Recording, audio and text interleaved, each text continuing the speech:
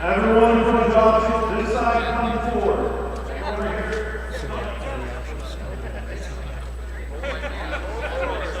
Some people stayed on the list. Right wheel. I know we don't want to this is really fast. And if you are just joining us, this is day 2 of Carolina Carnage, the Melee Day. We are here in Pendleton, South Carolina, getting ready. You're seeing a photo of all the fighters and participants and the support staff as they get ready for a full day of fighting. In a little while, you're going to see 5-on-5s. You're going to see larger bouts. You're going to see so much melee today. You will love this day of, frankly, friendly violence. Welcome to day 2 of Carolina Carnage.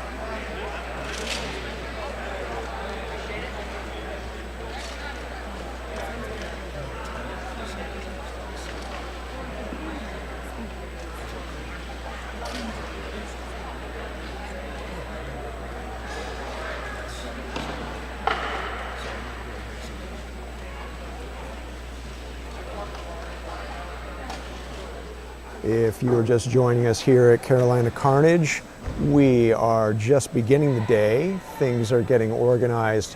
We just had a team photo and a smudge ceremony, and they're now getting the list ready. All the participants are getting their helmets on, getting their final tweaks of equipment, checking out their gauntlets, making sure that they're good to go for this tournament.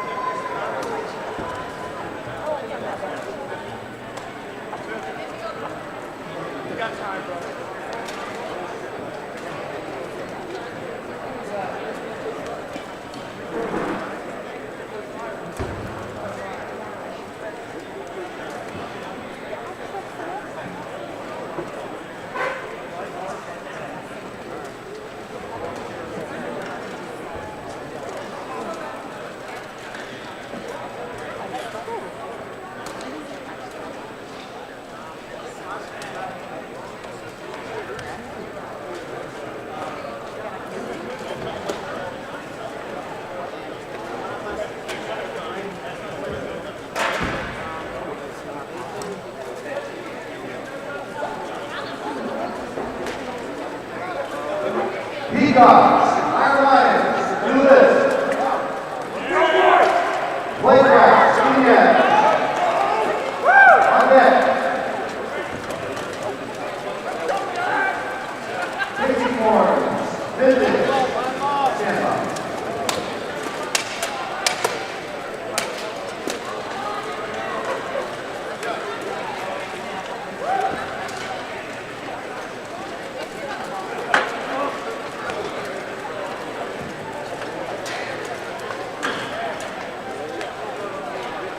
Teams are entering the list right now. If you look on this side, we are seeing Iron Lions entering the list. And meanwhile, on the other side, we have PK entering the list right now. People are checking for armor safety issues, making sure everyone is ready to fight without getting too hurt. They're checking to make sure the neck is protected, the helmet is coming down properly, giving all the adequate protection. There's a chin strap.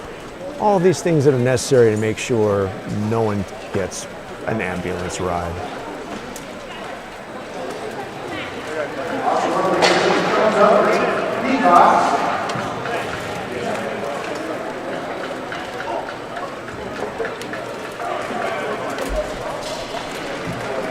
They have to be on the shelf. You cannot hand them.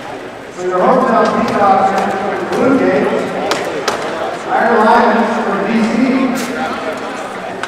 For the Red Gate.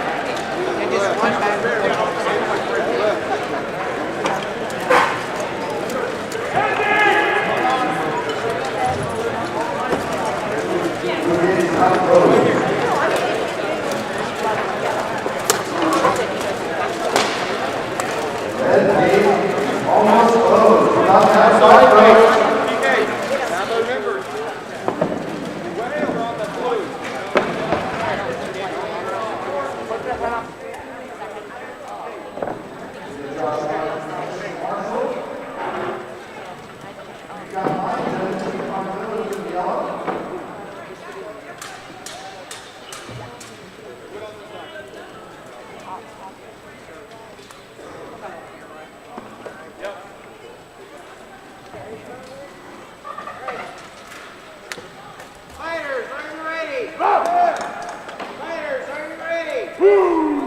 Marshals, are you ready? Yep. Start fight.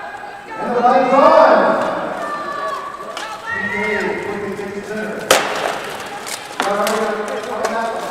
Welcome to Carolina Carnage at the T. Ed Garrison Rodeo Arena in beautiful Clemson, South Carolina. We're starting the action off right away with the Palmetto Knights PK Peacocks in blue and white, fighting out of the blue side of the field, and the Iron Lions from DC fighting in black and white. Currently 2 fighters down in the near side of the field. Looks like it's 4-4 at the moment. Most of the action happening in the near right corner. Oh, a hard polearm shot coming across the middle. And PK chopping down the Lions in the corner. It's now 2-1 with Palmetto Knights in the advantage. Still 2-1. The Iron Lion Axemen standing strong.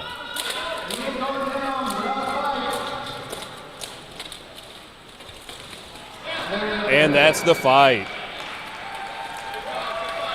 Again, for those of you joining us on the live stream, welcome to Carolina Carnage. We're back in Clemson, South Carolina for the 5th year. We have hundreds of fighters from all over the United States here today. The first round of today's tournament, 5 versus 5 men's division, going to the Palmetto Knights Peacocks.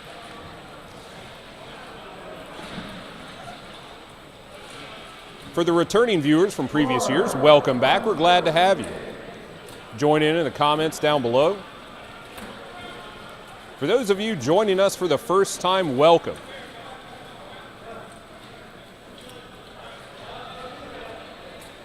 You'll see the fighters carrying actual steel and wood weapons. They're not sharpened and they can't stab with them, but they can sure pack a wallop.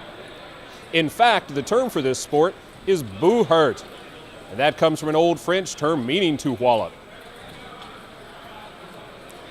As we're getting ready for round 2 of Palmetto Knights Peacocks versus the Iron Lions, I'd like to thank our sponsors for today's events: Go Bouts, Age of Craft, Historicum, and HMB, along with Medieval Extreme. I'd like to thank our fundraisers from yesterday: Lyndon Brassick, John Perdue, and Pete Seebick. Very much appreciate you today. Marshall's calling it, ready to go.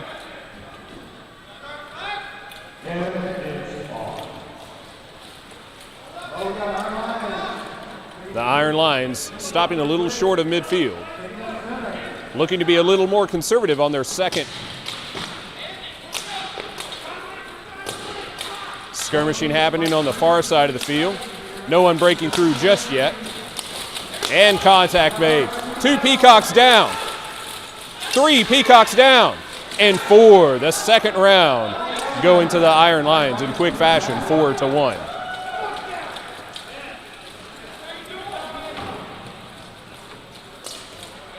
Decisive action from the team from Washington, D.C.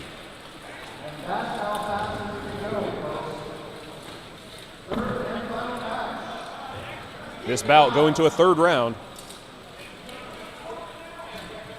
Today's fighting beginning at 11 a.m. local time, U.S. East Coast time.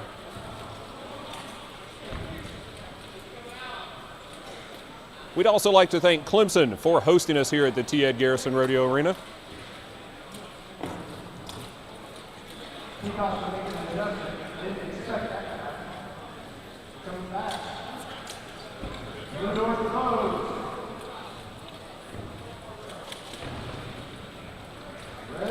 Getting ready for the 3rd round.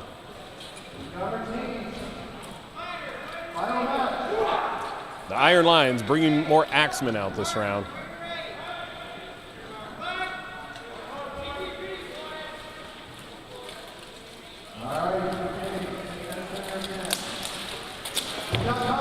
Contact happening in the center of the field. And a breakaway from PK. Can he stay standing to maintain balance in this fight? And he's still up.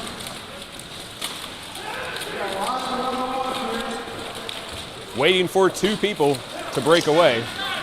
Oh, and a missed sweep. In the center of the field, and two down. Two more. We're balanced at 3-3. Now it's 3-on-1. I take that back, 2-on-1 currently. The Iron Lions is still, and he's recovered his weapon. The fight is over. The third round going to the Iron Lions.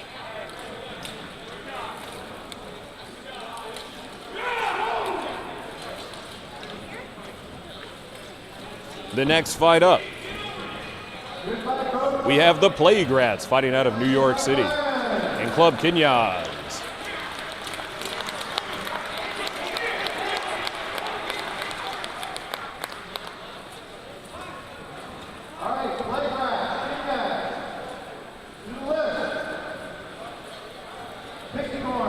As we're getting round for the second match of today's fighting, we'd like to remind you that yesterday's competition was for duels and pro fight. The live stream was recorded and should be available on the Palmetto Knights website as well as YouTube. A great job by our production staff up here. We'd like to thank everybody involved, as well as our other support crew, our medics here today, our registration personnel, and all the countless support personnel helping these teams prepare for the event, arrive here, and making this event go off for a fifth straight year. Taking the field from the red gate on the right side of your screen is Club Kenyas.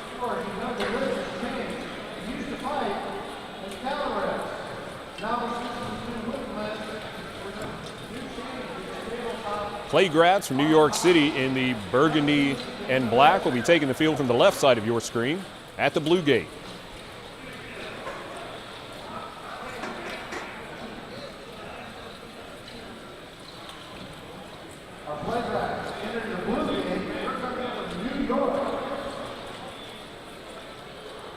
Many of the Plague Rats fighters competing in the duels categories yesterday placing very well. Some awesome work by their pro fighters. Club Kenyas was also well represented in the duels and pro fights yesterday, taking home several trophies of their own.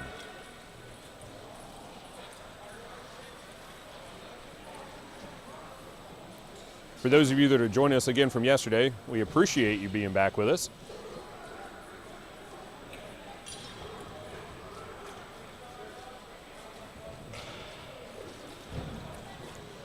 And we're happy to be watching the crowd grow in the stands today as the fighting begins. Happy to be back for live action. This is the largest tournament by number of fighters in the United States for our sport.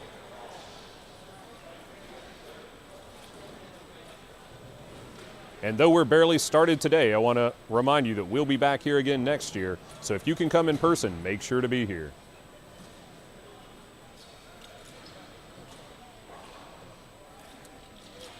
Club Kenyas in the black and red on the right side of your screen.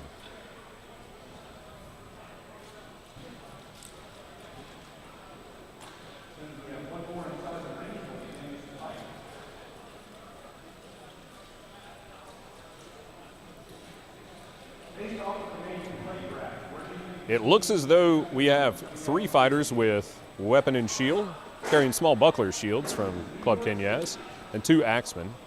It looks like one of those axemen is a shield carrying axeman as well.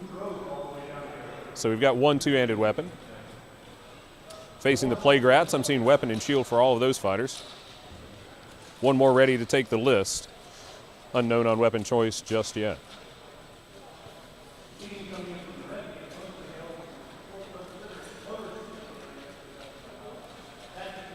Make sure you stay tuned all day for the great 5 versus 5 action for the men's and women's categories. And at the end of the day today, we'll be wrapping up with the 12 versus 12 category. Not a fight to miss.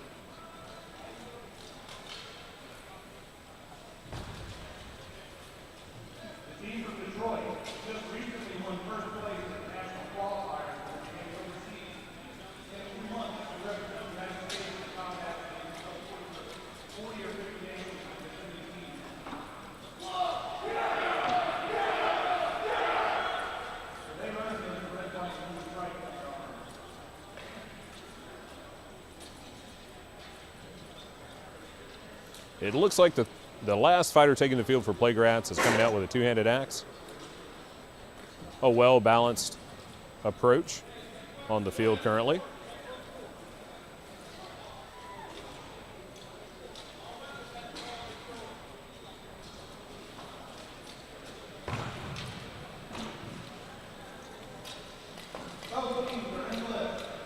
And we're ready now for the second match.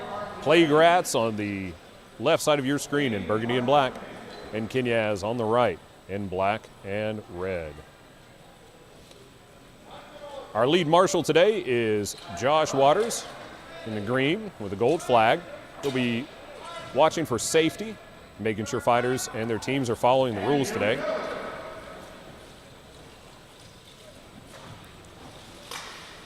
A breakout from Plagrats in the center. Their fighter looking for a team up. We have one rat down now. 5-4. Kenyaz breaking away. Another rat down in the near center.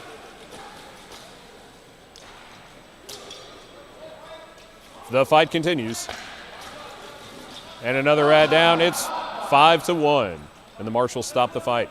For those of you that may be new to the sport here, you'll notice that when the last fighter standing is outnumbered 3-1, the marshals call the fight at that point for safety. But if the fight continues at 2-1, there's still a chance that that singular fighter may be able to overcome one or both of his adversaries.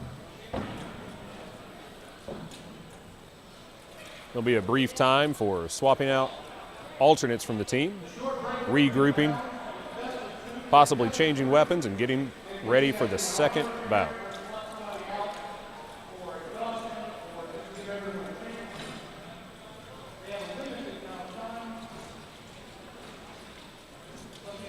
The first bout going to Club Kenyaz. And if Kenyaz can take this fight in a second round, that'll keep it a little more fresh for the later ones. Teams that are having to fight 3 of their bouts will take a toll as the competition goes on today.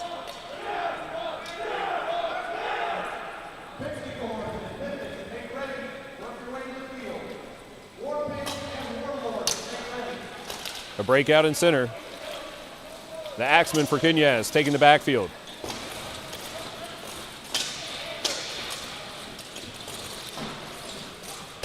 Oh, a hard axe shot in the center back of the field. And it's 5-1. Kenyaz taking the second bout and the round.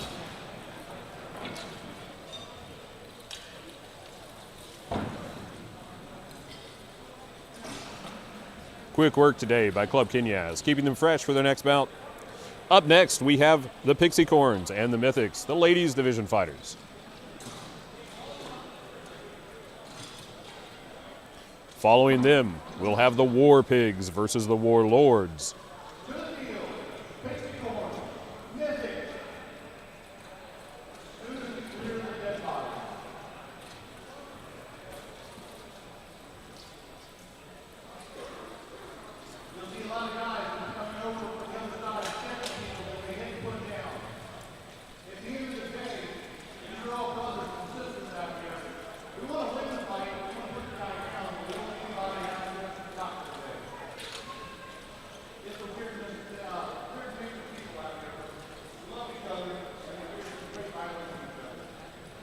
The Pixie Corns taking the left side of your screen, the blue gate.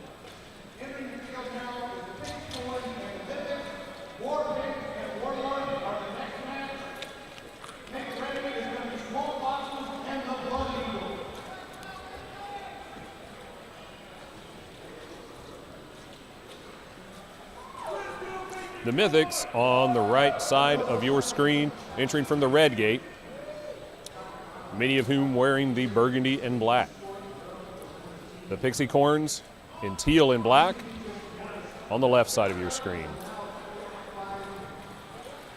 I'd also like to thank the outstanding effort of all the folks that worked on our graphics this year and continue to work throughout, making sure that you're aware of who's fighting, who's winning, and a beautiful presentation for all the hard work that these fighters are putting together. Thank you so much to our tech crew.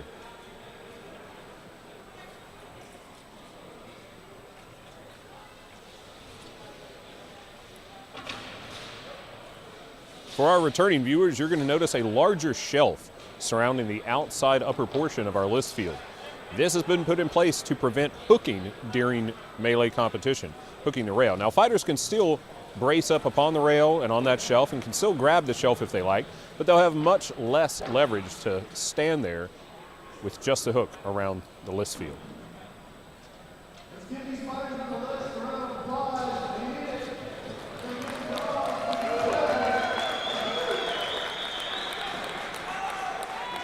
Mythics on your right, Pixie Corns on your left. Ready for the first round, the first set of 5 versus 5 women's competition today. Here we go. The Mythics bringing out 2 long axes and 3 shields.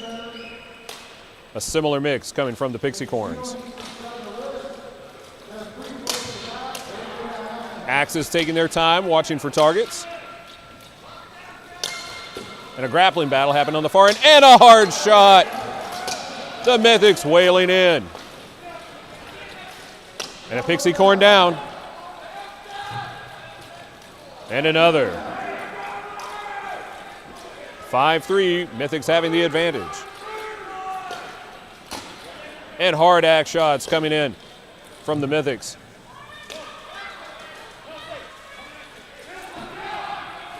Still 5-3, Mythics with the advantage.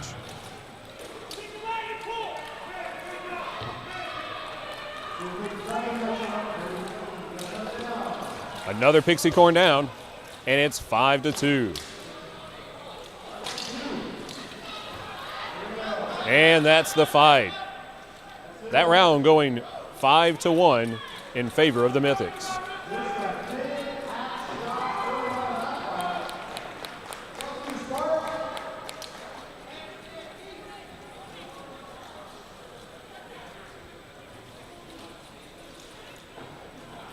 We'd like to thank everybody that's watching the live stream today that helped support these fighters, whether by time, effort, or monetarily, helping to get these teams down here.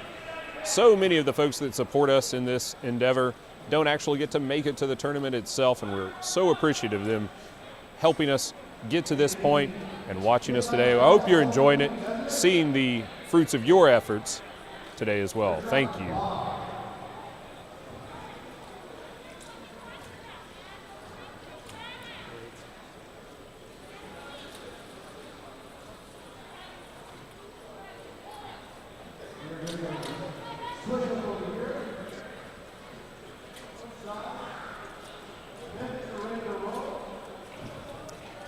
Getting ready for the second bout of this round. Later today, there will be women's expo fighting.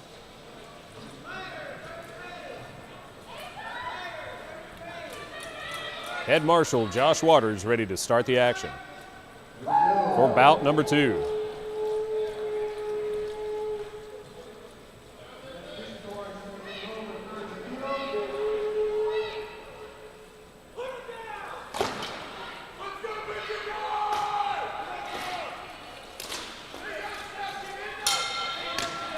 And nice shots coming in from the axes in the near part of your screen. And almost a devastating shot.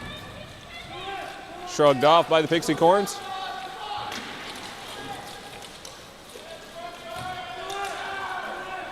Grappling on the far center part of the list. And one Pixie Corn down. It's 5-4. And we have 2 more fighters down. One Pixie Corn and another. That round going 3-1 in favor of the Mythics.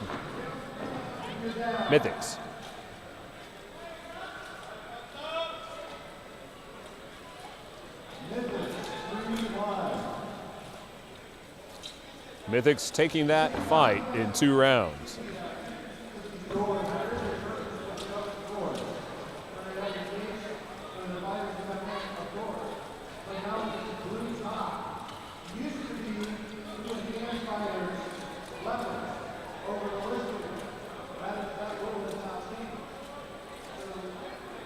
Up next, we have the War Pigs versus the Warlords.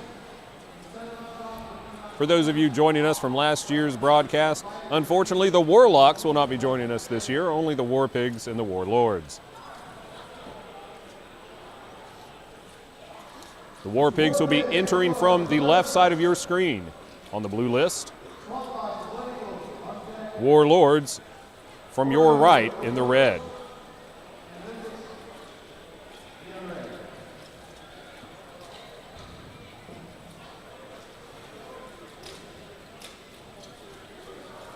Each year this event grows in number of fighters, spectators, sponsors, and vendors.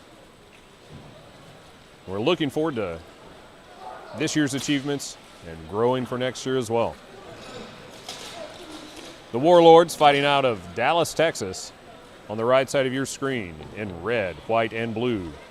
The left side of your screen, the War Pigs in teal and black. Crowd getting involved in the action today.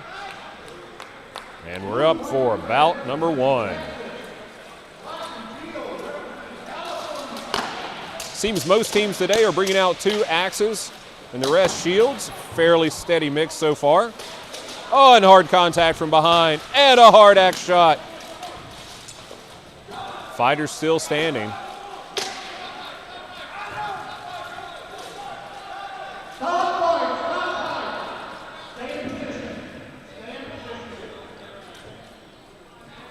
We have a medical stoppage.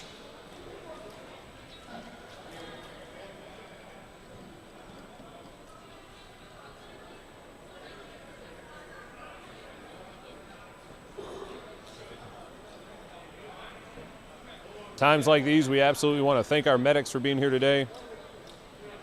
So many volunteer medical professionals here, making sure the fighters are safe.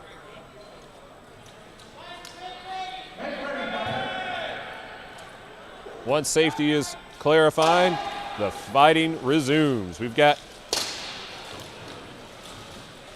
one of the War Pigs down and another. And more fighters down on the near side of the field. Contact continuing, 3-2 in favor of the Warlords.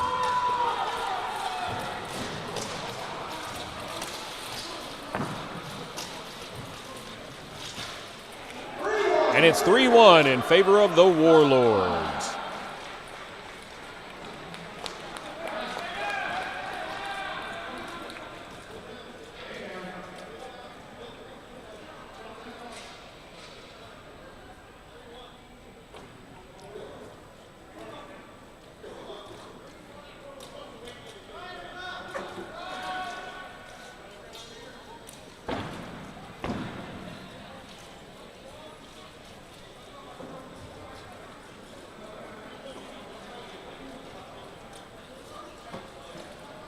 If you're just now joining us, it is 11:30 East Coast time in the United States.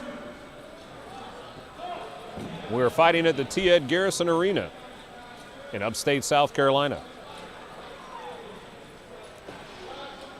Make sure you share this live stream with your friends. Feel free to share it with people that aren't your friends either. Broadcast it on all your social media outlets. We're getting ready for bout number 2 in this round. Warlords on your right, War Pigs on your left.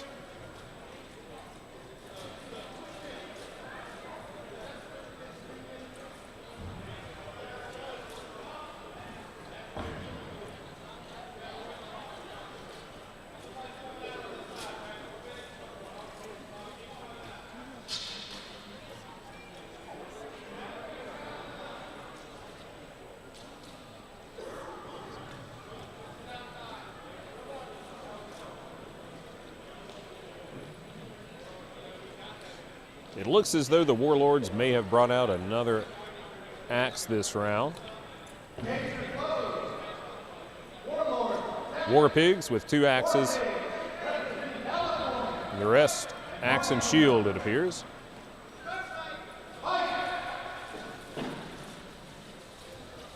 I see 1 falchion on the field. Axes being the weapon of choice, single or double-handed. And a skipping shot.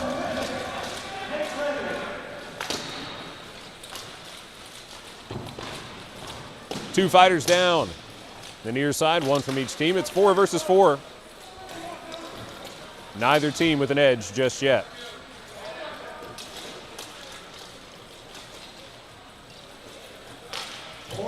Keep in mind, for you folks joining us for the first time that may not be familiar with this sport, fighters are taken out of the fight when they make contact with the ground, and we have 2 more fighters down on the right side of the screen. 3 one-on-one fights happening in the list. Any fighter could break away to make it a 2 versus 1. Good block by the War Pigs Axeman.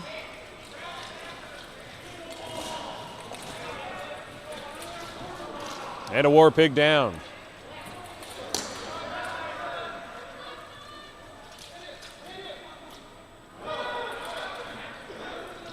It's 3-2 with the Warlords in advantage.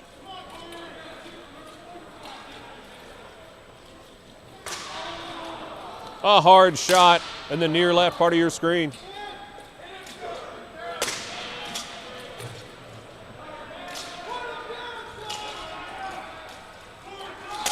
Oh, more shots raining down from the axe. Warlords Axeman taking his time.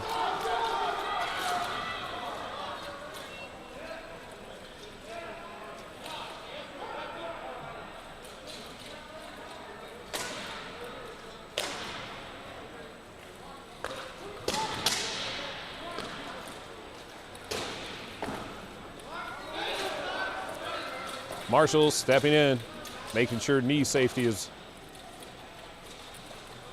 covered, and it's 3-1 in favor of the Warlords.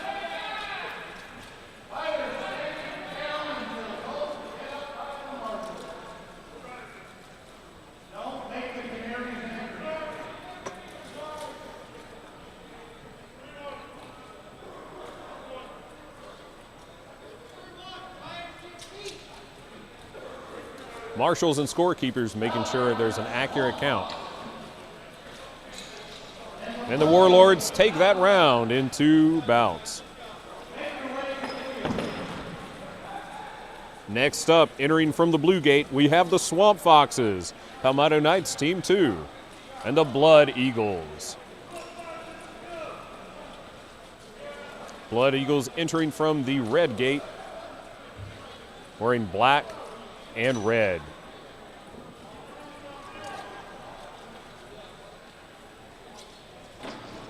Palmetto Knights, Swamp Foxes, entering in from the blue gate in the blue and white tabards.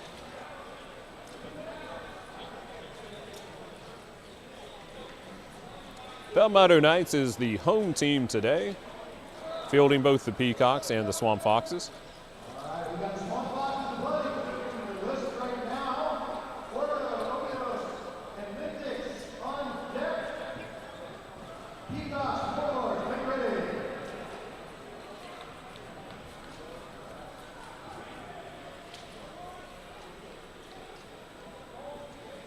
Swamp Foxes. The other one on the 19. It looks as though the Blood Eagles are bringing out 3 two-handed axes, 2 fighters with weapon and shield. I see 1 falchion down there. Palmetto Knights with 2 axemen, 3 axemen, and 2 with weapon and shield. It looks like the shieldmen are also carrying single-handed axes. Marshall's getting ready for the first bout between the Swamp Foxes and the Blood Eagles.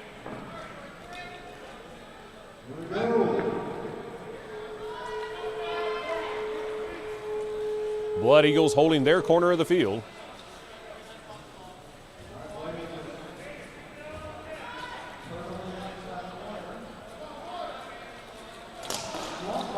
It looks as though the Swamp Foxes are looking to encircle the Blood Eagles, and contact happening in the center of the list.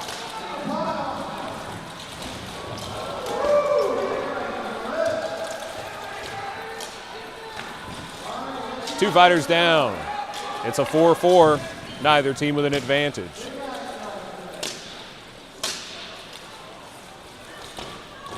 Oh, and a Swamp Fox down and a hard hit, and another.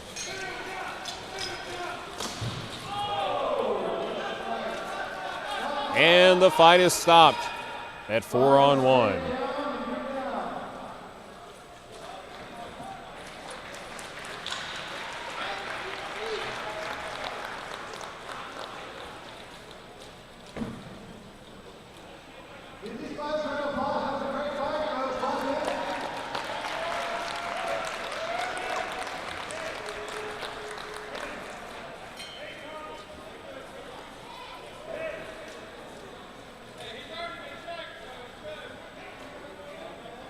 We had a little bit of a list field issue in the near right corner, a separation there with a contact. We'll have our list field expert, Trey Sutter, heading to the area.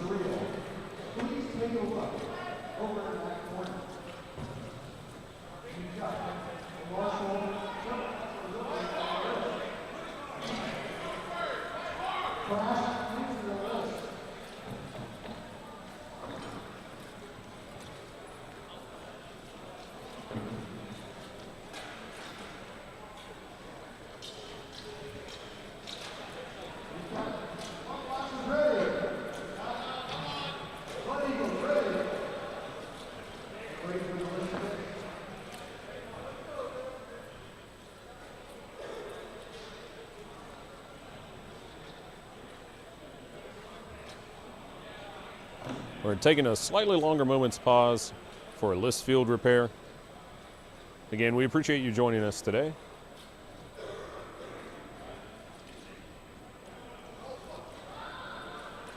The first round went to the Blood Eagles. We're preparing for the second once the list field is secured.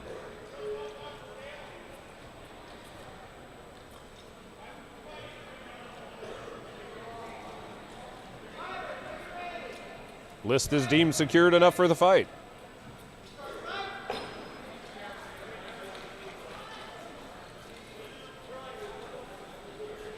A similar mix from the first bout and similar tactics. And an axe goes flying.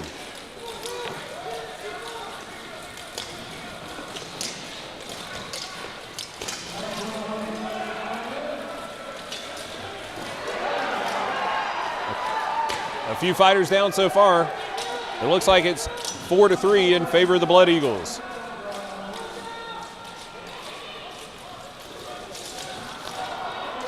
And we're at 3-2.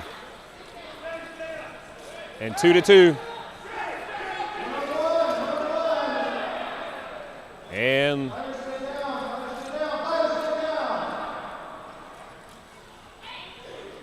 it looks as that will be one ahead. One for the Blood Eagles. Taking this fight in 2 bouts.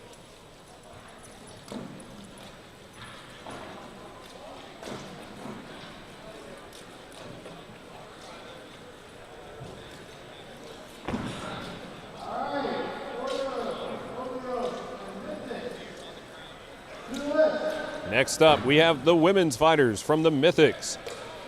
Entering in from the red gate on the right side of your screen, and Ordo Oblios entering from the blue gate on the left side.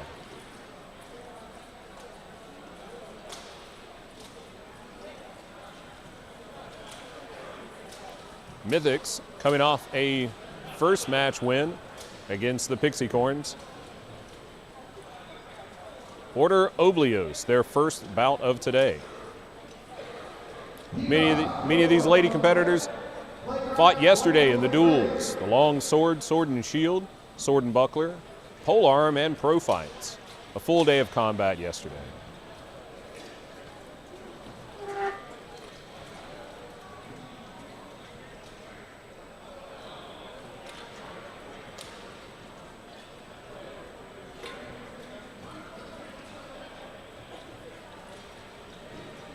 Ordo Oblios entering the left side of your screen in purple, trimmed in gold. The Mythics on the right side, dark red and black, trimmed in gold.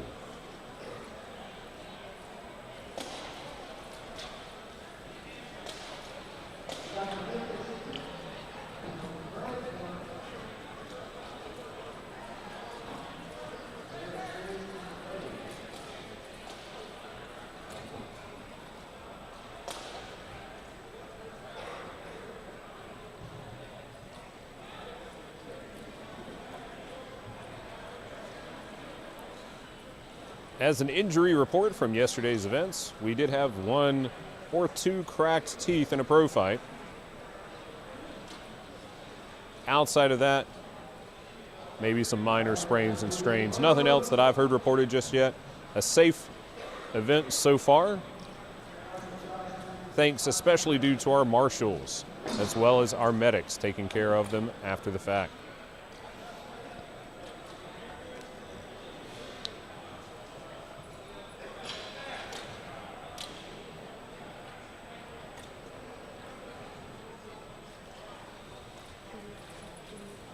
Peacocks and Warlords on deck. Rematch, get ready.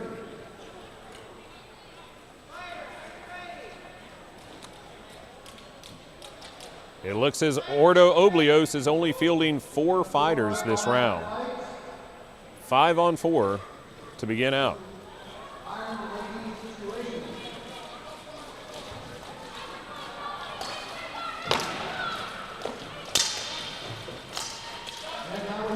Contact happening in the near center. Spreading to the near left. Ordo Oblios down another fighter. 5-3.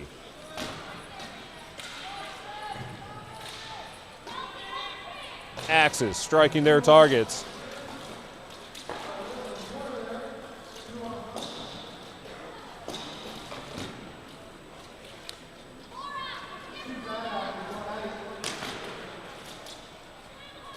Marshall's watching for contact to the ground, so take a fighter out.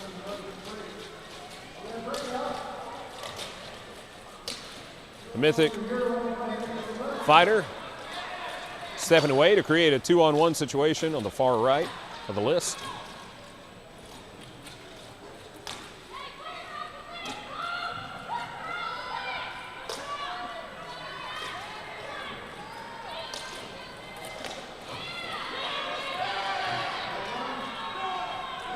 And it looks like we have one Mythic down in the near left. 4-2. And another Ordo Oblios down. Fight going to the Mythics. 4 with 4 fighters still standing.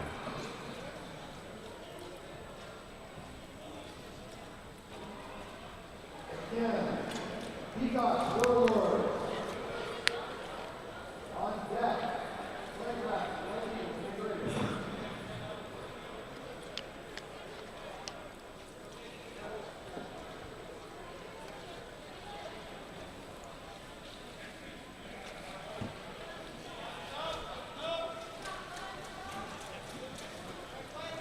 I'm not sure if Ordo Oblios may have had some armor issues or something at the beginning of that round. It looks as though they're only fielding 4 fighters without any alternates. Although they may have another returning to the field now.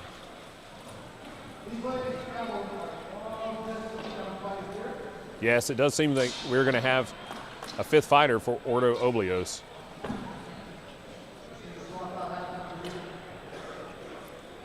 Alternate swapping for the Mythics.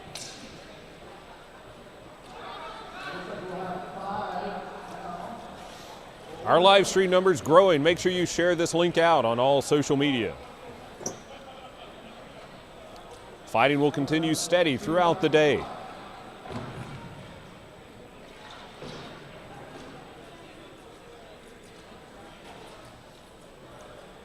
On your screen now, on your left, is Ordo Oblios in purple. Mythics in red and black on the right. Up next are the Palmetto Knights, Peacocks, and the Warlords.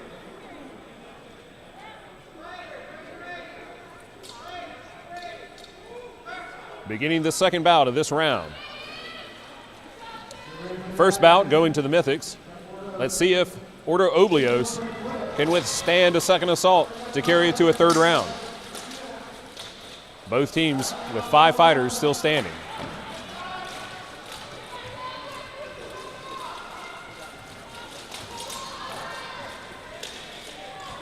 And there's a trade in the center.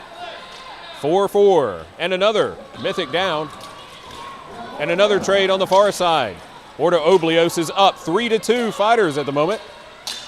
And hard axe shots raining in on the right side of the list near the red gate. Hard strikes to the shoulder.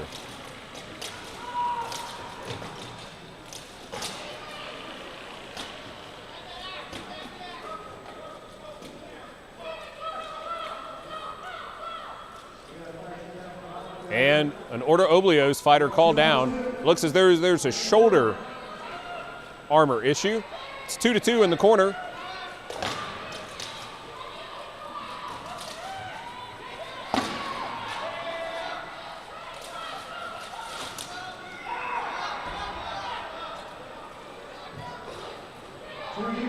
And it's 2-1.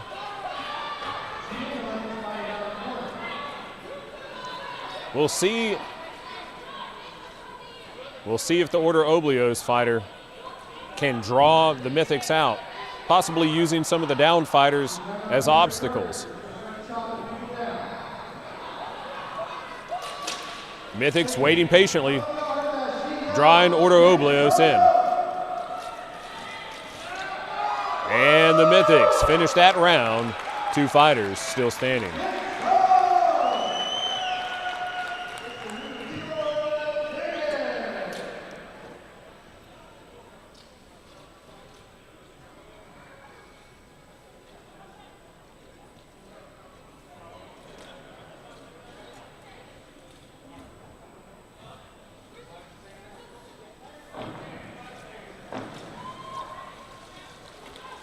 Great round from the Mythics, taking that in 2.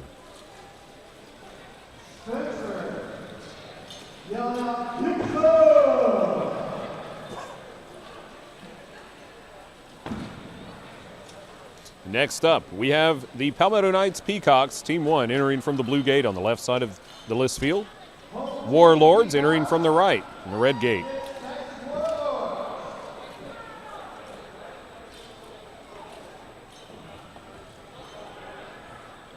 Following that, we have the Blood Eagles and the Playgraphs.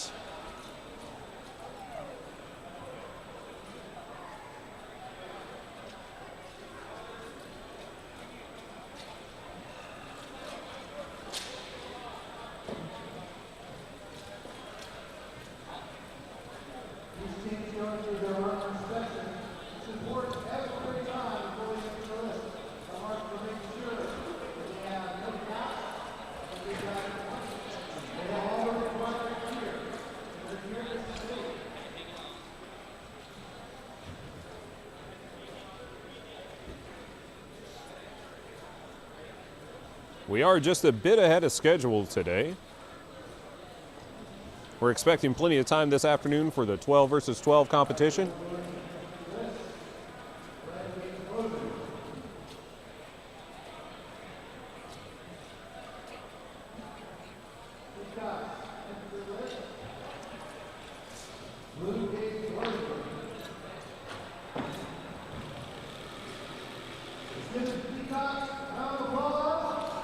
We have the Palmetto Knights Peacocks in blue and white at the blue gate on the left of your screen.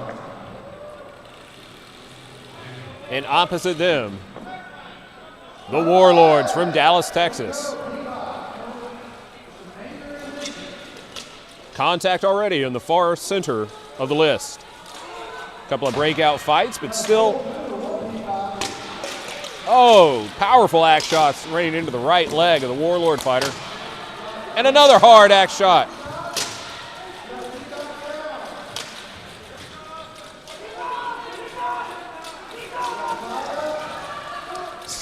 We have one fighter down. It looks like a Peacock is down on the near right.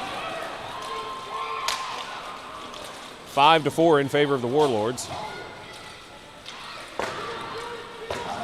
And it looks as though we have another Peacock down.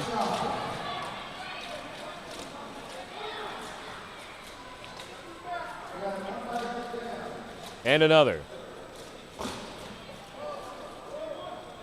And it's 5-4 in favor of the Warlords. A solid first round. Marshall's having to do consistent reminders to down fighters to stay down until the final count is completed.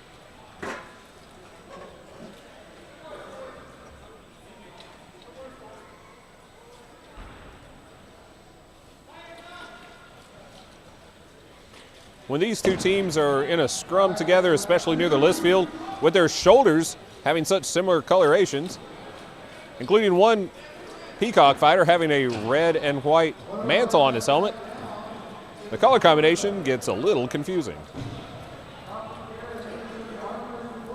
Taking a moment between rounds for alternates to switch out, tactics to be readdressed.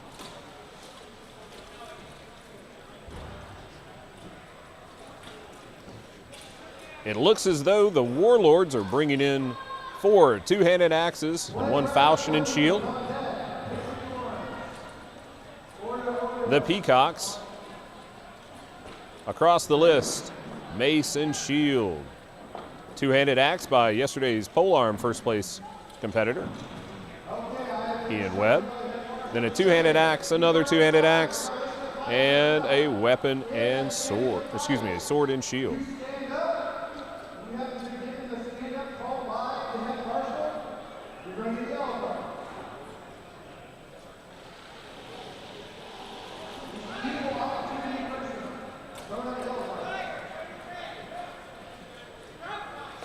And the second bout. And contact beginning right away. The far center of the list. A nice headbutt coming in there from the Peacocks.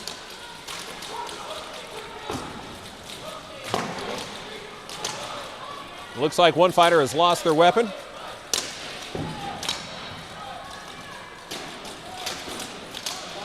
Possibly a backup weapon.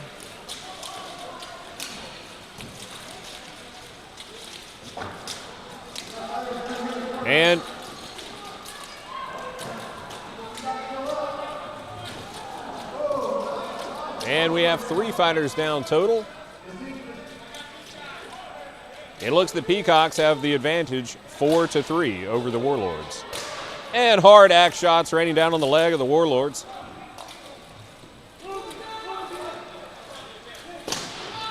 Warlords breaking away to attack with that axe.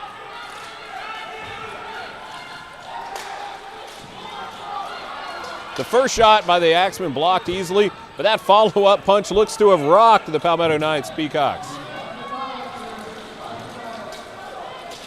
And a sacrificial pull. It looks like it's 2-2.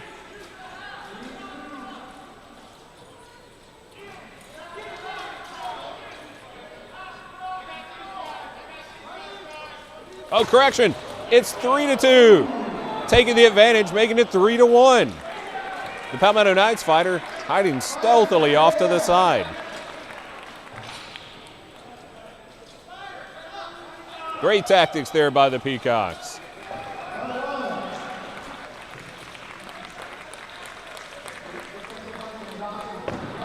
Taking this fight to a third bout.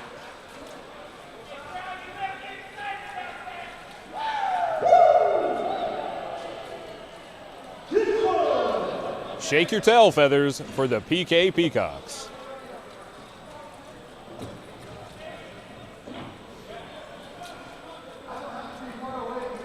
Warlords reassessing, taking alternates. Let's see if they change up their weapon selection for today's for the third bout today.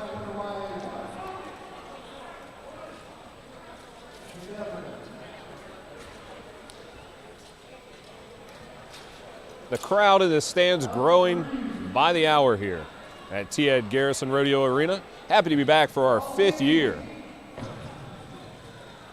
Happy to have you on the live stream.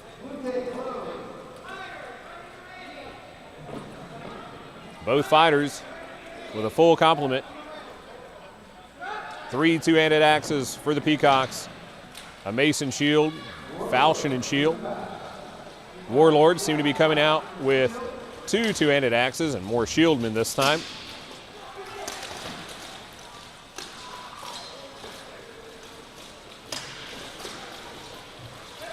A Peacock down in the far center. Hard axe shots raining down by the axeman in the near center. Warlords with the advantage, 5-4 at the moment. And hard shots raining in. And we have 2 more down. It's 4-3 in favor of the Warlords. And another Warlord down. Palmetto Knights has evened out with 3-3.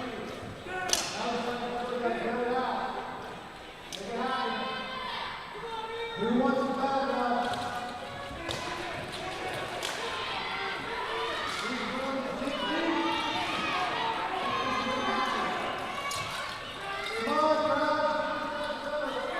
Still, now it's 2-3.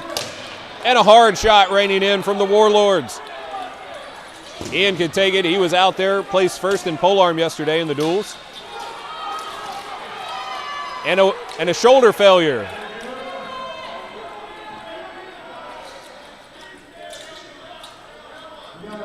And that shoulder failure makes it a 3-on-1 in favor of the Warlords. Taking this fight in 3 bouts.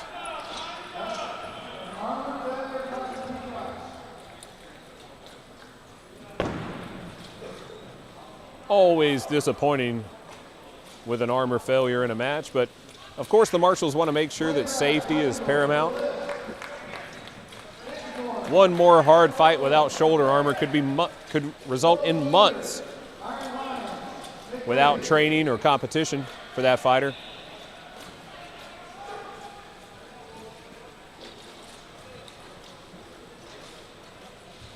More safety usually ends up with more fighting in the long run, and that's what we're here for.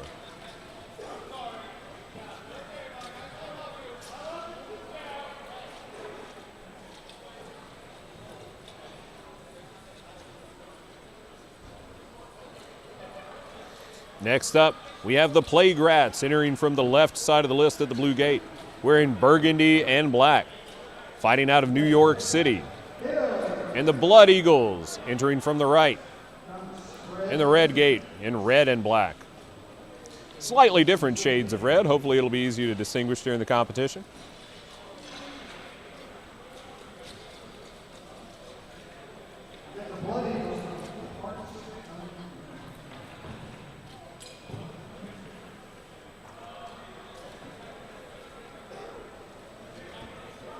Today's action moving along smoothly so far.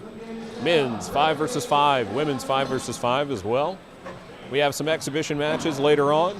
The brackets for the finals and the 12 versus 12 later today.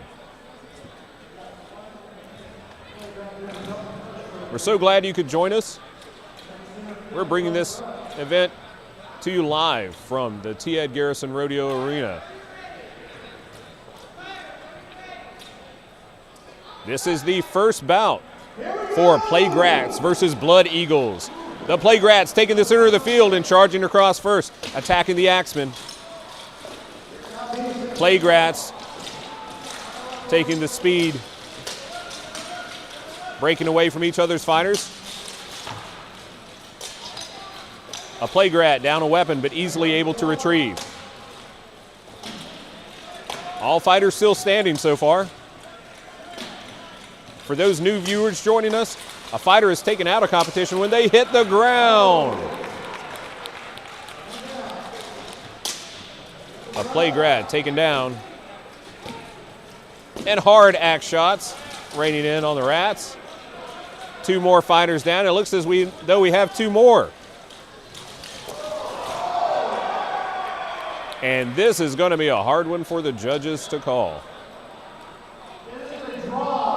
It is called a draw. A draw just means more fighting, folks.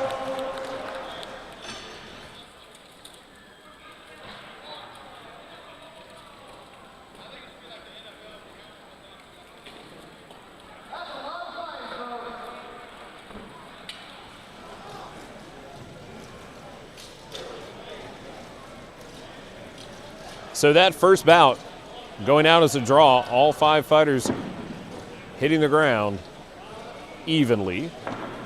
Plague Rats will take a moment, regroup, and rearm.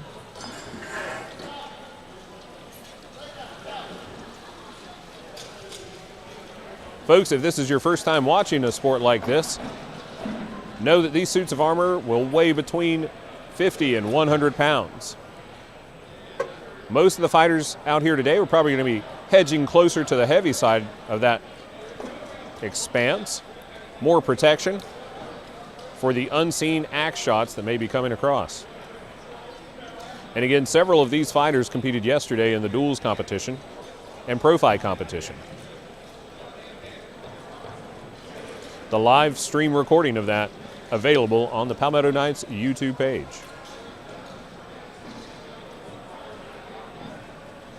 Playgrats look to be fielding shieldmen across the line. Blood Eagles with 2 axemen and shields for the rest.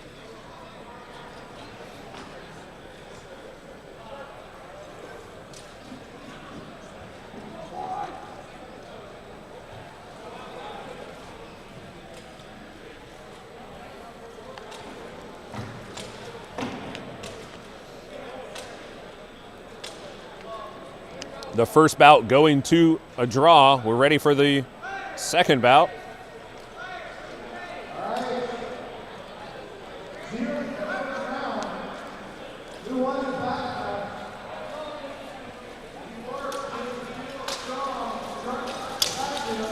And contact on the right side of the list.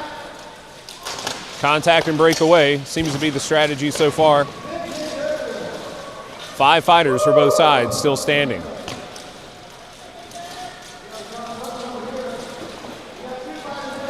We have a weapon on the ground, unknown if that's a backup or a primary.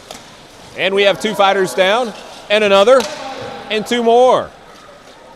It looks that the Playgrats may have the advantage by 1. And the Playgrats, 2 versus 1 on the Blood Eagles. And the Playgrats take that round, that bout, excuse me.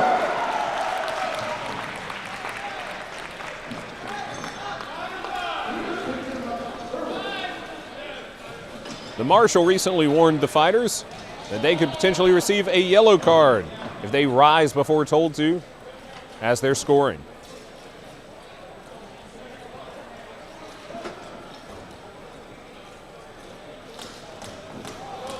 This fight must go to a third bout.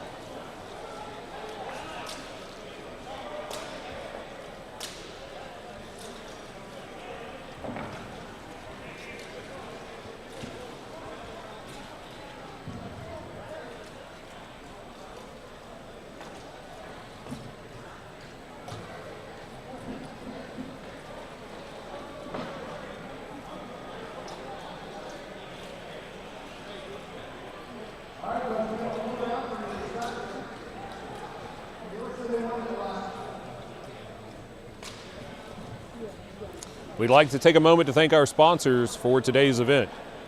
Go Bohurt, Historicum, Age of Craft, as well as 2 local businesses joining us here today, the Wandering Bard Meadery and the Rusty Nail Inn and Tavern. We're ready for the third bout. Keep in mind the first was a draw, the second went to the Playgrats. Playgrats in burgundy and black. And we have 4 fighters down quickly. It looks like it's 3-3 with 2 2-on-1 fights occurring. The Blood Eagles having the advantage on the left side, the Playgrats having the advantage on the right.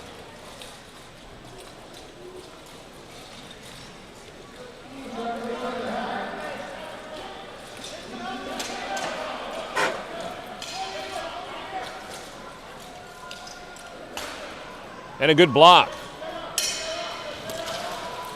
It seems we have 1 of each fighter down in the near side, bringing it to 2-2. And a Blood Eagle down. It's 2-1 in favor of the Playgrats.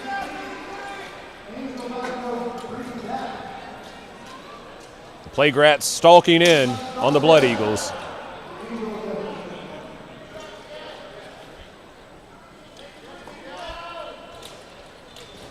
If the Playgrats can take this fighter down, they'll win.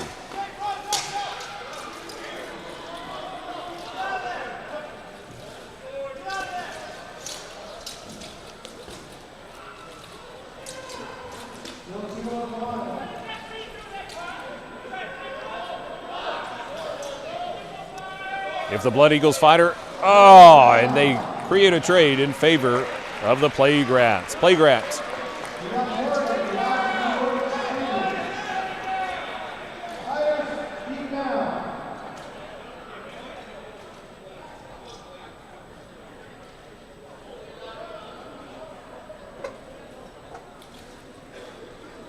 Let's see, we have a Marshals conference on the field.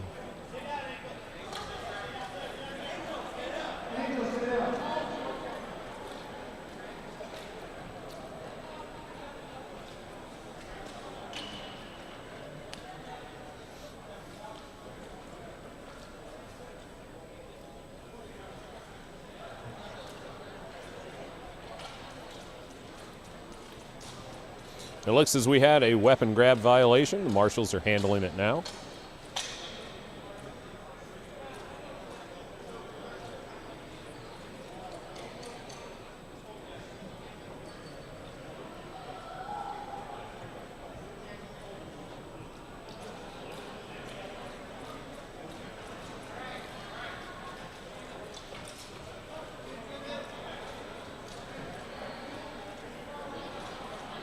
It looks as though the Marshals are remedying this situation with a weapon grab violation, finishing it off with 1 versus 1. Sam, it was good to see you. Take care. Thanks.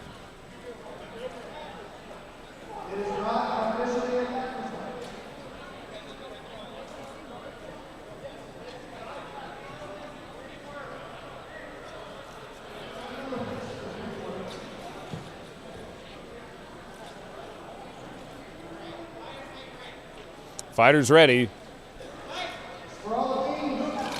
If Plague Rats can take this fight, they'll win the round, and both fighters go down.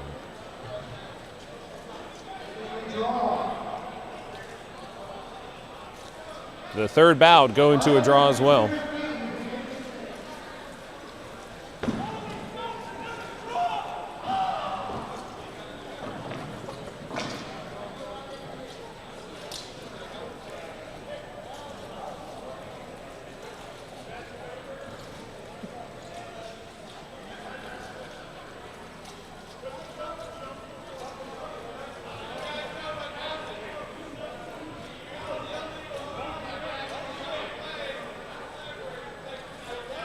So the judges are calling this fight going to the Plague Rats with a draw. Then another bout going to the Plague Rats and followed by another draw.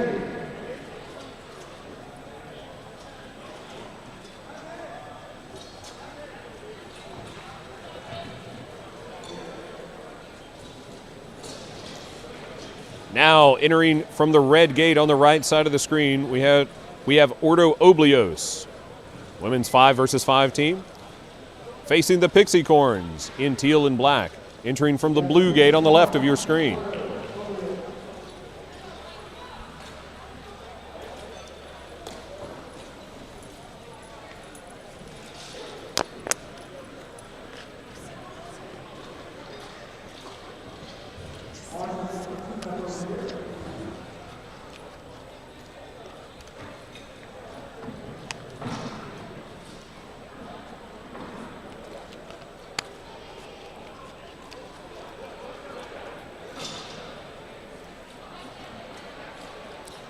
Again, we'd like to thank you for joining us on the live stream. This event keeps growing each and every year. We have never had so many sponsors, vendors, competitors, and possibly spectators.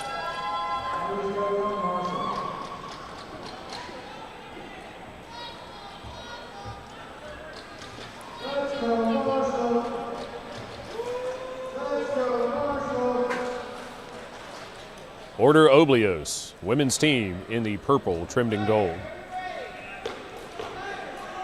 Pixie Corns on the left in black and teal. Pixie Corns fielding 4 shields and 1 two-handed axe.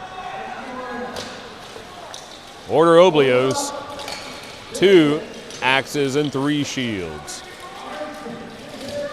Each team looking to take an early advantage. It's 4 versus 4, 1 down. Ordo Oblios takes the advantage, 4 versus 3. And hard shots raining in on the near. And another Ordo Oblios, as well as a Pixie Corn down. It's 3-2 in favor of Ordo Oblios. Another Pixie corn down, and that's 3-1 in favor of Ordo Oblios. Fighters staying down while the marshals can take their count.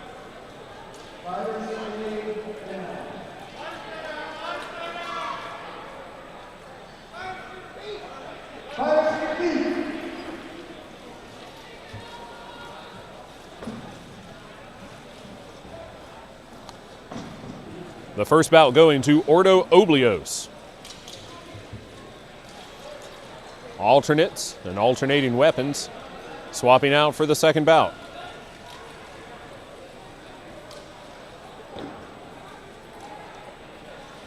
We are live at 12:12 East Coast time in the United States.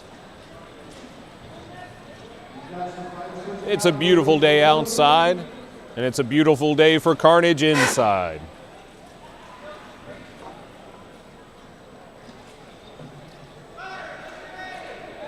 Ready for the second bout.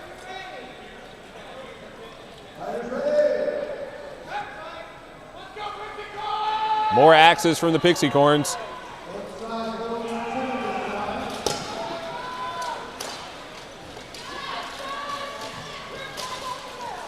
Contact in the center of the field.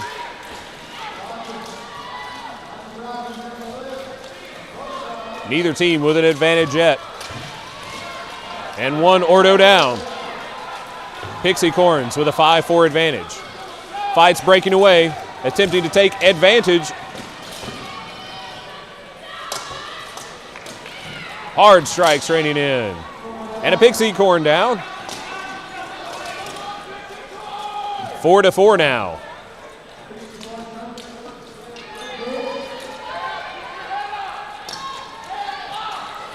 And backhand mace shots coming in from the Pixie corns.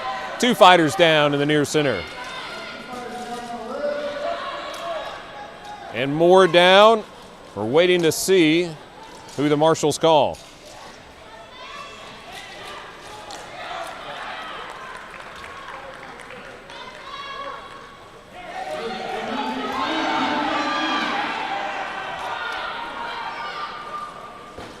It's 2 versus 2 now.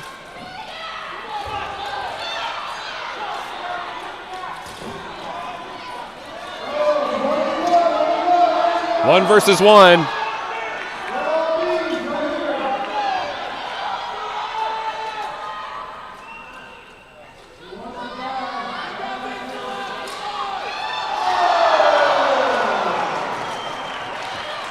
And Ordo Oblios takes that round.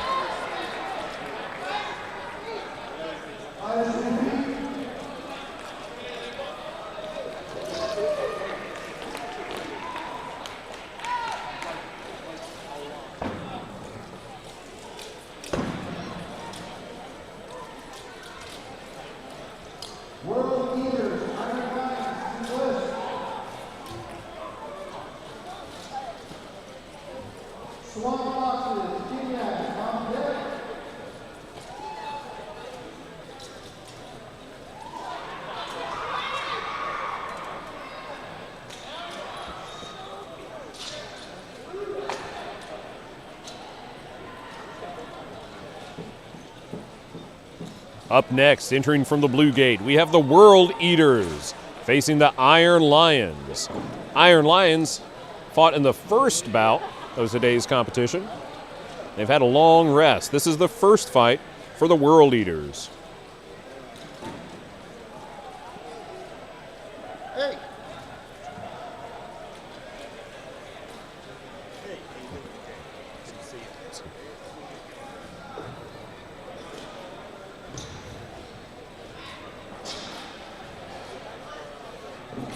It looks as though the Iron Lions are fielding two two-handed axes, 2 shields, and I can't tell what the third fighter is carrying, but his left hand is empty, so I'm assuming he's got a two-handed weapon in the other. The World Eaters in the navy blue. I see 3 axemen so far, and a 4th. bringing the hard-hitting weapons out for the first bout.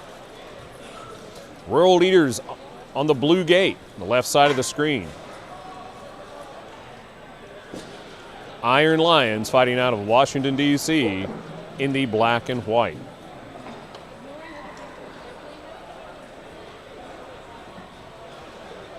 A great day of fighting so far today. We're so happy to have you joining us.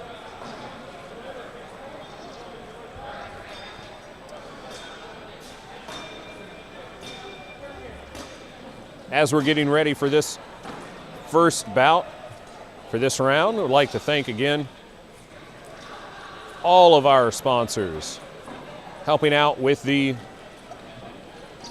cost of this event, the prizes for this event.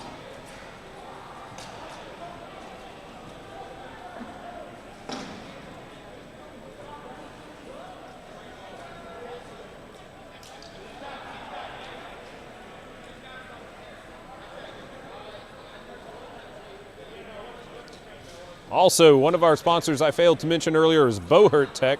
Thank you so much for your assistance here today.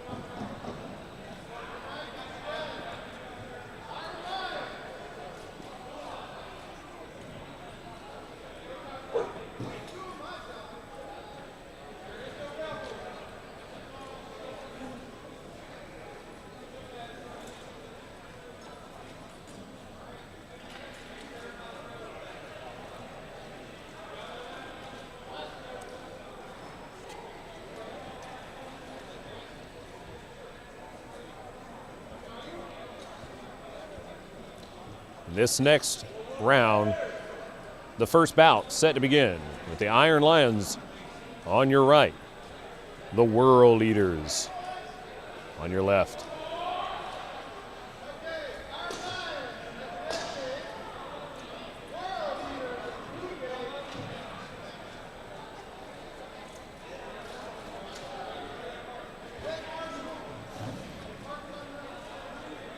Looking around at the fighters waiting in the wings, see lots of smiles on the faces of those fighters and the support crew.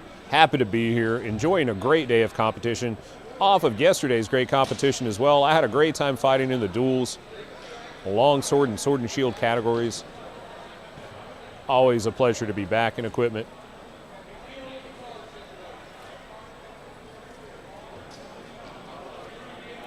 And our head marshal, Josh Waters, returning to the field, ready to get the action started.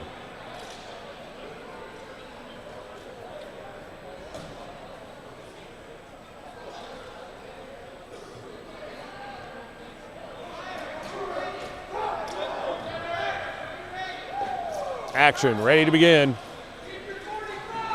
We'll see if contact happens right away. And definitely.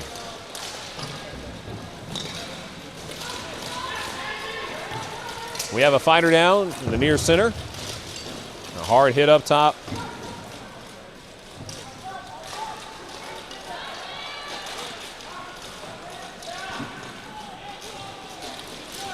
A world leader down. And two near to us. Another down, pulling an Iron Lion with him. It being 4-1 in favor of the Iron Lions. First round going to the Lions.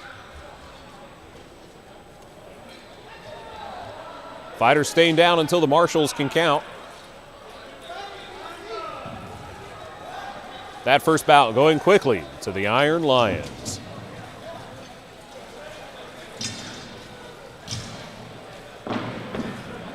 Great competition so far today.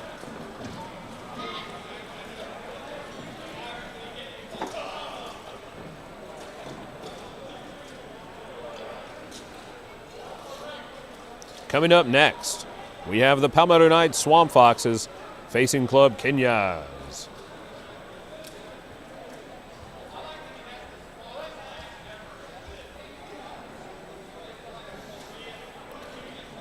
After that bout, we'll have women's expo fights.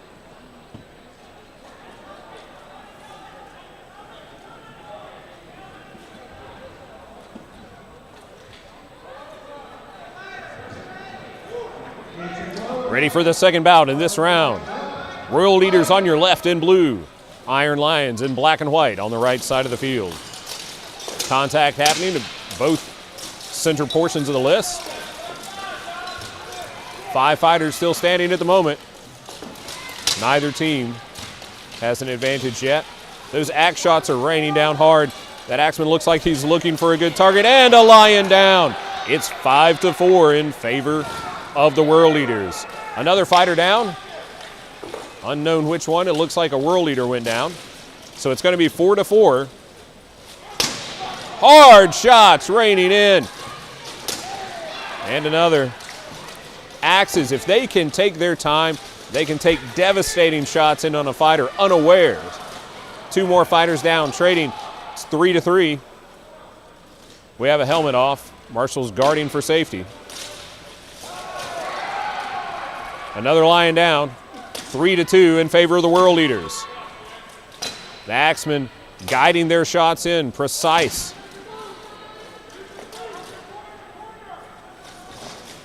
Two more fighters down. Still 2-1 in favor of the World Leaders.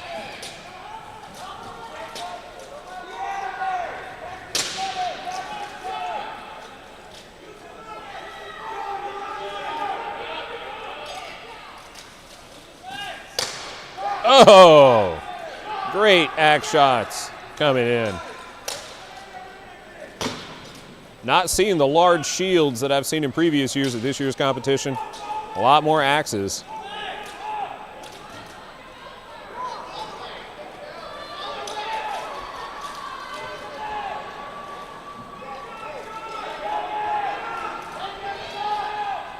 Working hard to take down the Lions. Lions fighter resilient under pressure. And a trade-off. Making the score 1 for the World Leaders. Now that a few rounds are getting in, fighters not seeming to have a problem staying down until the marshals call them up. And each fighter rising quickly. It seems the fighter lost his helmet, maybe getting a brief bit of assistance over there. Looks to be moving around and okay.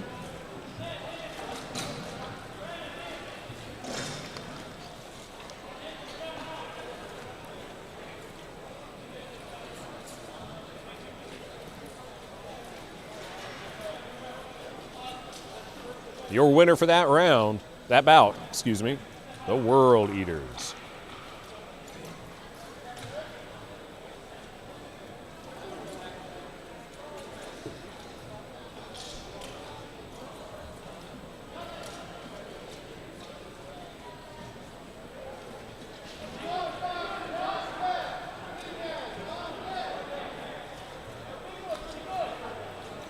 Next up, we have the Swamp Foxes from Palmetto Knights versus Kenyans.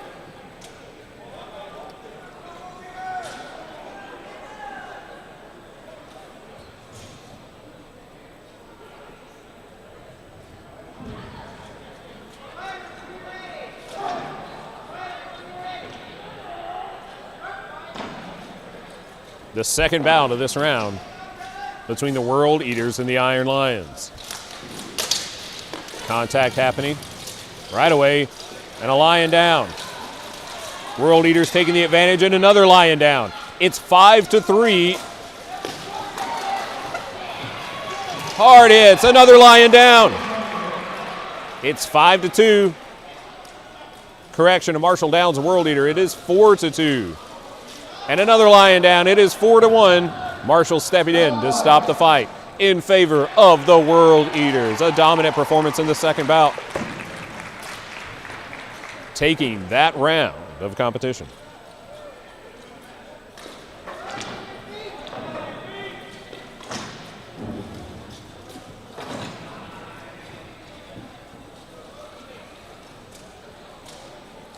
Thank you for joining us in the comments on the live stream today. Give a shout out for where you're watching from. Let us know where our fans are.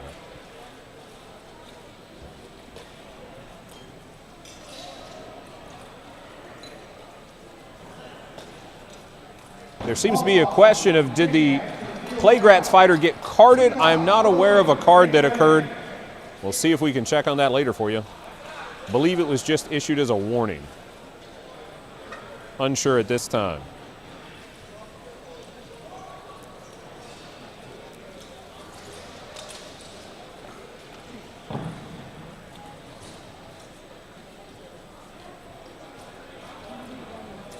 Can you see it?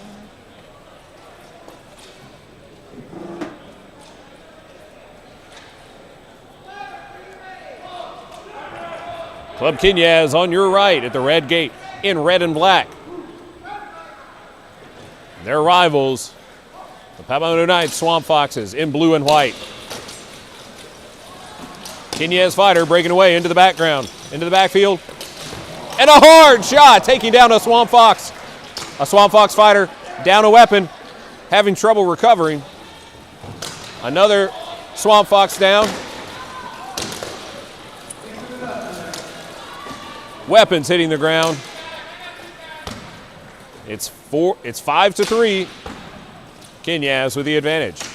Hard shots raining into the knee of that fighter.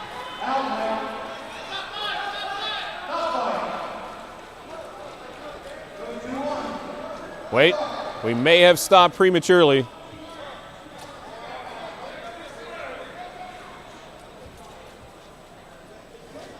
It's 5-2. It's going to be a hard fight for the Swamp Foxes.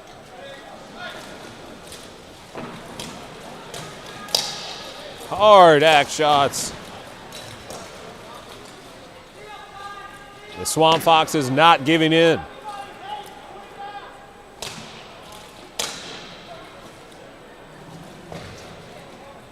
The loud shots against metal, the soft ones are the ones that hurt the most. And Kai still standing for the Swamp Foxes.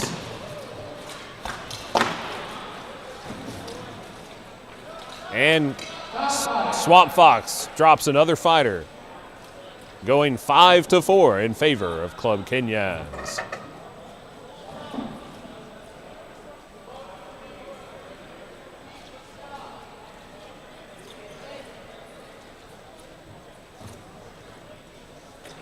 Marshall's counting.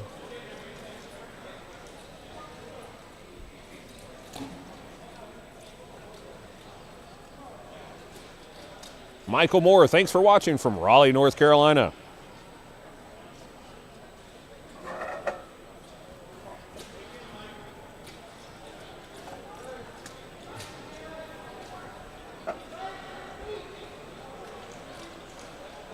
Michael Moore, thanks for watching.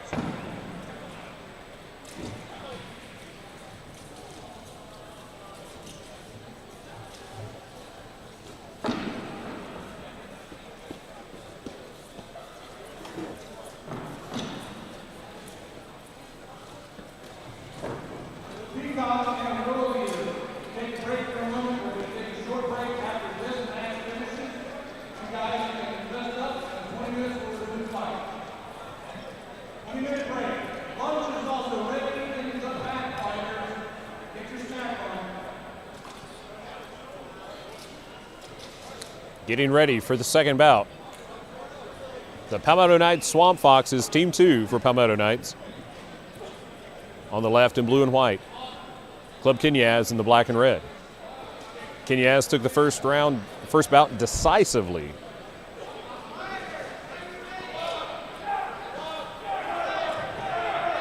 Gates closed and locked.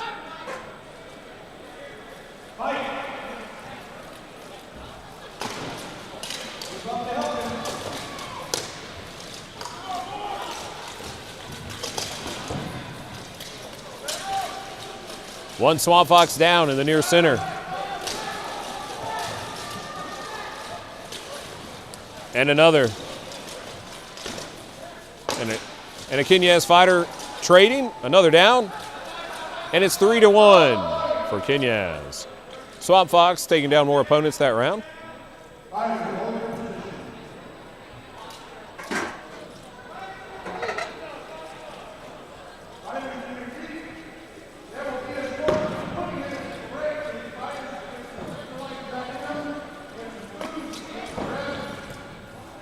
We'll be taking a brief 20-minute break for fighters to rest, get a brief refreshment, and for our scorekeepers to prepare for the next fights.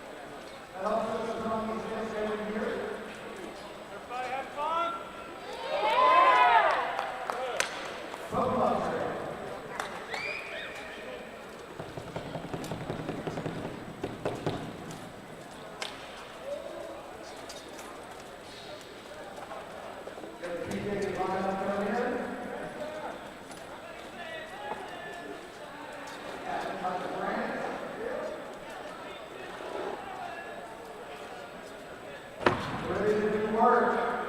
Blue gate is closed. Team support for the Peacocks. Team support for the Peacocks. Team support for the Peacocks.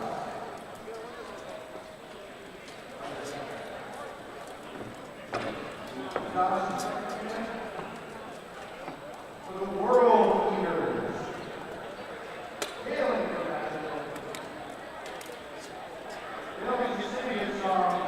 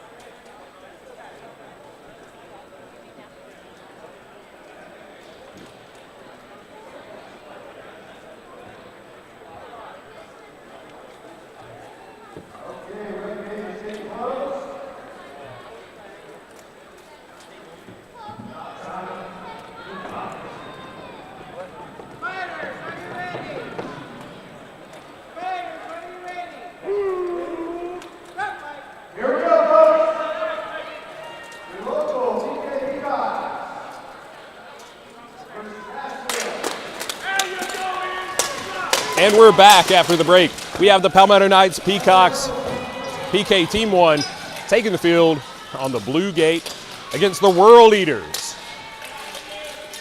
World Eaters fresh off their victory in the last bout. And PK trading one out. 4 versus 4, neither team with an advantage.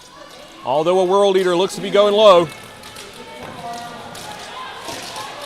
2 Peacocks down. It's 4-2.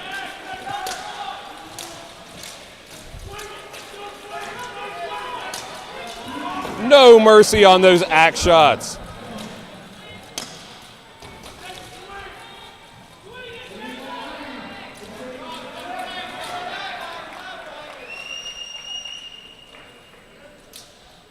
And the Marshals stop the fight at 3-1 in favor of the World Eaters.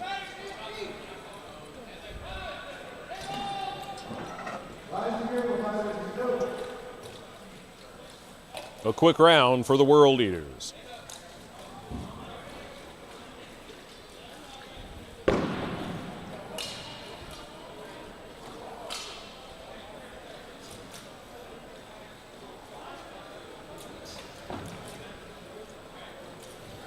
Up next, we have the Swamp Foxes versus the Plague Rats.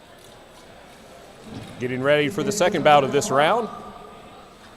We'll see if the Peacocks can come back and push it to a 3-bout fight.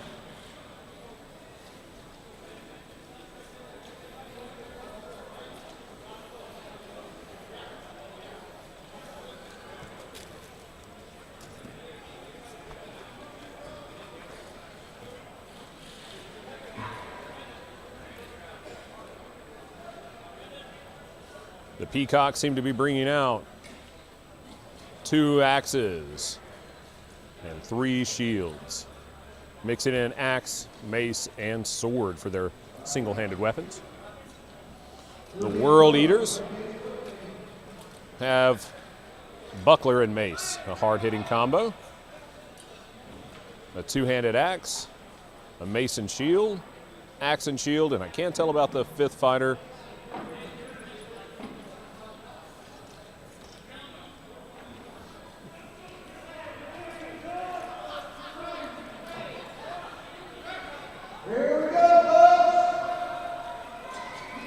Bout number 2 for the Peacocks versus the World Eaters.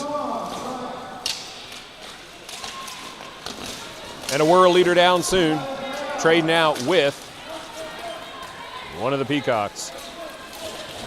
Peacocks finding the rail, taking down another World Eater. It's and a trade in the corner.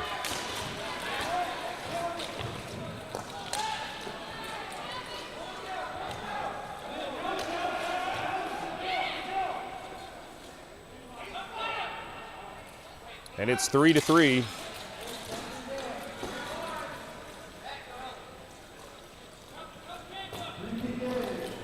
Teams taking a moment.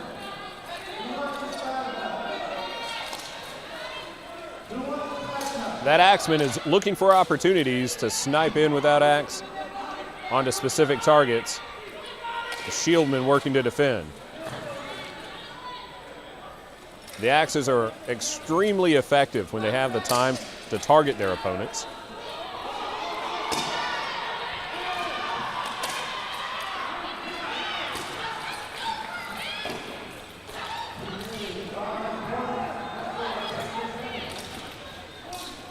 It looks like we're about to have a trade. Peacock goes down instead. It's 3-2 in favor of the World Eaters. And another trade, it's 2-1.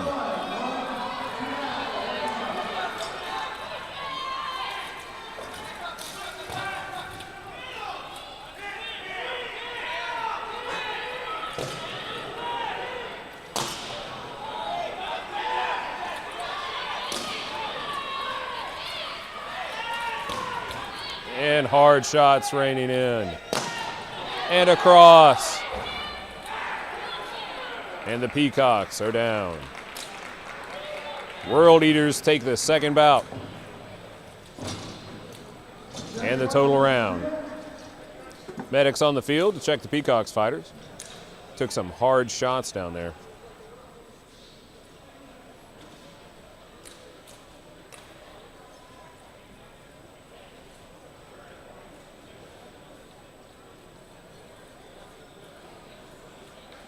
And he's on his feet. Let's hear it for him, folks.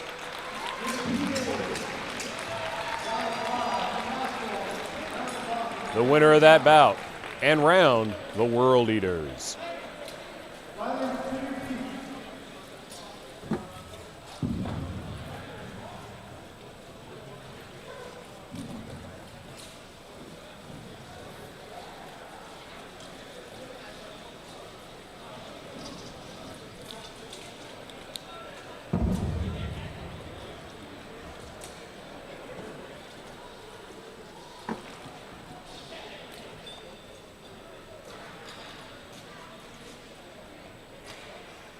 Up next, we have the Swamp Foxes entering in from the red gate on the right of the field, and the Plague Rats entering the blue gate on the left.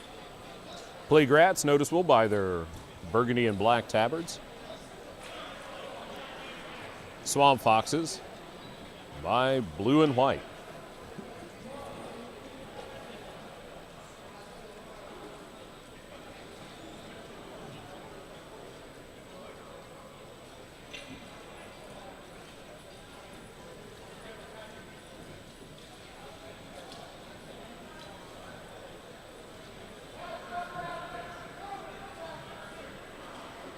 World Eater captains for the list field. World Eater captain. Peacock captains to the fight field.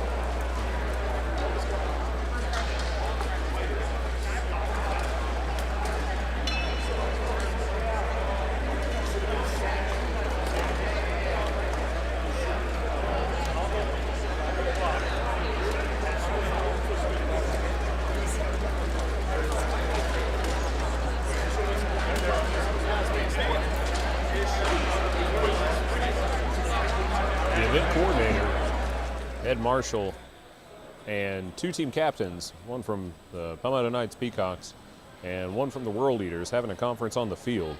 Unknown what the issue is at this time.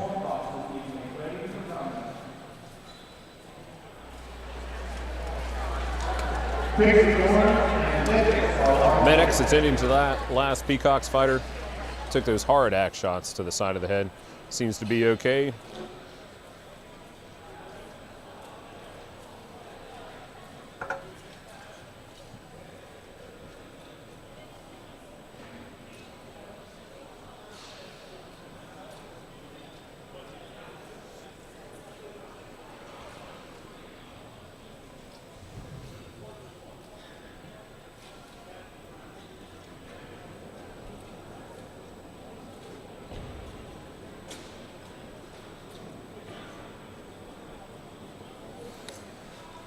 As we're waiting on the next fight to commence, want to thank you for watching from Tulsa, Oklahoma.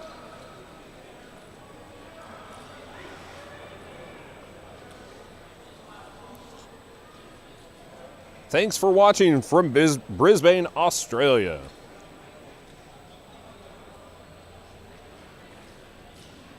Armored Combat Archive cheering for the Playgrats.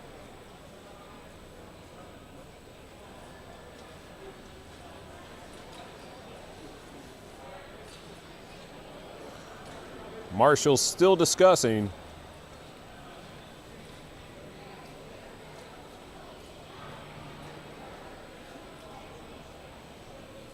But up next, we're expecting Swamp Foxes and Playgrats.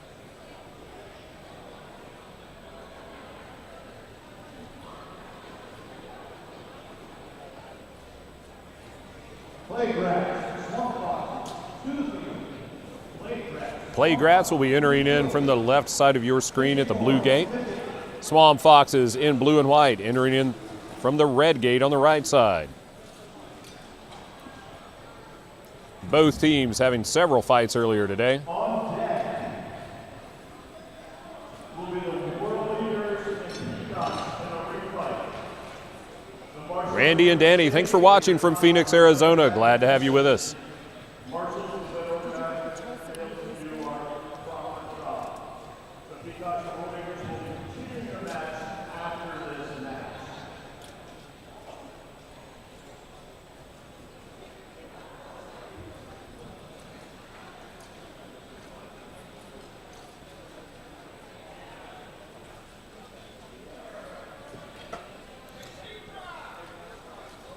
The Playgrats getting checked by the marshals look to be fielding 3 shields and 2 two-handed axes.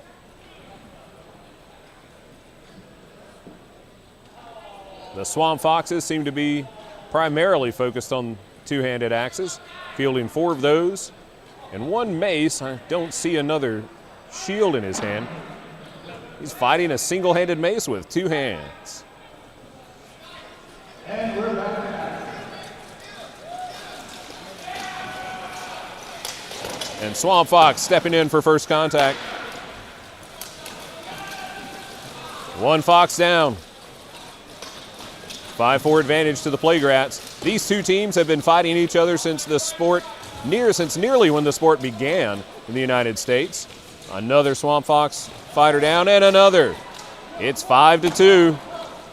And a trade-off, 4-1. Playgrats taking the first bout.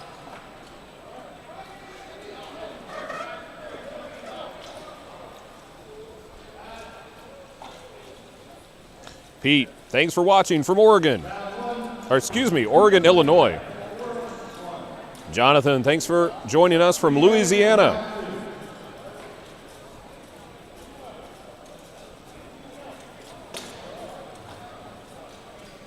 One of our commenters asks, are any of us fighters? Maybe asking to the chat, but I can tell you that I myself was fighting in the duels yesterday. Several of our support staff are also fighters.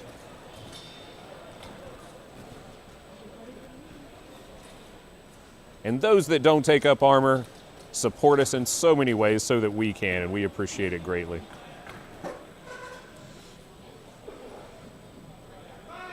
Belinda from Mesa, thanks for coming.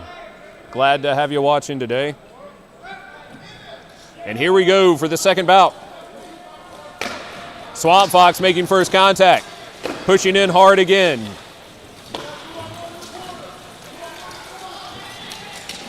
Swamp Fox staying on their feet. And an inadvertent shot from a Swamp Fox keeps his partner on his feet. Each down one, now one plague rat to topple that, and another trade for a fox. It's 3-3.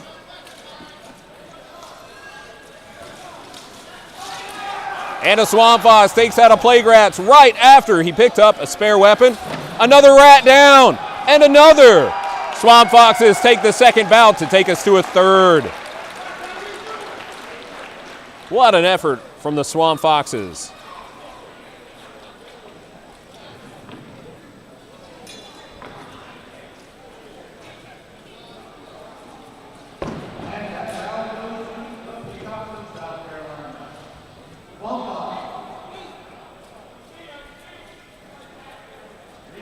Daniel, we're glad to have you here from New Brunswick.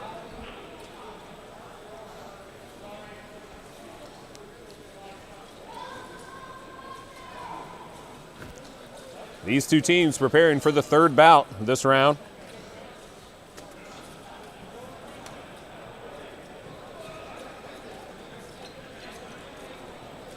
The Swamp Foxes fielding one shield this time, keeping with the two-handed weapon theme.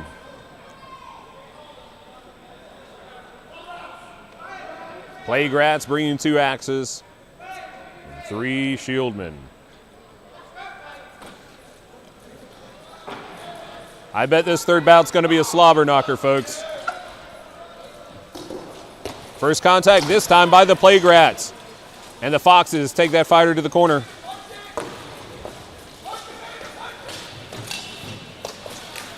Tough axe shots, and the first rat goes down. And a trade in the center, and a fox down in the corner. It's 3-3.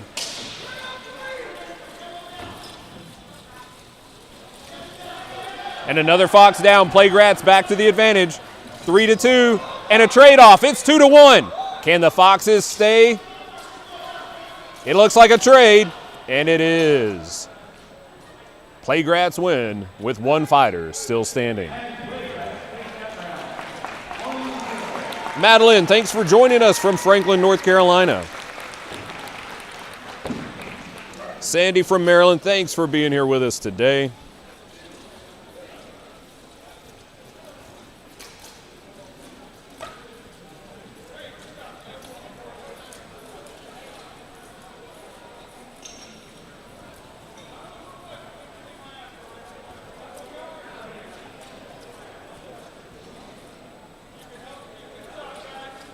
Palmetto Peacocks, world leader, to the field for the rematch. Up next, the PK Peacocks fighting the World Eaters. There's apparently a rematch going on.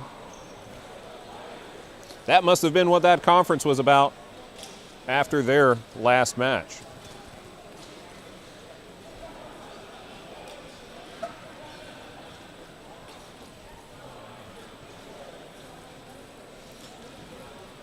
An update for you, those of you in the chat, you can see that Nate Maxfield is off to the hospital getting some attention for facial lacerations from those axe shots. He was awake and responsive off to the side of the field. Just wanting to go get fixed up real quick. Knowing Nate, he's going to be back out here today. I don't know that he'll be taking the field again, but he'll be itching to get back out there with us.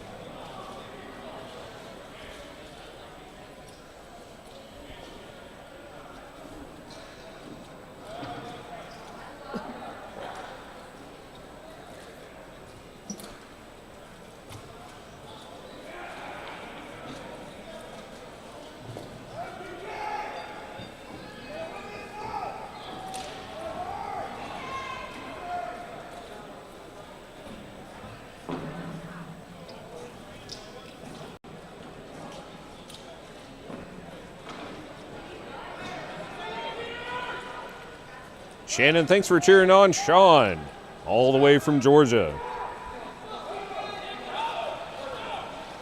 All right, the Peacocks on your left in blue and white facing the World Eaters for a type of rematch.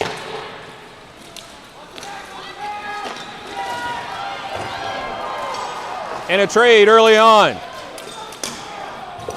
And the Peacocks with a temporary advantage. It's 3-1 in favor of the Peacocks. And the fight stops.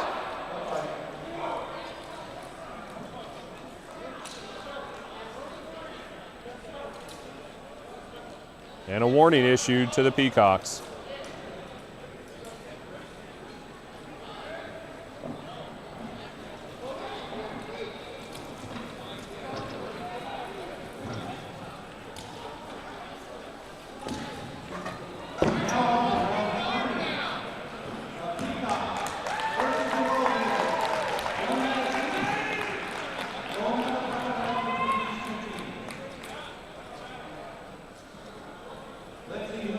It looks like we're going to have a second bout between the Peacocks and the World Eaters.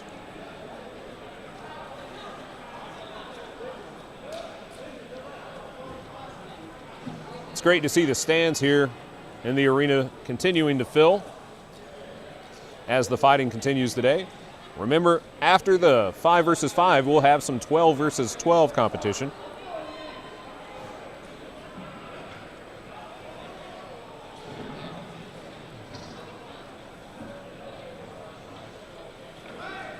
Second bout ready.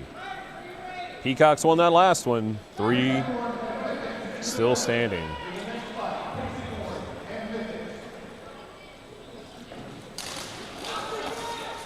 World Eaters know they have to win this bout and take it to a third.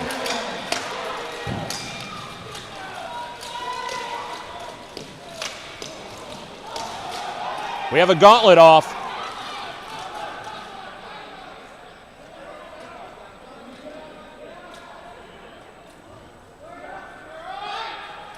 A gauntlet off, that fighter being pulled out. The fight continues.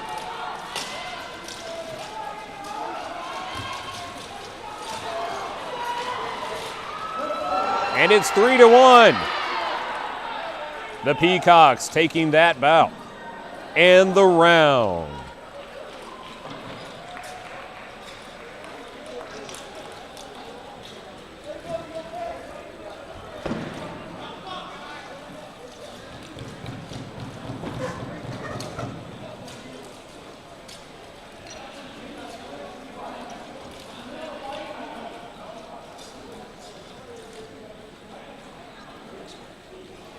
Up next, we have the Pixie Corns facing the Mythics. Pixie Corns will be entering from the left side of the list field at the blue gate, and the Mythics, the ladies team, entering from the right.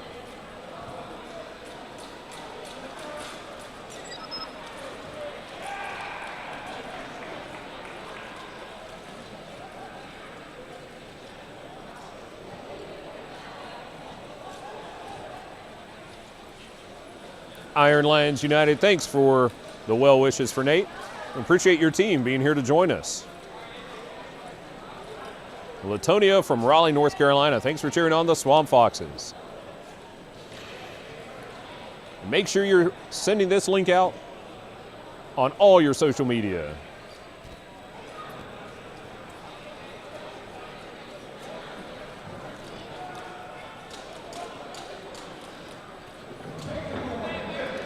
The Pixie Corns on your left in black and teal.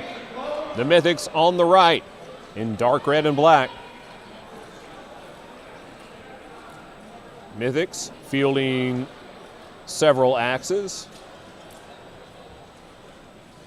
The Pixie Corns, 1 axe and the rest shields.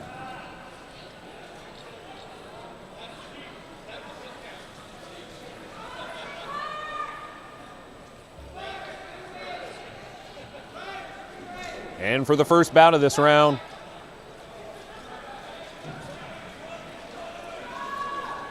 Mythics bringing out 3 shields and 2 axes. Initial contact happening at the far center. We have a Mythic fighter making the way into the background with a hard, and a miss. But a hard shot following up. And we have 3 Pixie Corns down, 1 Mythic down. It's 4-2 in favor of the Mythics. And another Pixie Corn down. That's stopping the fight at 4-1. 4 points going to the Mythics.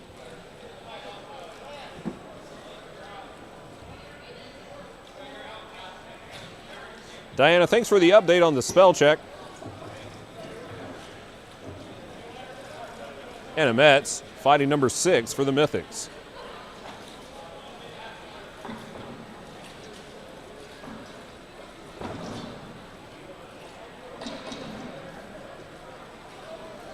All fighters rising up now.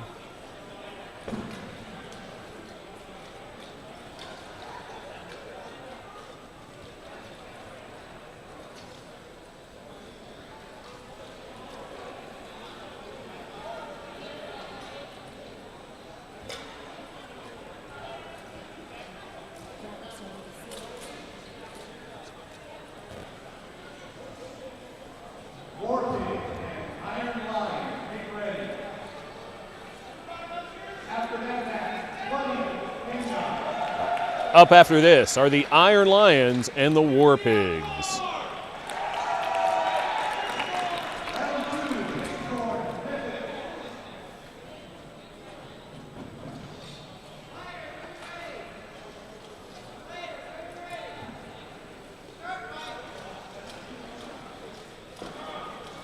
Both teams with a similar mix from last time. The Mythic fighter in the center still watching for an opportunity to break into the backfield.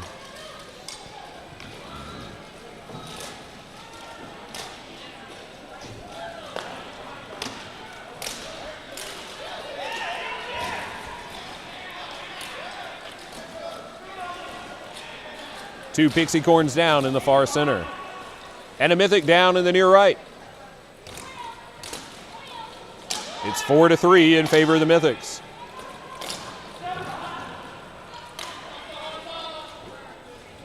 And two more Pixie corns down.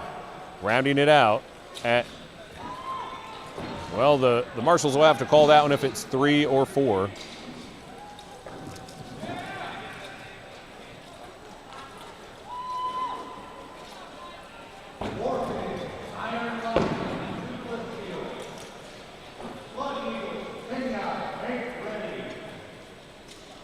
Iron Lions United. Thanks for the rest of the team watching. Those that couldn't join us today, we hope you can join us next year for Carolina Carnage. I had the honor of fighting one of the Iron Lions yesterday, and it was an incredible fight in the duels, mostly on his part. I had a great time fighting him. Wonderful competitors here today. Thank you. Iron Lions taking the field on the right side of the list near the red gate in black and white quartered. The War Pigs on the left in black, trimmed in teal.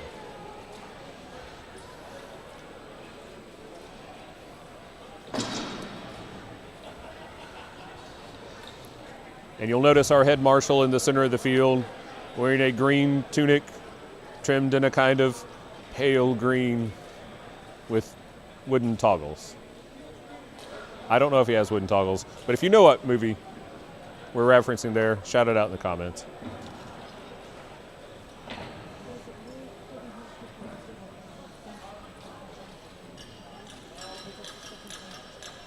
The Iron Lions appear to have 2 axes on the far side of the field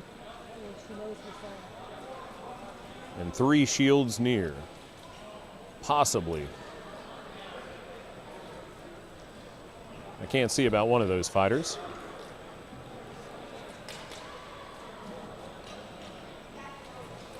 We attempted this year to add belt numbers for us to identify, but in the scrum of combat, it's sometimes hard to see. War Pigs bringing out 1 two-handed axe and more shields to accompany. 1 fighter with a single-handed axe only. Still fighting effectively with it right off the bat.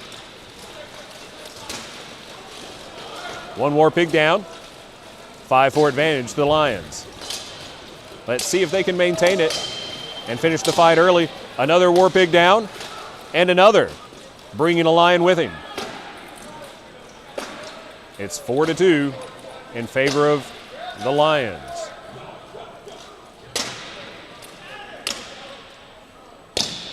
And a hard axe shot, ending the fight there with 4 Lions still standing. For those teams whose merchandise managers are watching us this year, we would love to see more team shirts presented at the merchandise table. I'm sure fighters love to buy and share shirts, trading them out with other teams. I would love a quartered Iron Lion shirt next year at Carnage.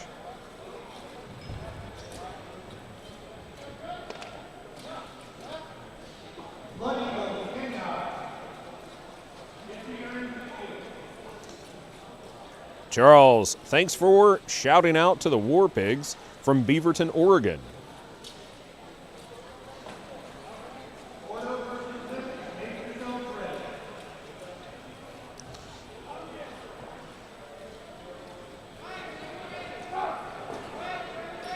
Jonathan, thanks for catching that reference to A Knight's Tale. And we're back for the second bout of this round. The Lions taking the first one decisively. One War Pig down. 5-4 is definitely an advantage, but not nearly an insurmountable one. Another War Pig down. And a Lion down.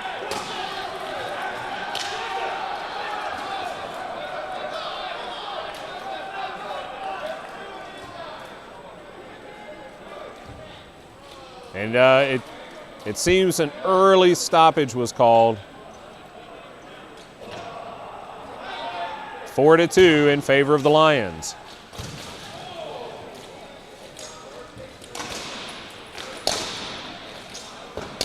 The Pigs taking some hard shots. And a shield broken for the War Pigs.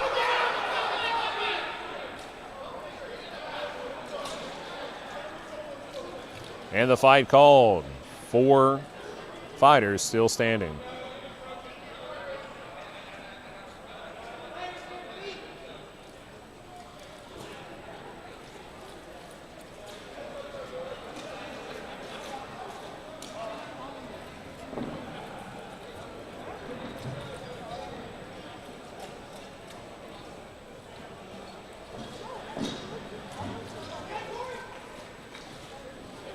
As we're preparing for the next bout, I want to give another shout out to our tech team here. Those of you that have been watching us over these past 5 years, each year the broadcast keeps getting better and better with better graphics, updating of the fighter team names. And though we have a misspelling here or there, I want to let you know that these improvements are going to continue for the broadcast, and we really do thank all our tech volunteers for this.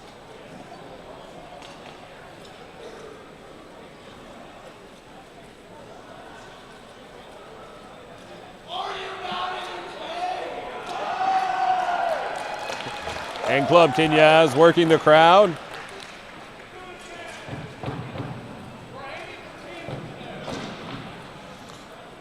On the right side of the field at the red gate, we have Club Kenyaz. Opposite them, the Blood Eagles.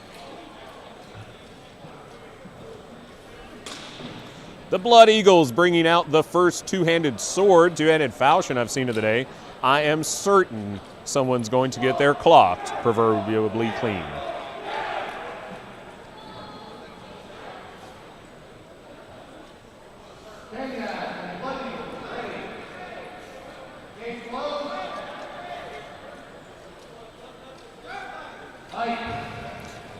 Expect this to be a hard-hitting fight.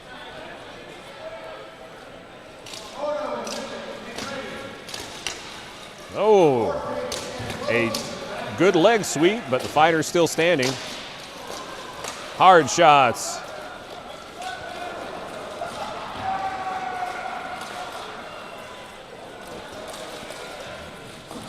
The first Blood Eagle down.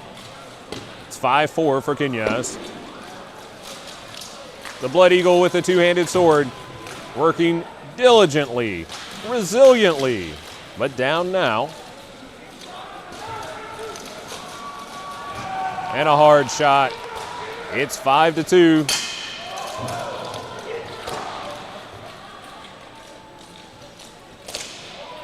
And a double tap from Kenyaz, getting an eagle and one of his teammates.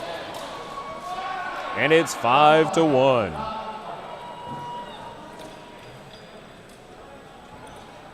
Five points for Club Kenyaz.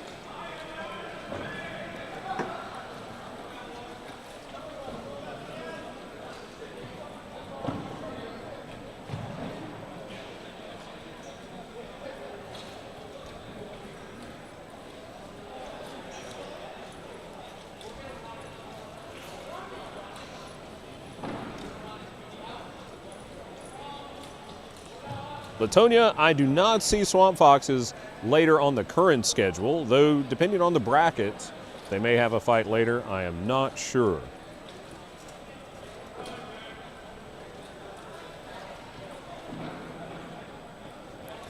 The Blood Eagles on your left, getting ready for the second bout of this round. Club Kenyaz on the right. They won the U.S. qualifier and will be representing Team USA at the World Championships.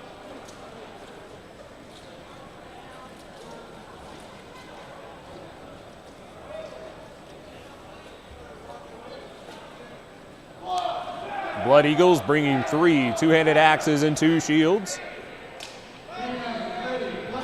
Kenyaz with 2 axes and 3 shields.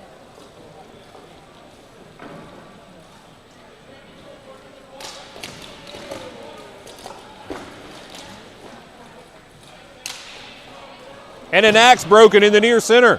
The fighter runs to go get it and is taken down from behind. Another good trip. I believe that's Andrew McCabe, felling 3 opponents in a row. Another eagle down. And Kenyaz takes it with 5 again. A strong sweep. Valiant effort by the Blood Eagles. Hard fought.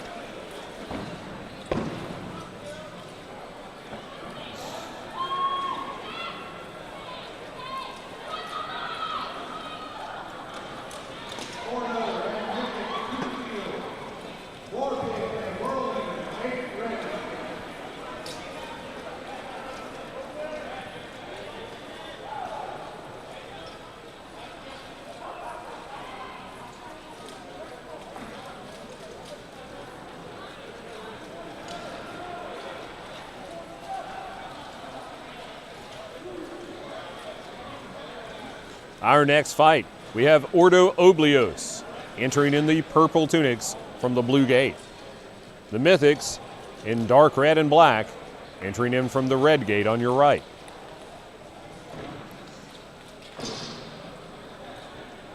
These ladies 5 versus 5, continuing from bouts earlier in the day. Mythics dominant so far.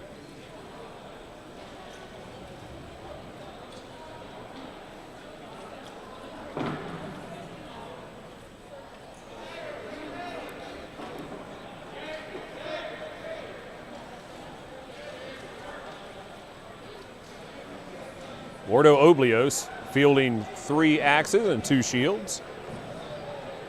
Mythics, it appears, has 1 two-handed axe, a fighter fighting with a single-handed axe, ready to grapple, and 3 shields. Their first bout begins.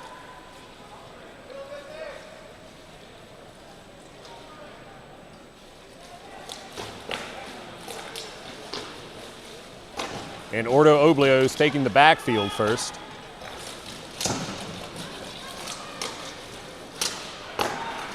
Hard contact to pull, and 1 Mythic down. An Ordo Oblios fighter down as well.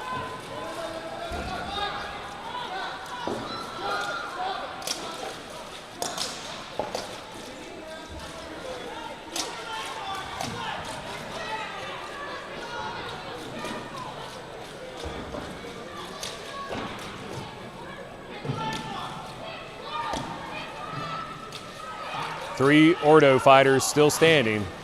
1 retrieving a weapon and back in the fight. A couple of flat edge strikes there.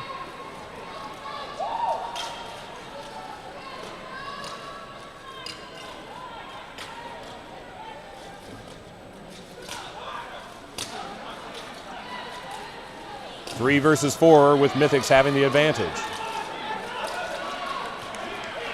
1 Mythic down. Oh, and a hard axe shot raining in.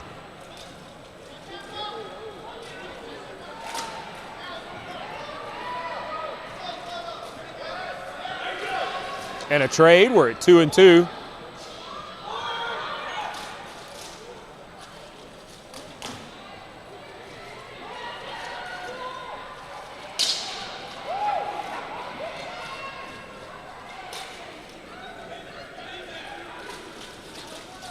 And another trade. We're down to 1 versus 1.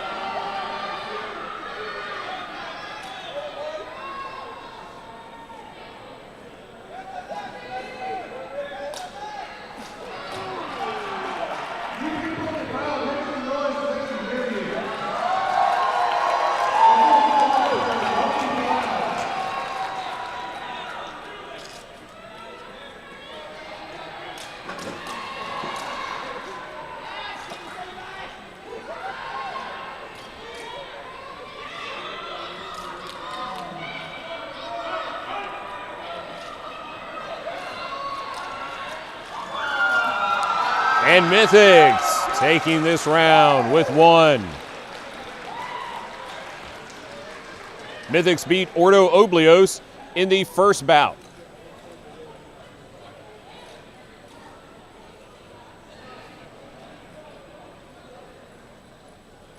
Some of them have swords, some of them have axes. A lot of the time, the weapon that lets you win is harder.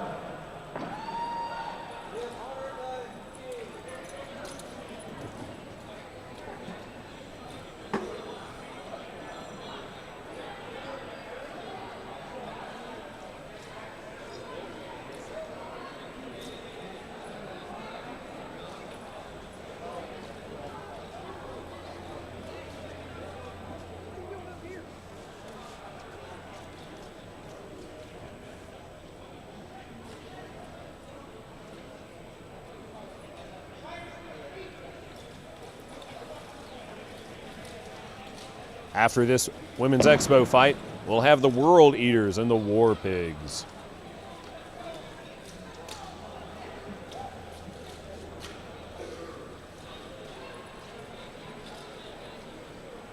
Today is the second day of competition here at Carolina Carnage. Yesterday, the duelists faced off, as well as the pro fighters. We got a little dance going on by Ordo Oblios. The crowd having a lot of fun, but the fighters always having more fun down there. If you don't believe me, that's fine. Come out and join us. We're recruiting. And then you can determine for yourself which is more fun. You can go to palmettoknights.com, go to community, and look for the nearest team in your area. The map on palmettoknights.com has teams around the world. If you're watching the live stream from South America, you can check and see your closest team. Anywhere in Europe, you can check as well.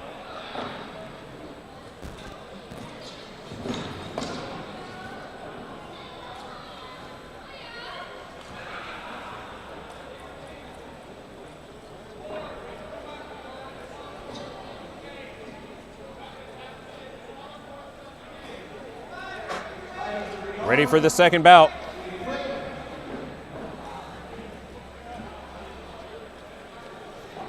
Ordo Oblios in purple.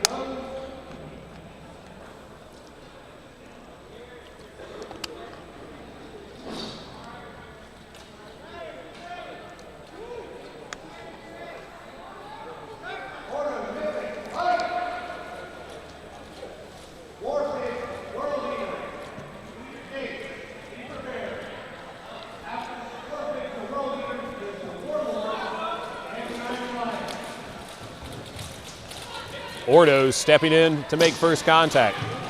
Hard axe shots coming in on the near center of the field. Mythics working to take an early advantage. We have one fighter down. It looks to be an Ordo fighter.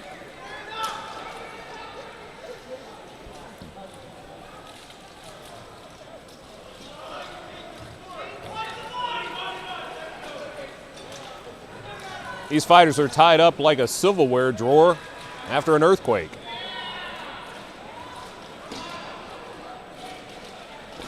Oh, and one good shot coming in. Another! Another! That last one looked like it turned flat. A trade out, fighters on the far side. And a pile happening near us. It looks like it's 2-1 in favor of Ordo. And Ordo takes that round.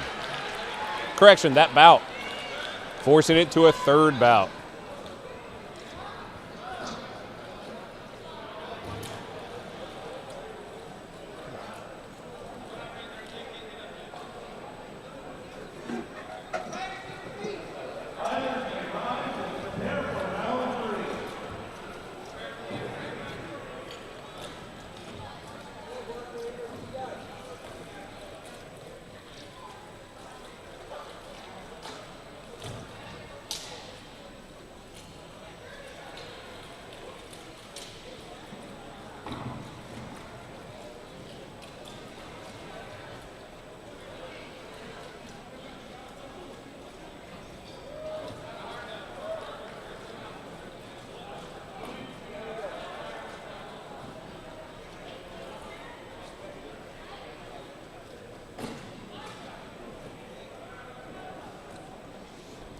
A shout out to Diana and Pete cheering on their daughters fighting. Thank you for participating in this sport.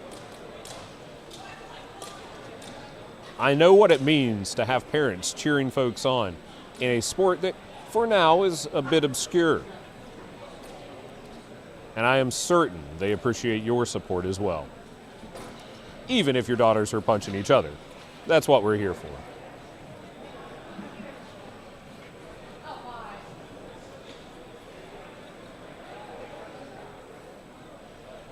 Getting ready for the third bout.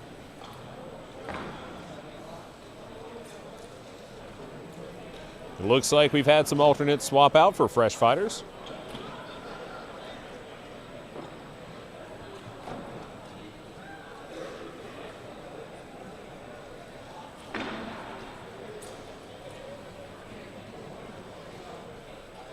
If you missed yesterday's duel and pro fight competition, make sure to check it out after today's live stream. You can watch the recording of it.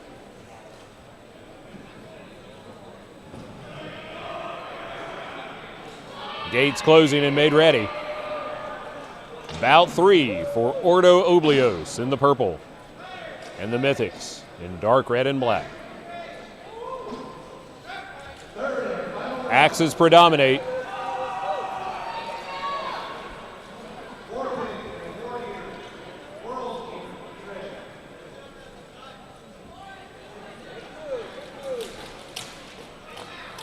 First contact in the near center. Fighters in the center waiting to see before they commit.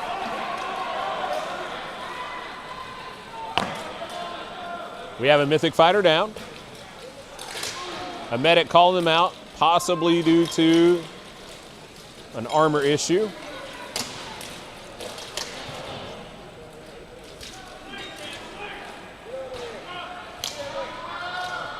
We have an Ordo fighter down. Looks like she took a hard shot, possibly to the armpit or ribs. Another Ordo fighter down. It's 4-3 in favor of the Mythics.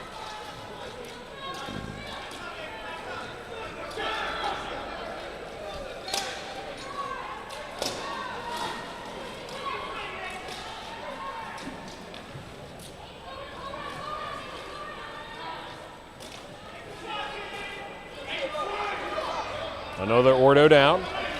And another, it's 4. It's 4-1 in favor of the Mythics. Mythics with 4 points in that round.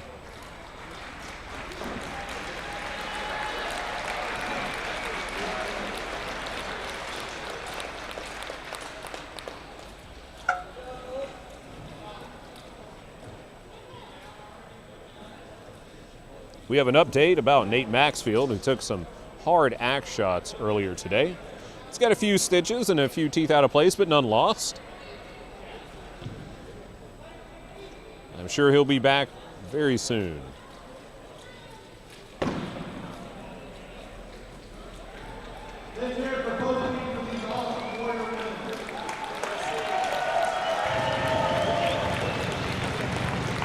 And the great crowd here cheering on these lady fighters.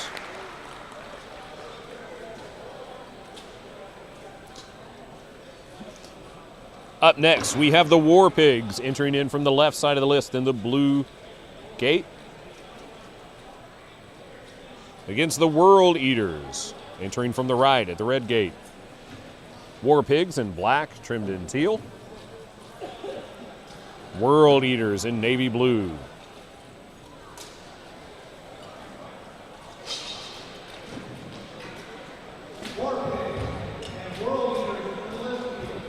Warlords, iron line, make ready.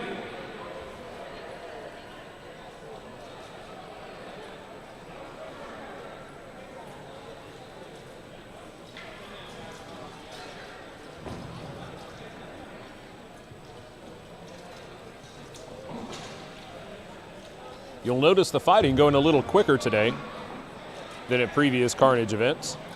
One of the big additions for us is that shelf going around the list field, preventing people from hooking the list field and just hanging on. That's speeding up the fighting, and in my opinion, it keeps the fight more dynamic as well.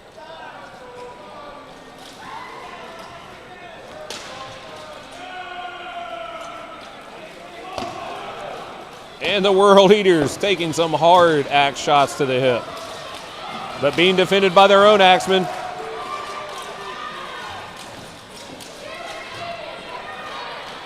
And a trade-off. And another. It's a 3-3 fight.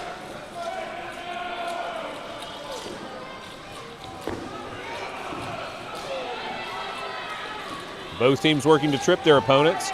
We have a breakaway axeman from the World Eaters. Opting not to strike, but to pull. Taking down a War Pig. It's 3-2 for the World Eaters.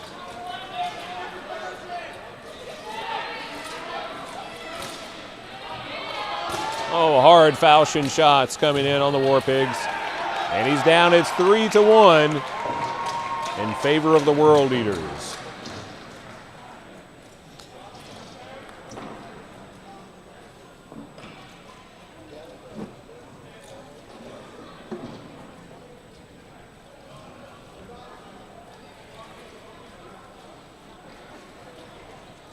Marshals finishing their count.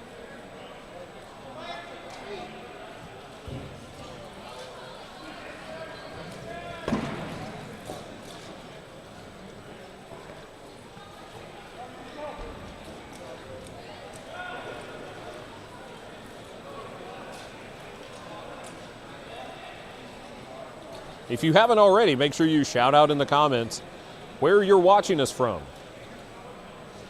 We've had Tulsa, Oregon, New Brunswick, Australia, Mesa, Arizona, Louisiana, Oregon, Illinois, Raleigh, North Carolina, Franklin, North Carolina, the closest one so far.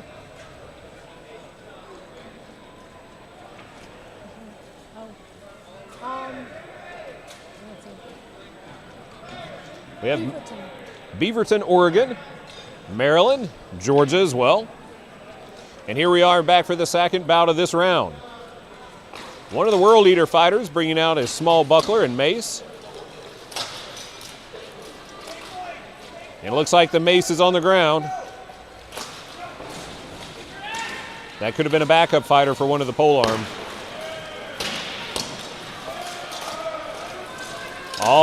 All fighters still standing as of now, and all fighters seem to be armed.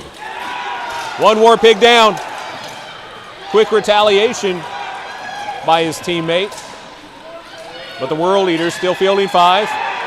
A trade. Another trade. War Pigs. It seems, wait. We have 4-1 in favor of the World Eaters, taking that round decisively.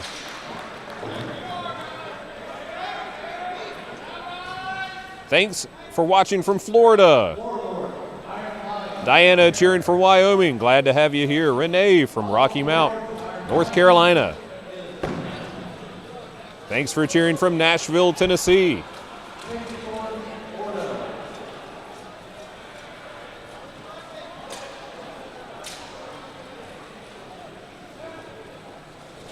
Up next, we have the Warlords fighting out of Dallas, Texas, facing the Iron Lions out of Washington, D.C.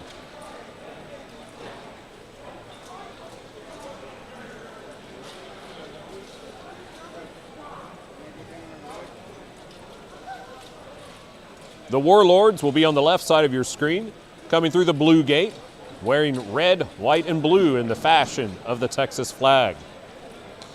Entering in from the red gate on your right are the Iron Lions, white and black quartered with lions rampant.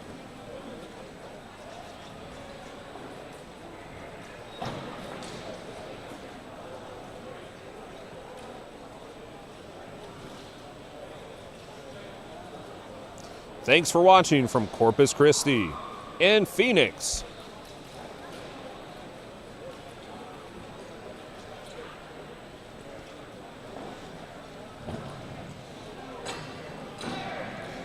I expect this to be a top-notch fight today. The Lions fielding 2 axes up top, 2 shieldmen, and a single-handed axe for the near fighter.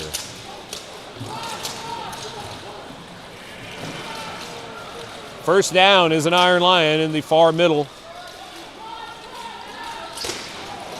And crashing in to take down one of the Warlords.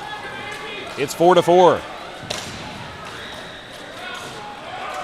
Contact happening at the far corners of the list.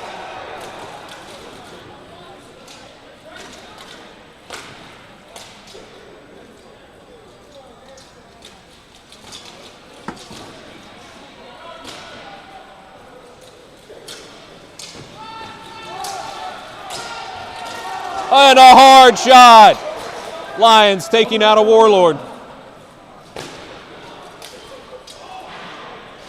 The Warlord axeman swinging that for effect.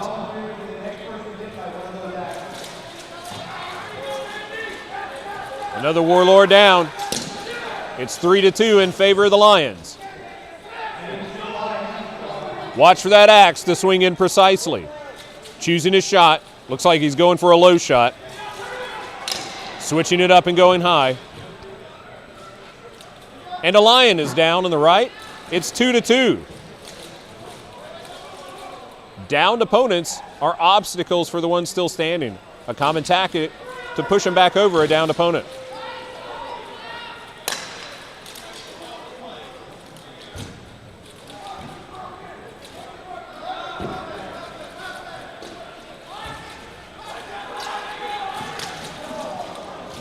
And that Lion took a hard shot to the arm.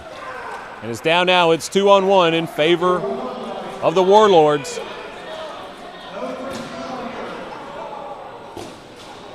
And 2 axe shots felling the Lion.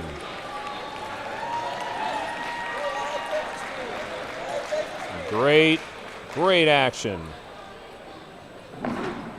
Let's hope that Lion is doing well. Marshall walks away and names the store. That Lion stands right back up. Looks like he's ready to jump back in the fight. Hopefully no injuries there.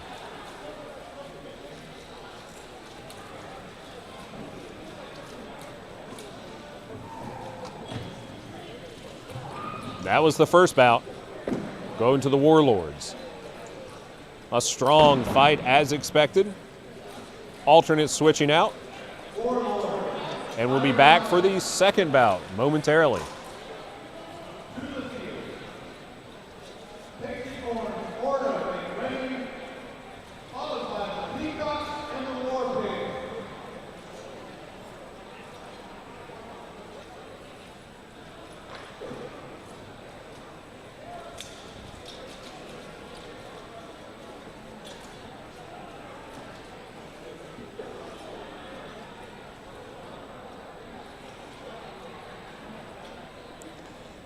Our next fight coming up after this will be the Palmetto Knights Peacocks Team 1 versus the War Pigs.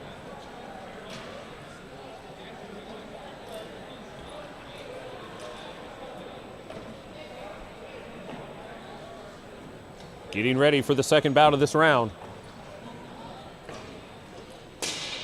I see 2 axes still for the Warlords.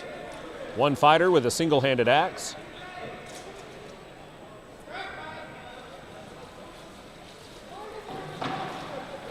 Looks like 3 fresh fighters for the Lions.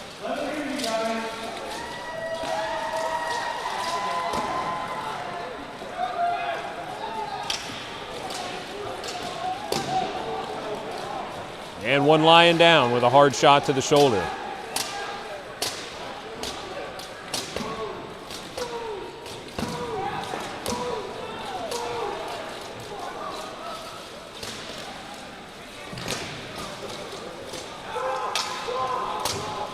Looks like we have another Lion down in the near center.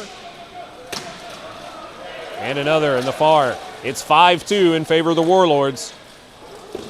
And it's 5-1. Warlords taking that fight with 5 fighters still standing.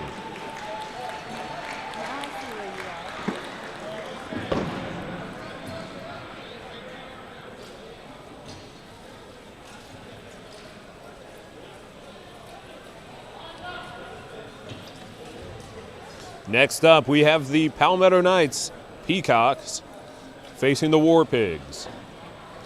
Palmetto Knights should be entering from the left side of your screen at the blue gate. War Pigs from the right.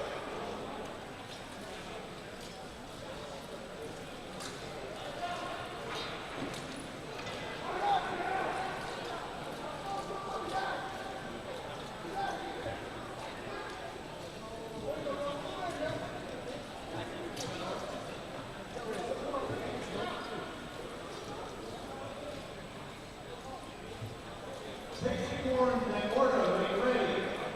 Peacocks, War Pigs. After that.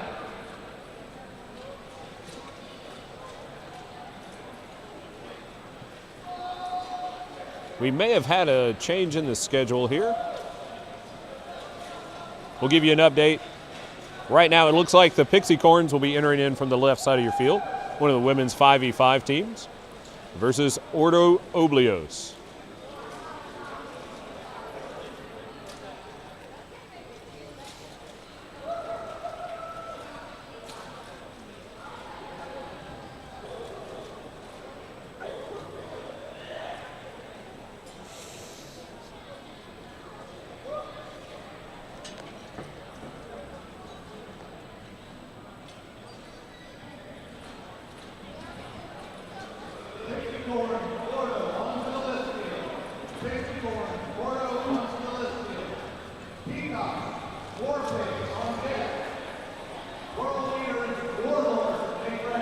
We have the Pixie Corns entering in on the left side of the list field in teal and black, being checked by the marshals. Ordo Oblios in purple tunics, entering in from the red gate.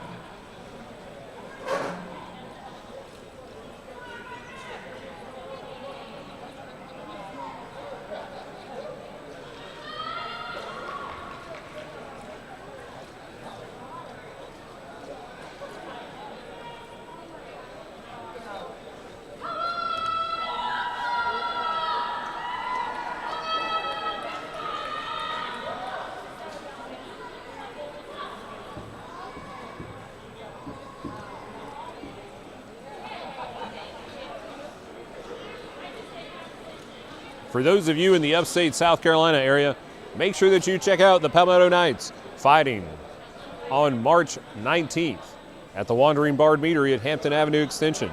Also, for those of you in the upstate of South Carolina, or within driving distance thereof, one of today's vendors, the Rusty Nail Inn and Tavern in Liberty, South Carolina, is sponsoring a Renaissance Fair in 2 weeks on March 12th. Make sure you're there.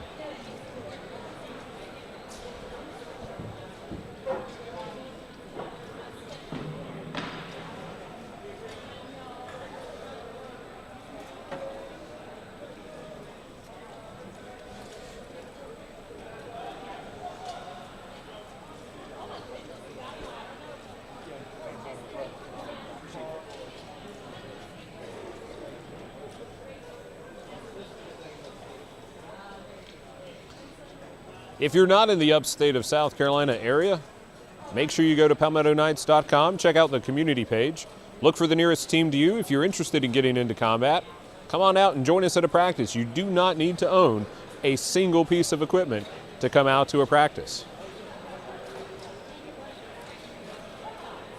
If you're just interested in watching, we'd love to have you come out to an event. You can also check that same community page for a team near you.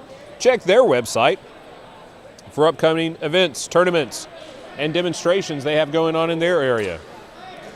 This first bout between the Pixie Corns on your left in black and teal and Ordo Oblios in purple on your right.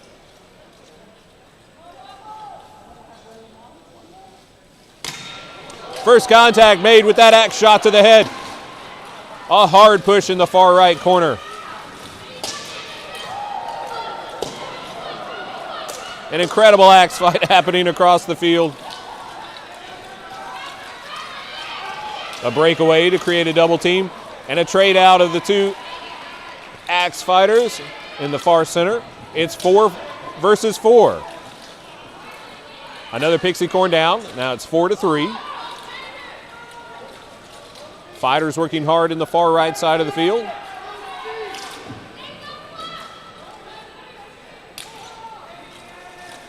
Pixie Corns working against the numbers in this fight. And it looks like we have a trade on the far right. Down to 3-2 for the Pixie Corns.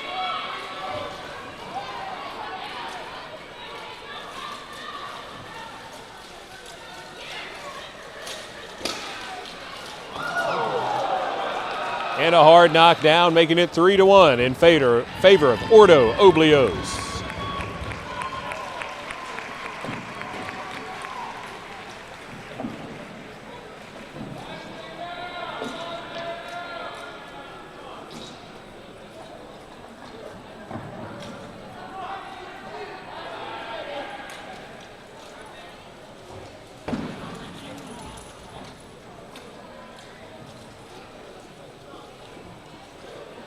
A great fight by both teams.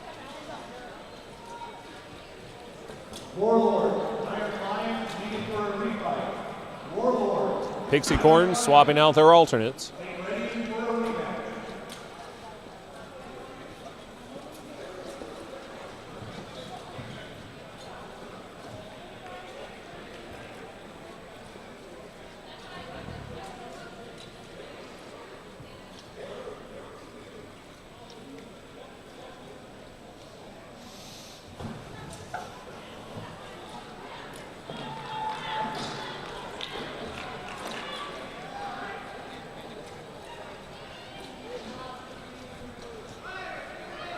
Thank you for joining us for Carolina Carnage, our 5th year here in the upstate of South Carolina.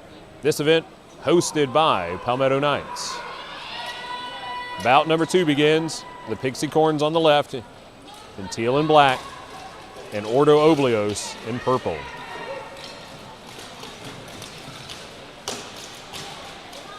For our spectators not familiar with the sport, in this melee 5 versus 5 competition so far today, kicking, punching, knees, throws, and strikes are all legal. Once a fighter makes contact with the ground, they are out of the fight. Stabbing is not allowed.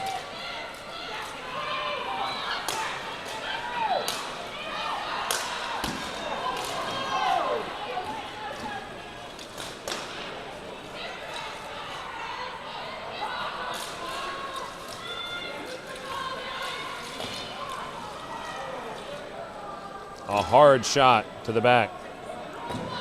Looked like it caused a trade. We're 2-1, 3-1. Marshall's calling the fight at 3-1 in favor of the Pixie Corns.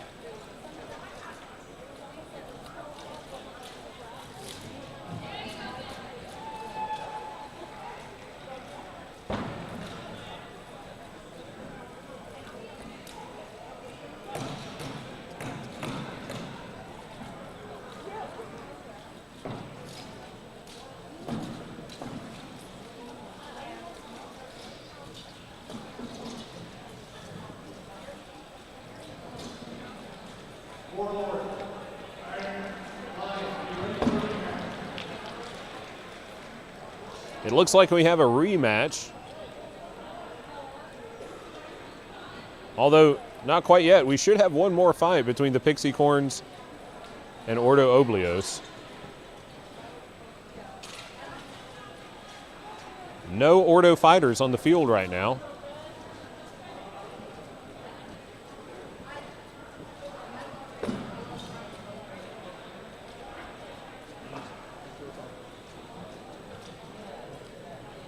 A towel was thrown in from the Ordo Oblios side for round 3. So the Pixie Corns win by withdrawal.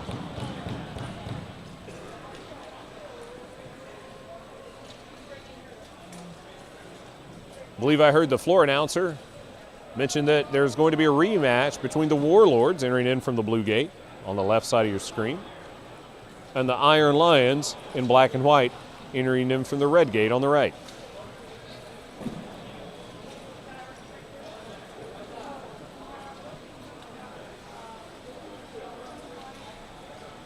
Not sure the reason for the rematch. Possibly an even number of points to break a tie.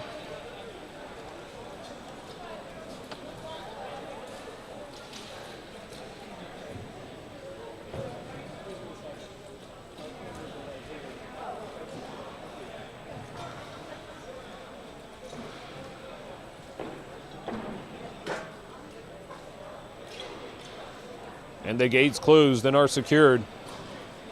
Iron Lions on the right side of your screen in black and white. Warlords fighting out of Texas on the left side.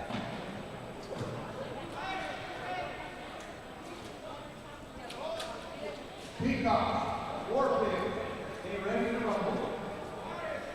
Next fight after that will be Warlords versus the Warlords. I watched the numbers go down by 10 during the women's fight and go back up afterwards. Sad.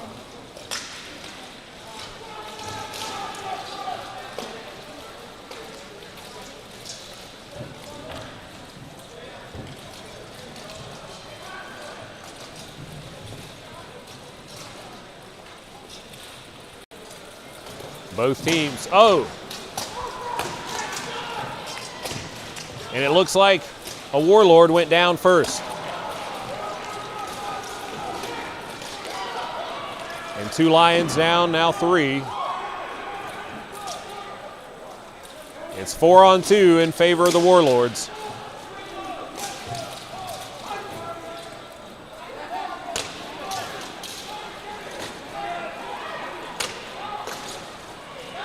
And another Lion down, making it 4-1 in favor of the Warlords.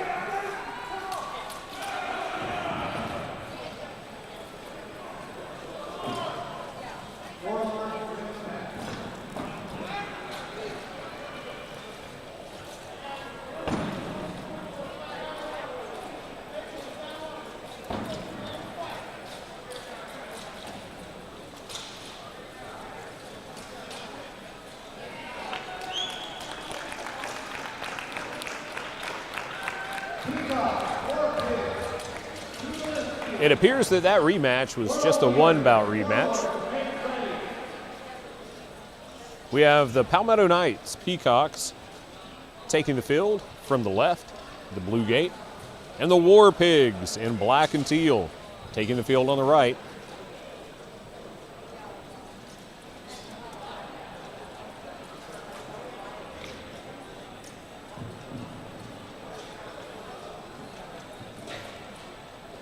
Charles cheering on the War Pigs. Hope you're still joining us from Beaverton. Make sure to cheer on your War Pigs now. Those of you watching from the upstate, it is your hometown team on the left, the Palmetto Knights Peacocks, team 1 for Palmetto Knights.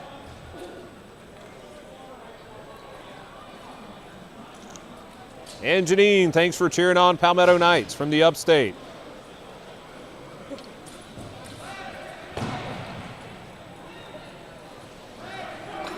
Before this first bout, we'd like to give a special birthday shout out to Miss Cubby, our den mother for Palmetto Knights, celebrating her birthday tomorrow.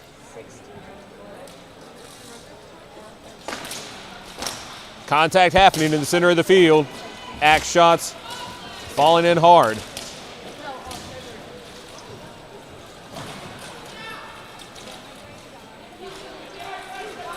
Both teams. And we have one war pig down. 5-4 in favor of the Peacocks. And a trade in the corner, 4-3.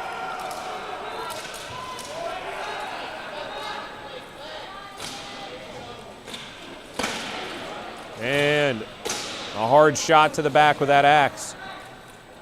It looks as though we have another trade. 3-2 in favor of the Peacocks. A pushback. And now it's 2-2. The War Pigs have recovered and even the numbers. And another Peacock down. War Pigs have the advantage.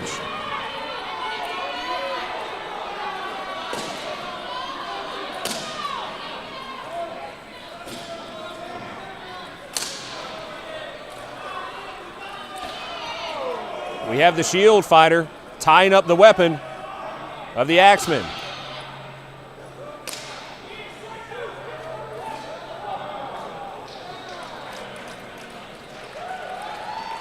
And War Pigs taking that round with 2 remaining. First round, War Pig. Reset to round 2. Warlords and Warlords, make yourselves ready.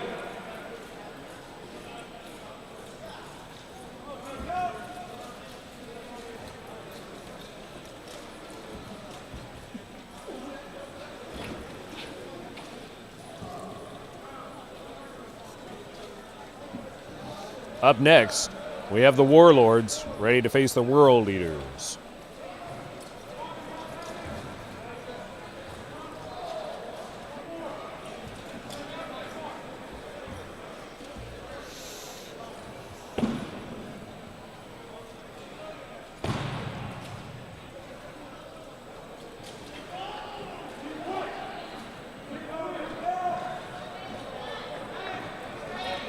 Ready for the second bout.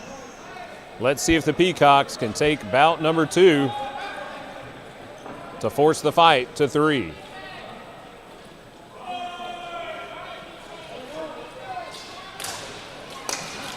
And a weapon drop by the War Pigs. An opponent who has their weapon out of their hand can no longer take aggression against their opponent. They cannot actively fight.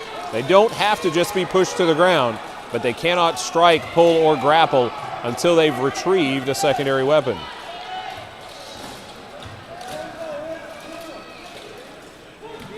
We have 2 trade outs and another down here. It looks as we have 2-2 in the near middle of the list.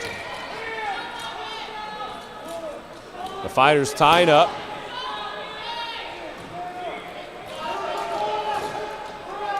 The Peacocks axeman working to break free his weapon.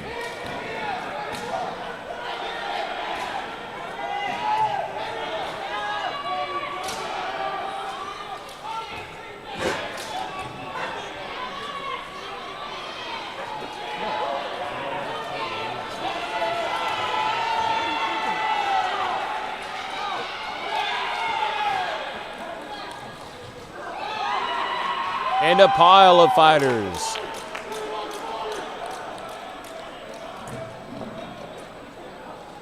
And because I thought I went to 3 immediately. So how long is it looking? Because I thought I went to 3 like right off the bat.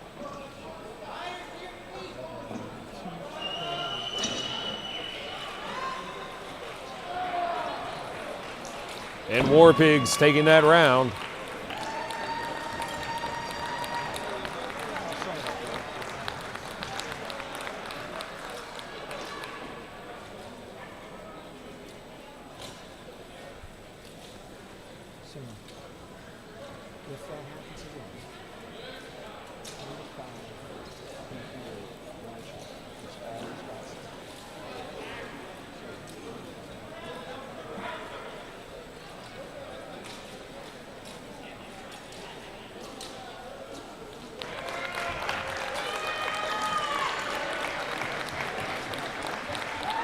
Up next, we have the World Eaters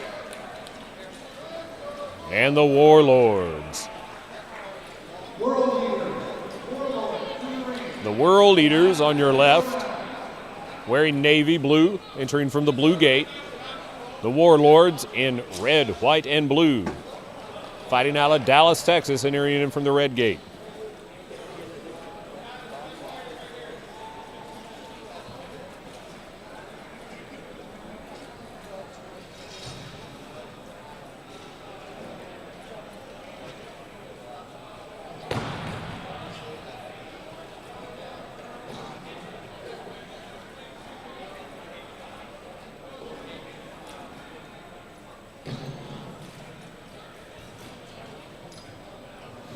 Getting ready for this first bout. Certain to be hard fought. Warlords fighting viciously today.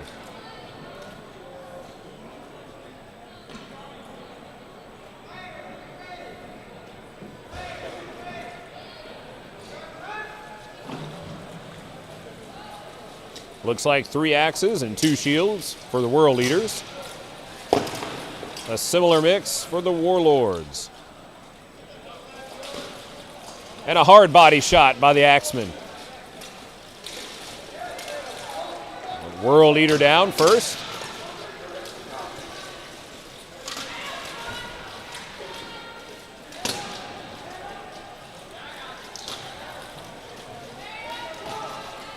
And a trade off. It's 3-2 in favor of the Warlords. A gauntlet has come off of one of the World Eaters. The fight continues, 4-2 in favor of the Warlords.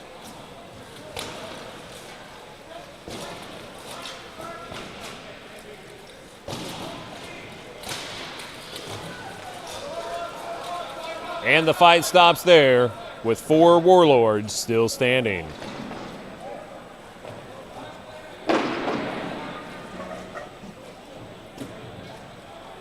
I hope you're enjoying the live stream today. And we hope you can join us again soon. As a reminder of upcoming events for the Palmetto Knights, we'll be fighting at the Wandering Bard Meadery at Hampton Avenue Extension in Greenville, South Carolina on Saturday, March the 19th. For those of you interested, in Liberty, South Carolina, there will be a Renaissance Fair on March the 12th, the proceeds from which will go to a 501c3 that will be started for first responders and their families. Got medics attending to one fighter in the center of the screen, pointing to his side.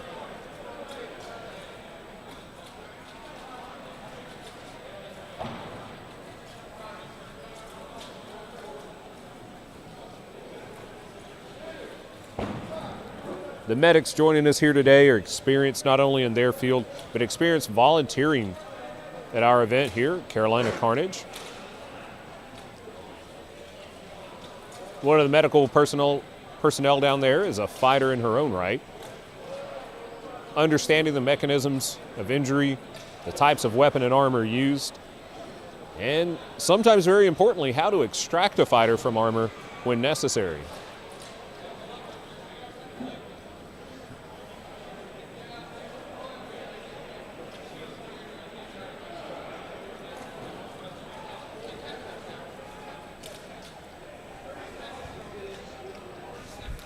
I need to pass the mic off.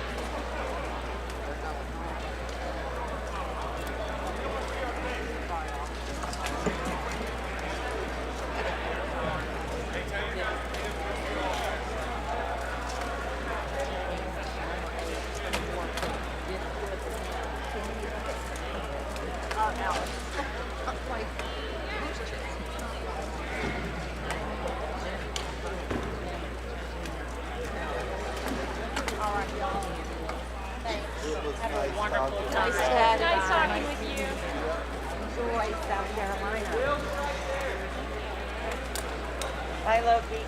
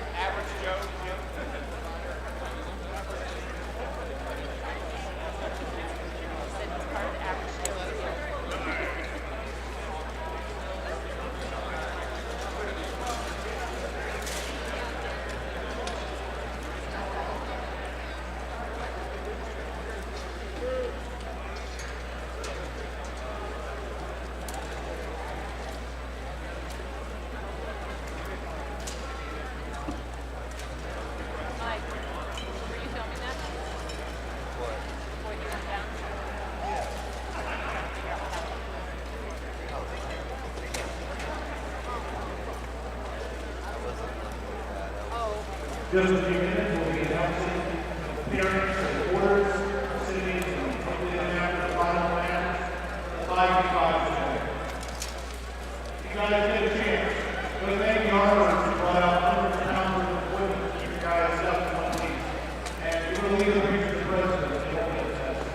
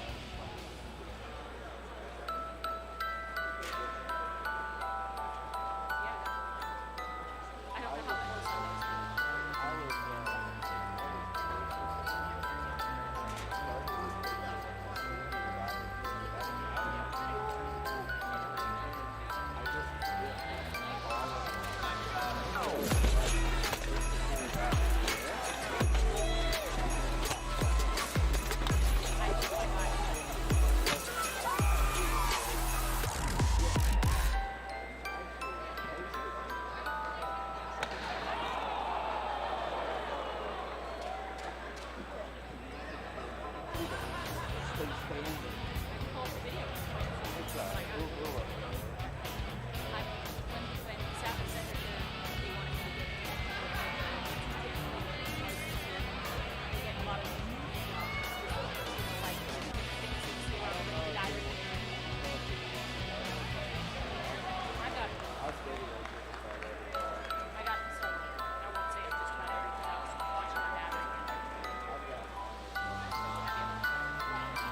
got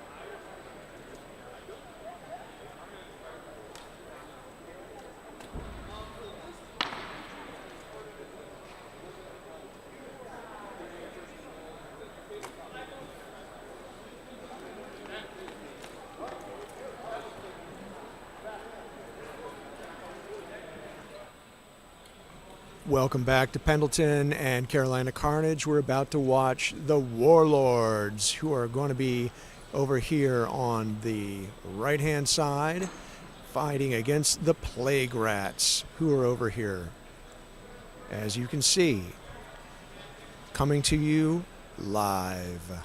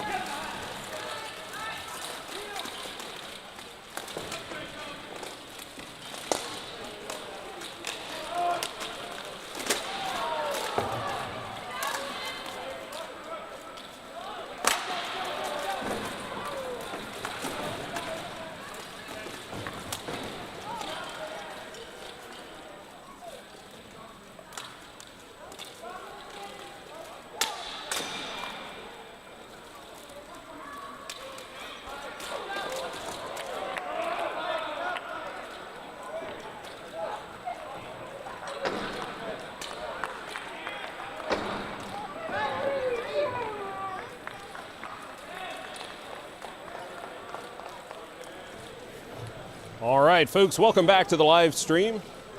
I apologize for that little break. We were checking on fighter John Stedmeyer, making sure that he is taken care of.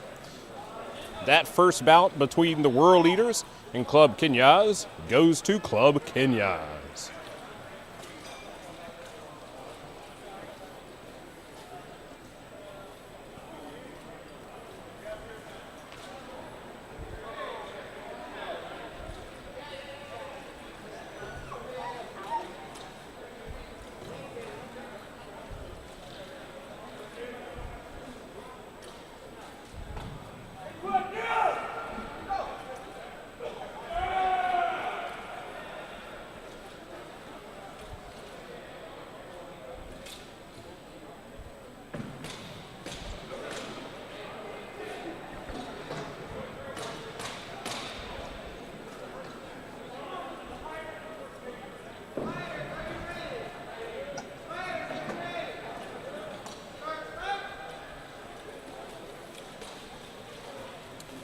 All right, folks, we're out back for the second bout of this round.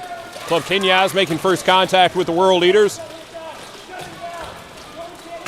And a hard shot to the back of the head. That fighter's still standing. And a pull down. 5-4 Kenyas. And another hard shot, but he's still standing. And down now. It is 5-2 for Club Kenyas. Andrew making hard work down there.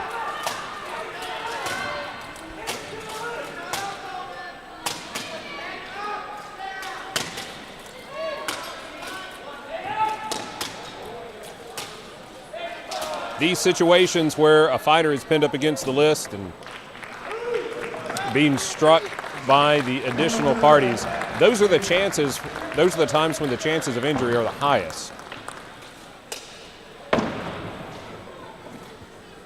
The second bout going to Club Kenyas. The next match will be the plate brass versus the World Leaders after a 5-minute break for the World Leaders to recover. That match is for third place. As the plate brass and the World Leaders determine the third place, then it will be the Warlords versus Carnage to determine who the winners today will be in the 5 versus 5 category. So we're taking a short break because the next team up will be the World Leaders, and they get a little bit of a breather before coming back out. We're excited for you to join us today on the live stream. Thank you for joining for all across the United States, East Coast, West Coast, from New Brunswick, from Australia. We're glad you're with us today.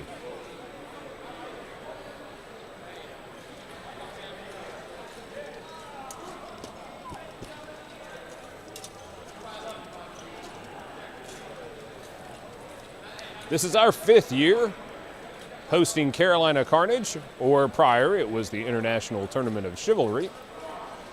Palmetto Knights has hosted this event for 5 years and hopefully for many, many more. We love seeing the seats in the arena here continuing to fill. The spectators are sitting on the same side as the camera, so we're doing the opposite of what the wrestling channels do. They usually have everyone sit on the side that is facing the camera. You can't see how many spectators here, but we're glad to have them here.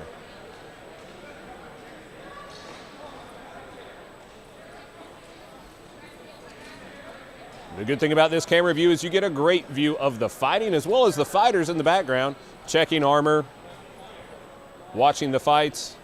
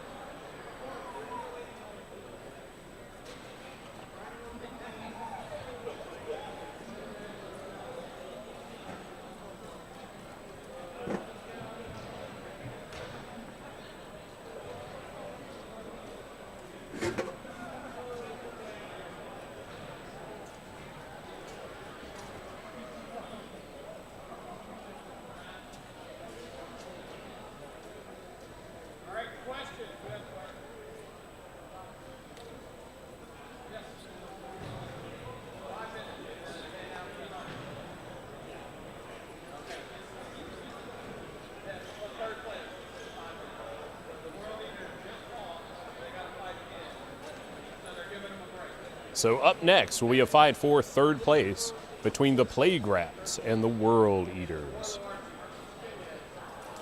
Warlords versus Kenyaz will be the finals, determining first and second place. Following that, we'll have the 12-on-12s.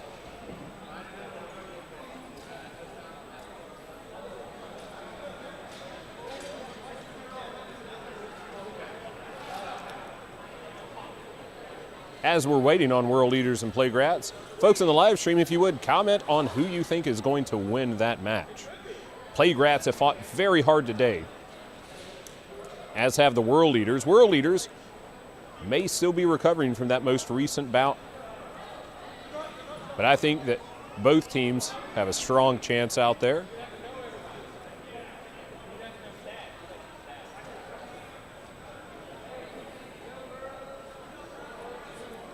If you've got friends that didn't want to watch the whole event and just wanted to focus in on the finals, make sure to get them involved in the live stream right now, because we're about to get into the fight for third and fourth place.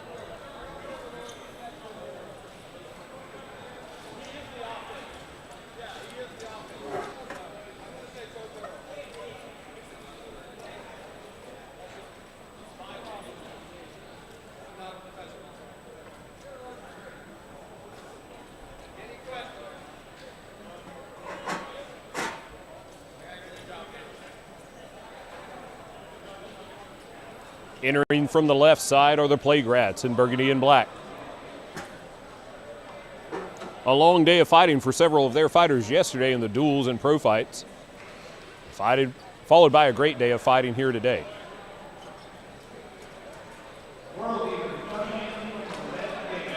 As the World Eaters take the field from the red gate in the navy tunics, I'd like to thank again all of our support staff here from registration, the fighter registration, as well as the entry gate selling merchandise and tickets to help fund these events.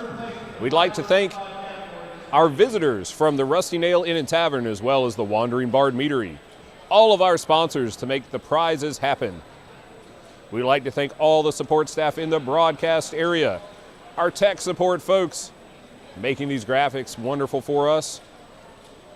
We'd like to thank the marshals, those heroes in mostly yellow on the field, making sure things are safe and the rules are followed.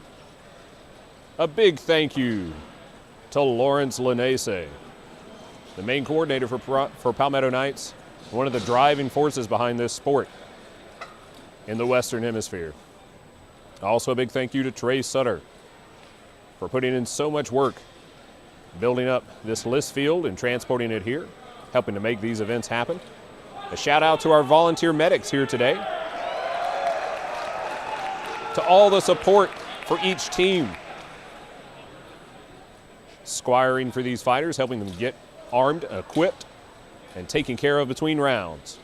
And for you on the live stream watching us today, thank you for being here. I hope you're ready for the fight for third place. The Plague Rats on your left, fielding 5 fighters. 2 axes, more shields. The World Eaters pushing in strong. Backfield fighters picking their double team. And one of the Rats is down in the center of the field, and another trade. It's 4-3. Another Rat down. It's 4-2. It's times like these Rats fighters need to decide, are they going to try to continue and stay up so the other fighters can rest, or are they going to go down quickly? And it seems that World Eaters have solidified that choice for them.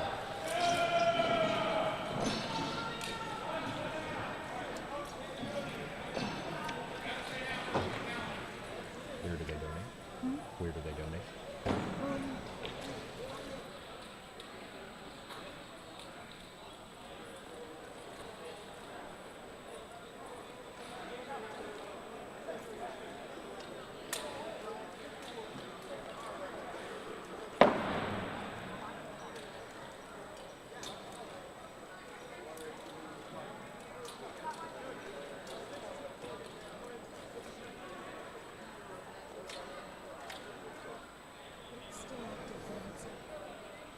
For those of you viewing the live stream now, I'd like to remind you, that we have a fundraiser link still active from yesterday's broadcast. Unfortunately, we're not able to make one of those work with today's broadcast, but a fundraiser link is found just below the video screen for the YouTube video from yesterday's broadcast of the Duels and Pro Fights.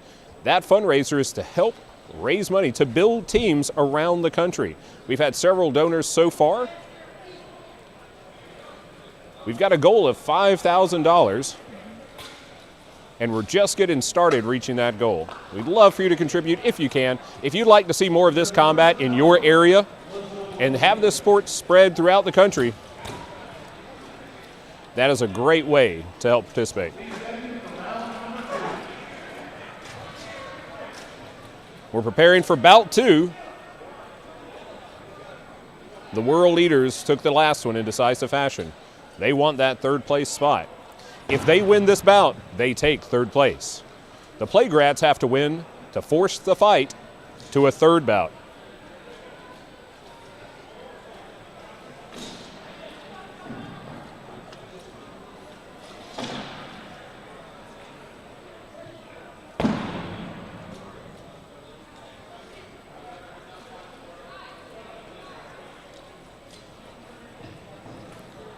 Taking a look at the weapon selection, it seems the Playgrats are fielding axe and shield. Another axe and shield, I believe.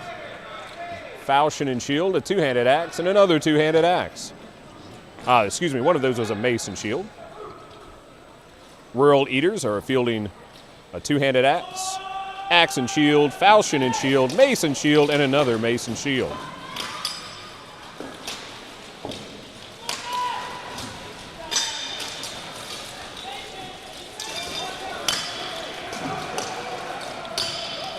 Hard contact from the Playgrats.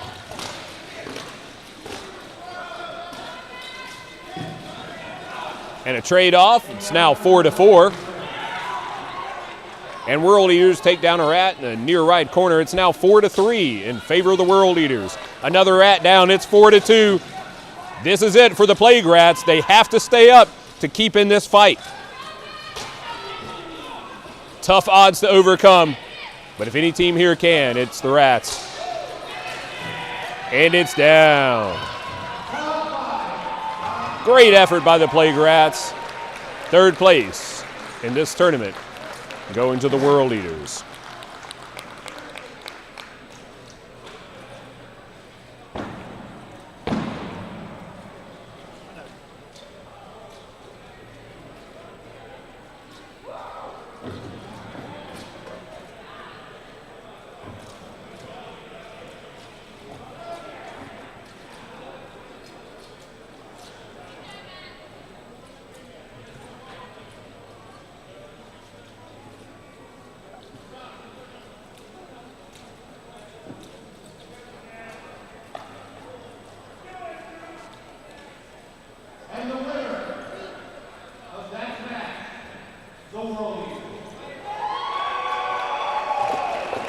Up next, we have the finals for the men's 5 versus 5. Club Kenyaz, the U.S. champions this year, representing Team USA at the World Championships, facing the Warlords from Dallas, Texas.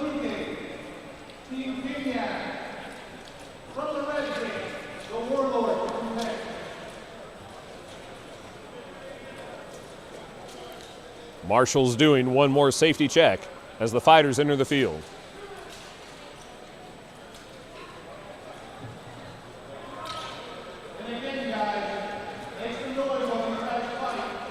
It looks like Kenyaz is fielding 2 pole axes and 3 shields.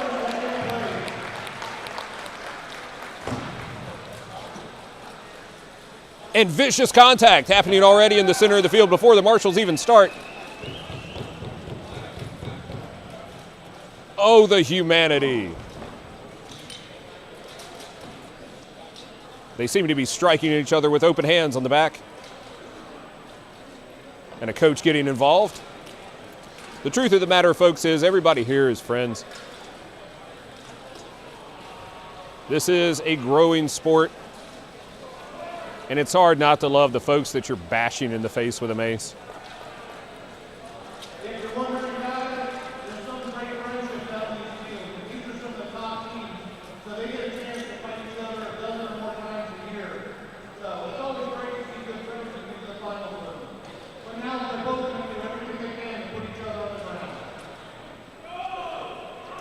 We're getting ready for the first bout of the finals for first and second place.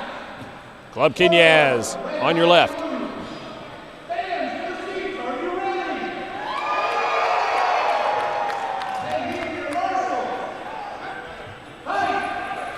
And the fight begins.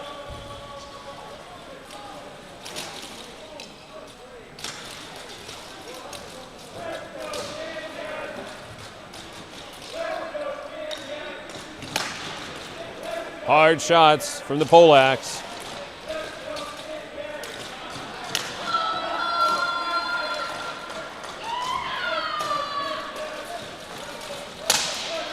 Hard axe shots from that single-headed axe.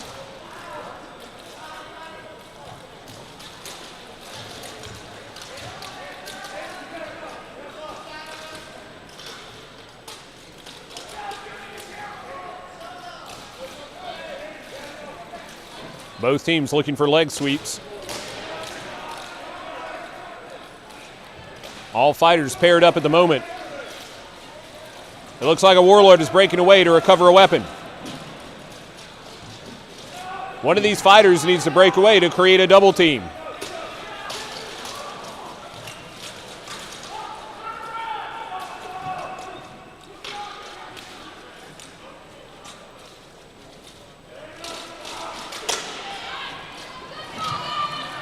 And one Club Kenyaz fighter down. It's 5-4 Warlords. He's picking his target. Looking out for the double team.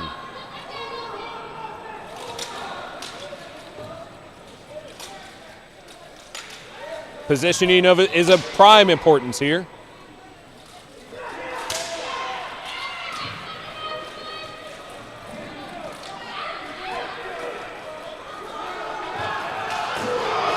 And a hard hit. And a Warlord down on the right corner of the field.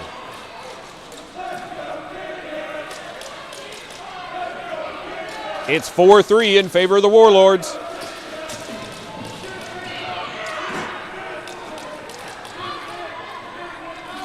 And another Kenyaz fighter down. It's 4-2 and a hard shot from the axe in the right corner.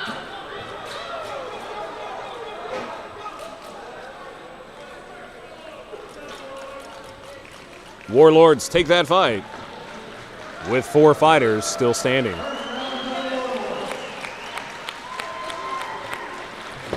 Club Kenyaz regrouping now, ready for the second bout. As before, each of these rounds is best 2 out of 3. If one team wins the first 2, they do not have to fight the third.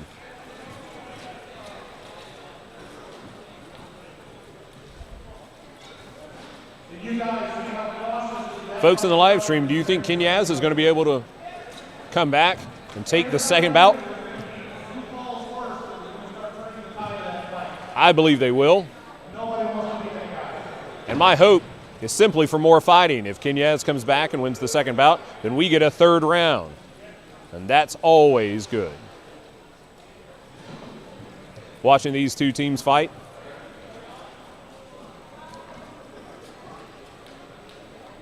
Looks like we've got a slight medical hold, holding the break.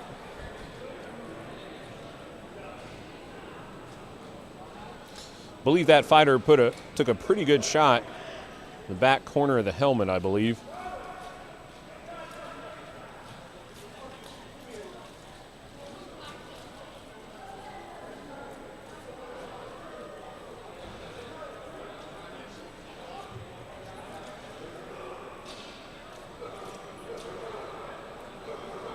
Medics attending.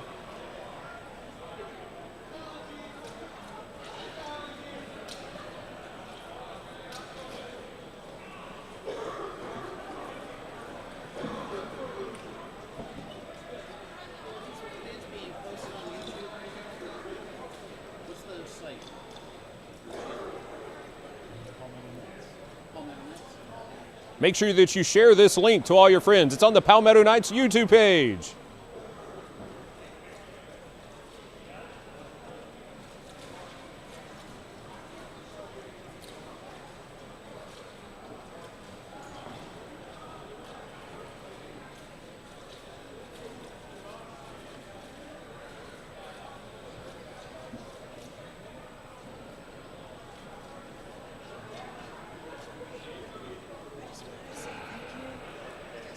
friends live over in Europe, and they never were able to come to these things, so it's because of you guys they can watch me fight. So thank you so much for doing this.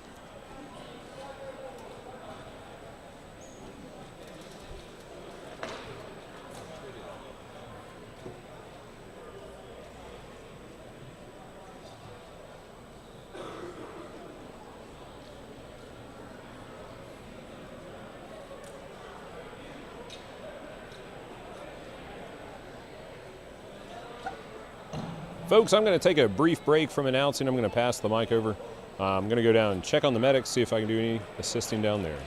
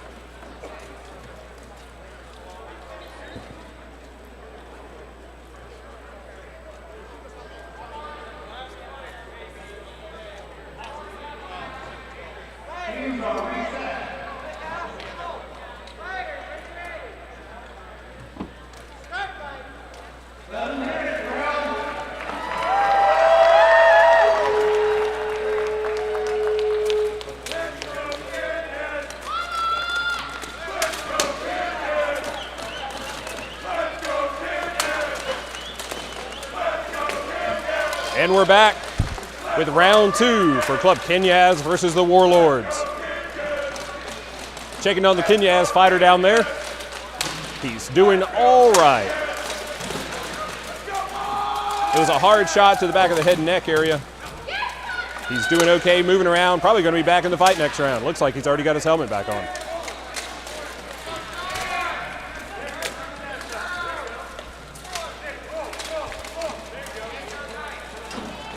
Both teams with 5 fighters standing.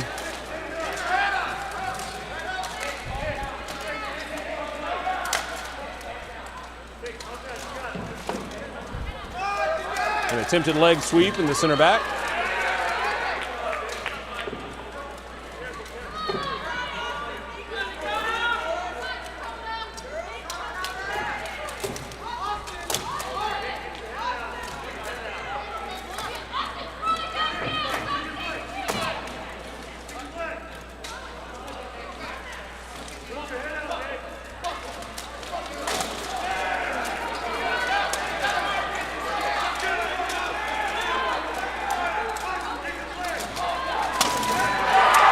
And one Warlord down. And one Kenyaz down. Evening it out at 4-4. The action really picking up now. Kenyaz fighter dropping his axe and recovering the secondary. And two fighters down in the corner. We're down to 3-3. And another Warlord down. It's 3-2. Kenyaz with the advantage. Kenyaz holding position. Lining that axe shot up. And a Warlord down. It's 3-1. Club Kenyaz takes bout number 2 to force the fight to 3.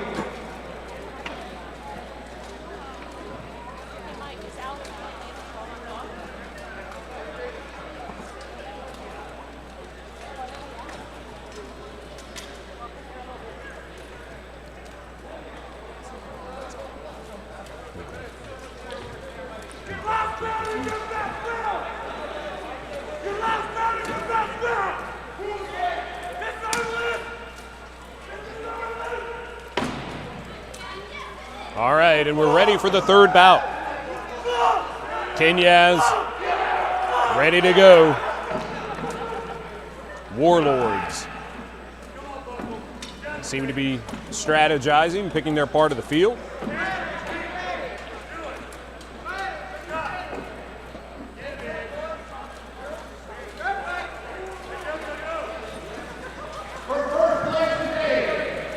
And this is the fight for first.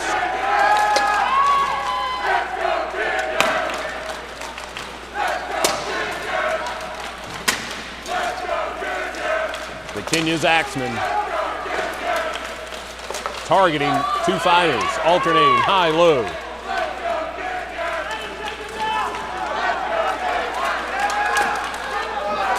One Warlord down. It's 5-4 Kenyaz.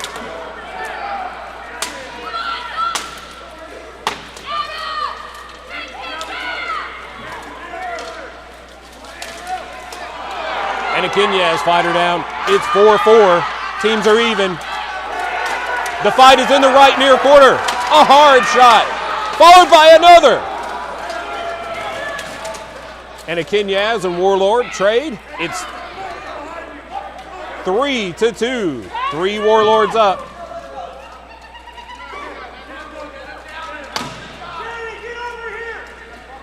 Correction, it's 3-3. There's a small Kenyaz fighter that was completely covered in that corner.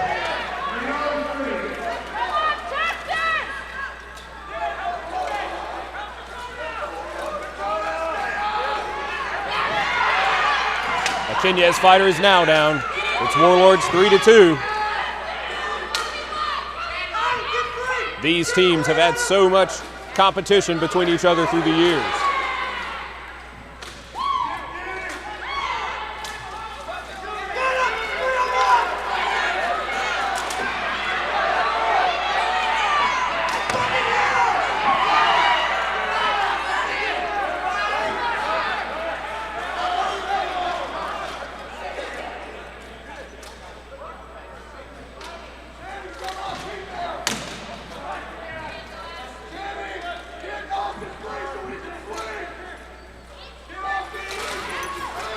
Hard leg sweep, but the Warlord standing strong.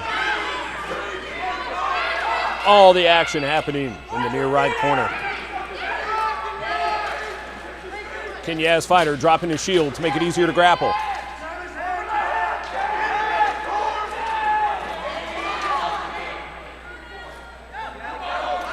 All of these fighters giving everything they've got.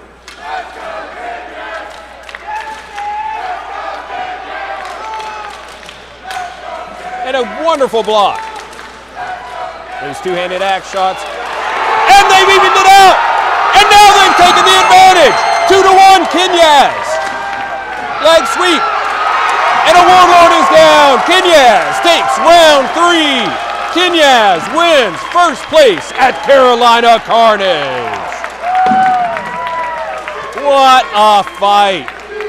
Great effort from the Warlords.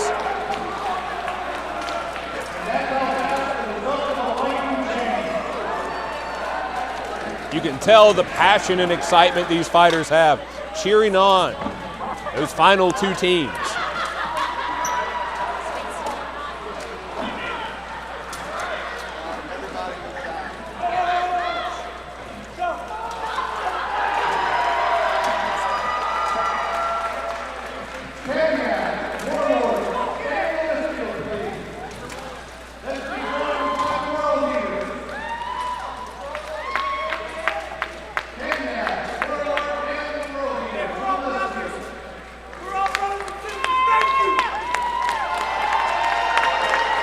Those words from Daniel Hornbuckle, who did our smudging ceremony earlier today, shouting out, we're all brothers and all sisters here.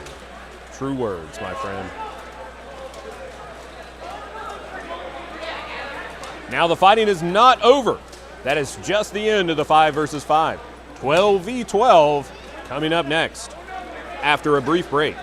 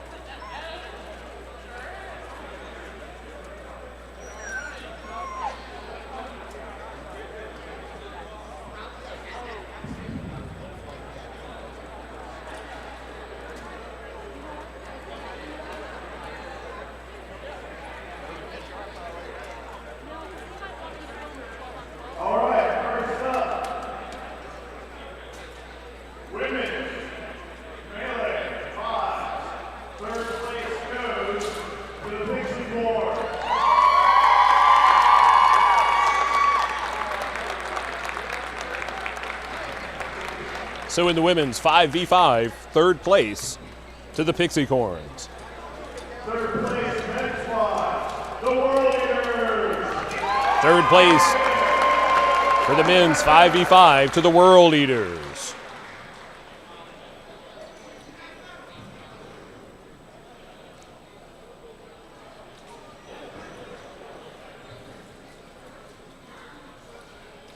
Women's second place, 5, Ordo, Oblios. Second place, women's 5v5, Ordo, Oblios.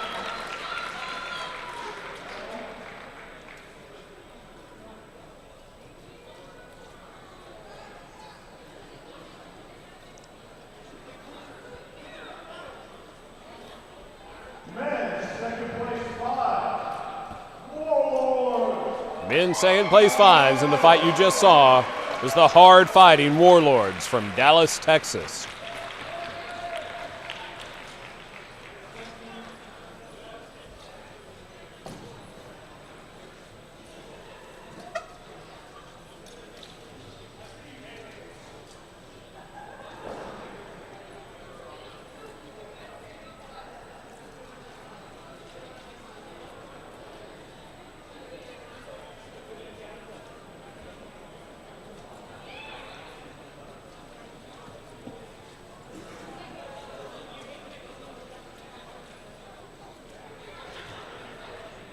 Women's 5, first place goes to the Mythics.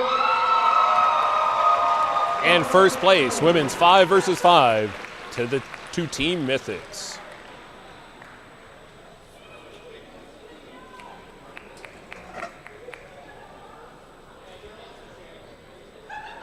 And the men, 5, first place goes to Mythics.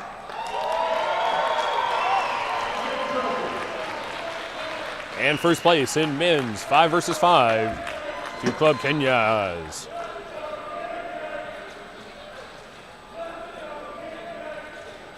All right, coach. You gotta let the players recover a little bit, I guess. And then we're gonna kick off the 12s. We're gonna try to have it as soon as possible. But, it's gonna be a bit impossible. All right, thank you guys. Thank you, everyone.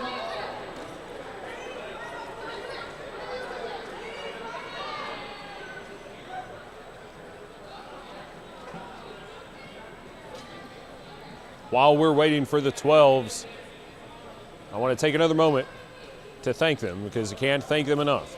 The support staff here today, from registration, medics, especially the folks behind the tech and the broadcast booth up here, thank you all so much for making this happen. To the marshals, the point counters from yesterday's duels tournament, thank you so much for giving your time and energy. Many of them sacrificing the ability to fight and compete here to make this event happen for those that are competing and for those enjoying it live in person and also on the live stream.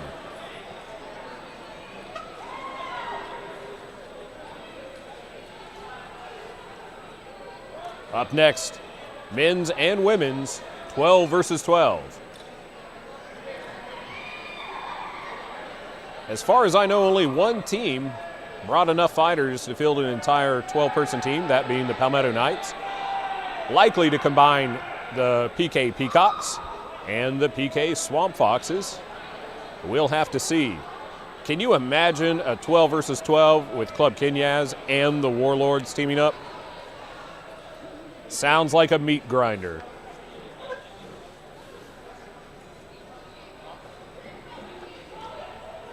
The team's taking a few photos before 12s.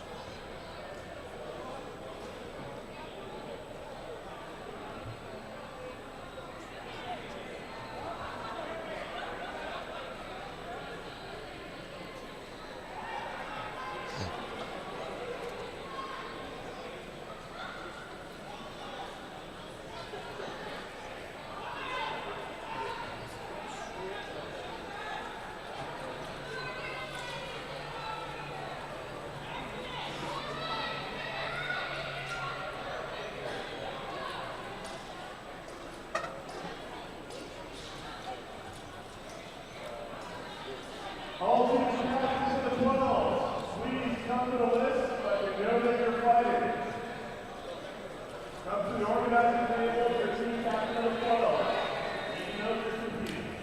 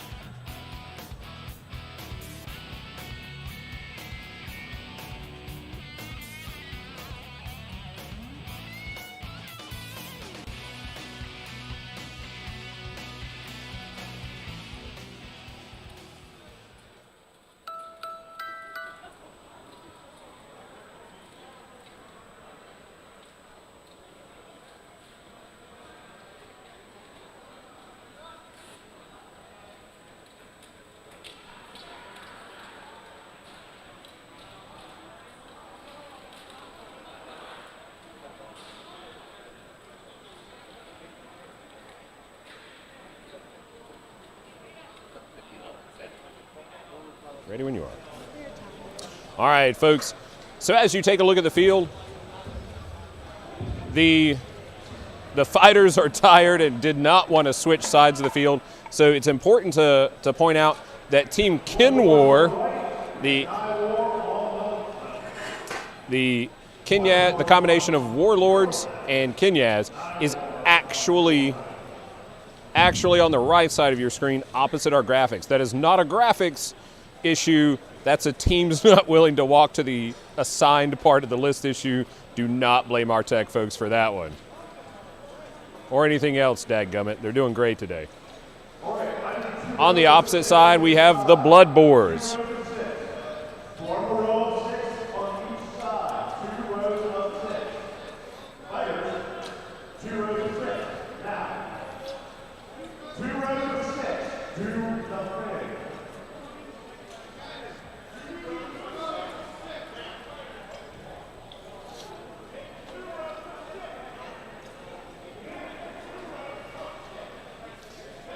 Our fighters are so tired, they're having difficulty making 2 rows of 6. But we're working on it. Not only are they tired, they're giving it their all to give you some really good 12 versus 12 action.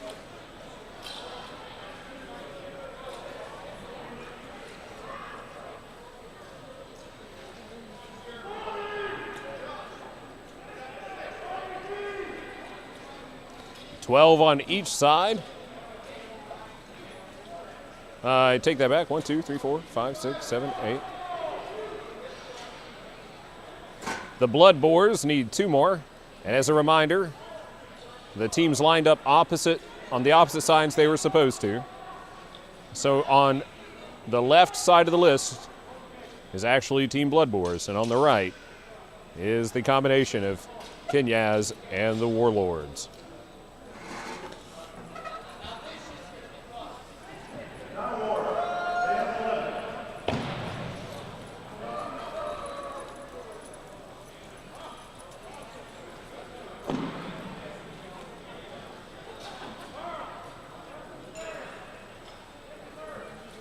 We're seeing some more pole axes out here for the 12-on-12 fight.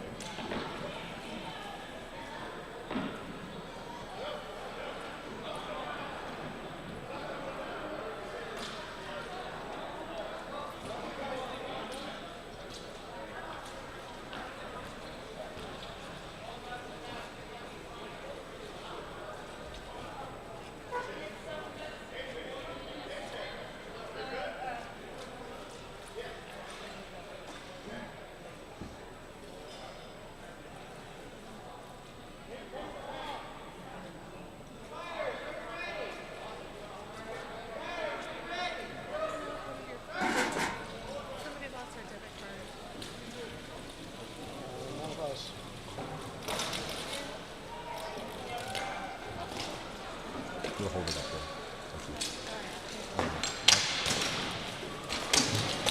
Okay, yeah, thank you.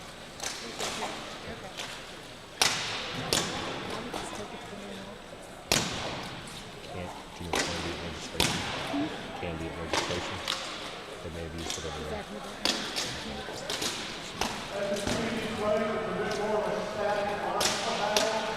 It looks like we have a gauntlet off of one of the fighters, possibly the one down covering. And a hard shot going down.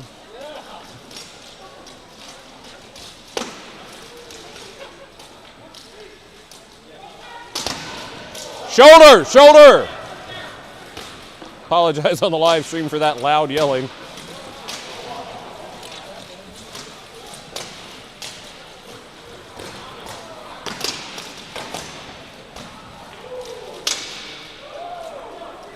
The combination of Kinyaz and Warlord seem to be dominating the field right now.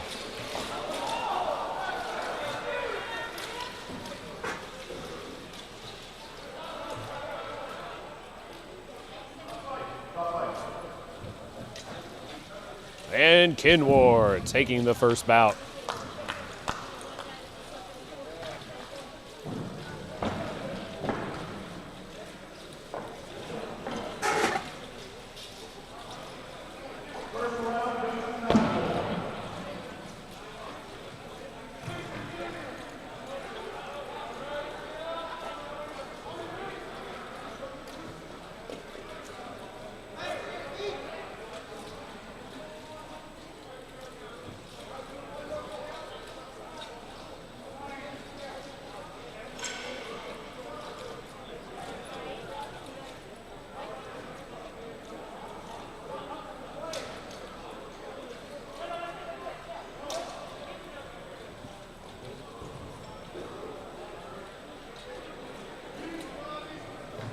Thank you all on the live stream for joining us today.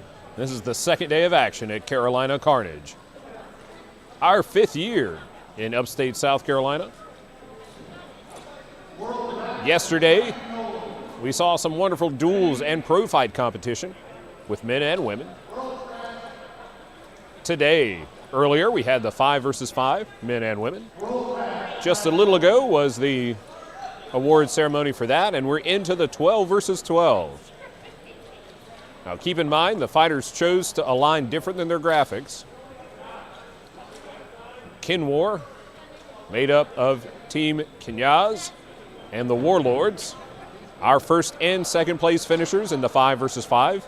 Club Kenyaz finishing first, Warlords second. Opposite them now are the Blood Boars, a combination of the War Pigs and the Blood Eagles.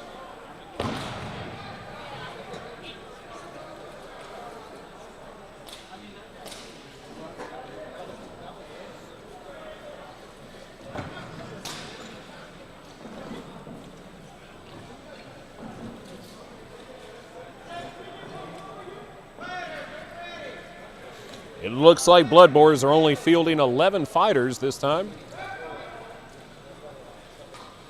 Unless they're hiding one in a pocket. And also Kenyaz, 1, 2, 3, 4, 5, 6, 7, 8, 9, 10, 11, yes. Matching them with 11.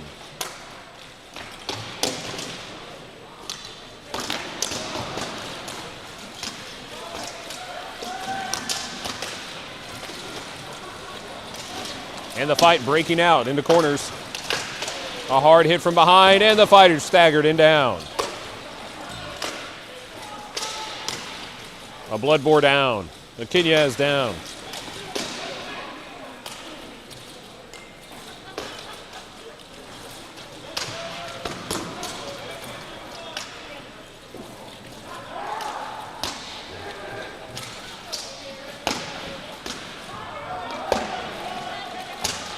And a hard hit from a Warlord. Kenyaz fighter returning to grab a secondary weapon.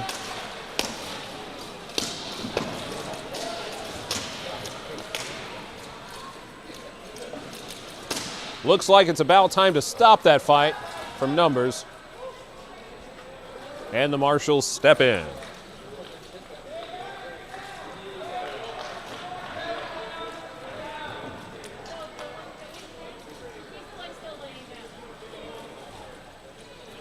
And Kinwar taking the second bout and the round.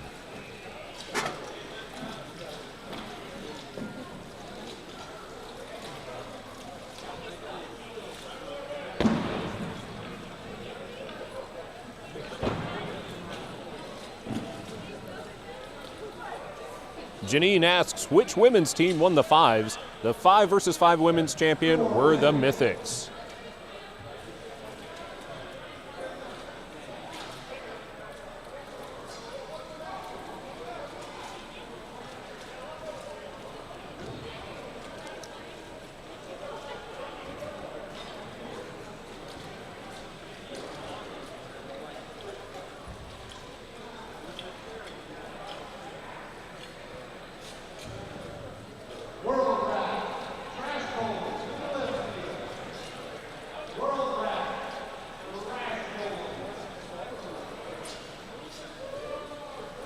Entering from the left side of the field, we have the World Rats, a combination of the World Eaters and the Plague Rats, taking on the Trash Golems, a combination of Palmetto Knights Team 1 and Team 2, the Peacocks and the Swamp Foxes.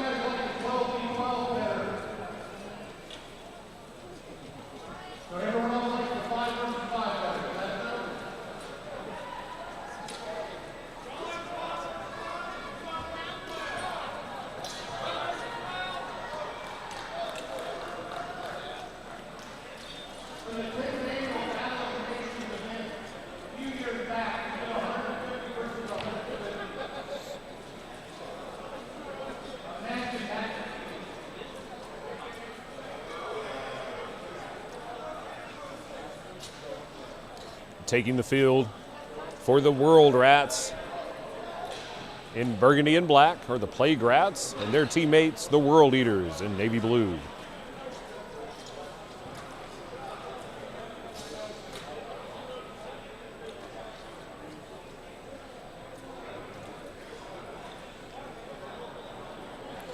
World Rats fielding 10 fighters, it seems.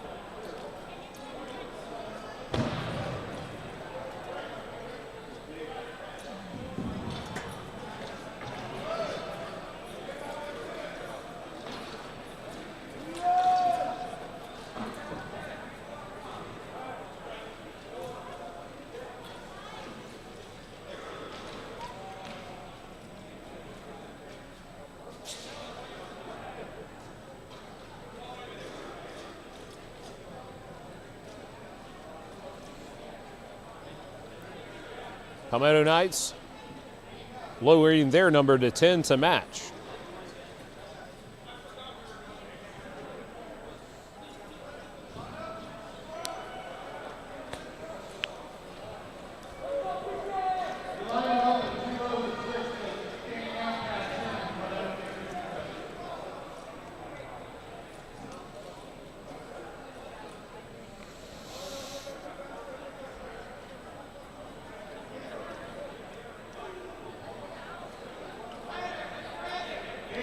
And we're ready for the first bout in the World Rats versus the Trash Golems.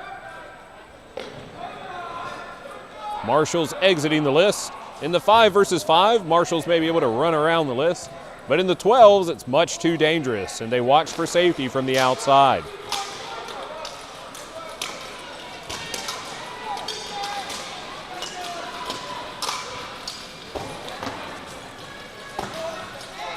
One fighter down on the near center.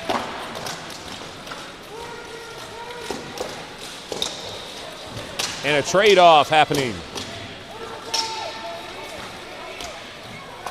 Looks like 8 to 9, and several more falling in the near field.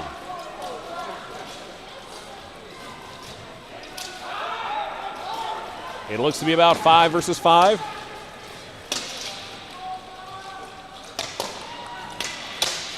And a hard two-handed sword shot. 5 to 4 in favor of Palmetto Knights. And now it's 4s again. And a trade-off. It's 3 to 3.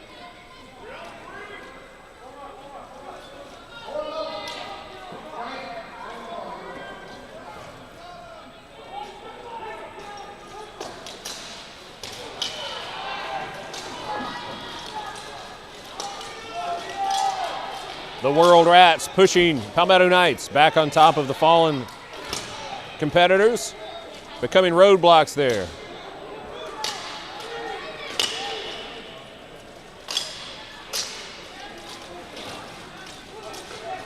And now it's 2 versus 2. Even numbers.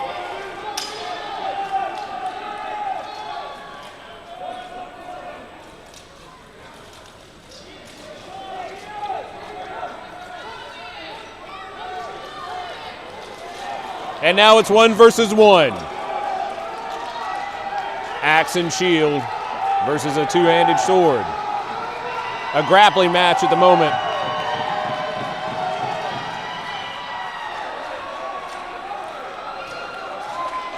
And it appears the Trash Golems have a fighter still standing.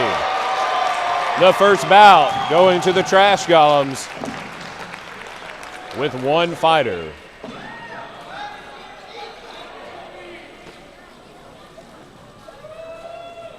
Those fighters in the blue and white are your hometown team, the Palmetto Knights, made up of Team 1, the Peacocks, and Team 2, the Swamp Foxes.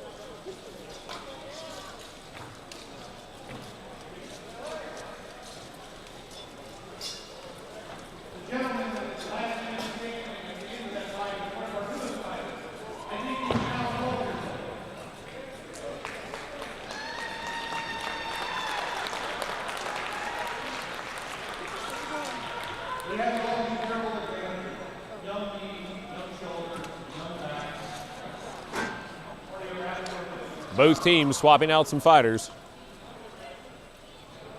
Fielding 10.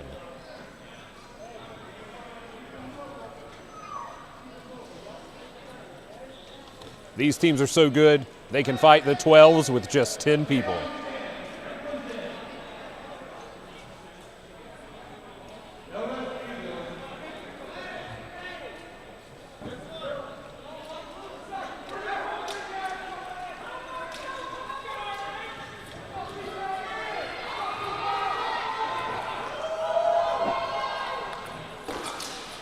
And first contact happening in the near center of the field. Pushing into the Peacocks, the Trash Golems backfield. One Trash Golem down, one World Rat down. It's 9-9, and another trade, 8-8. Still even numbers. It looks like the Trash Golems are taking an advantage here. It looks like 1, 2, 3.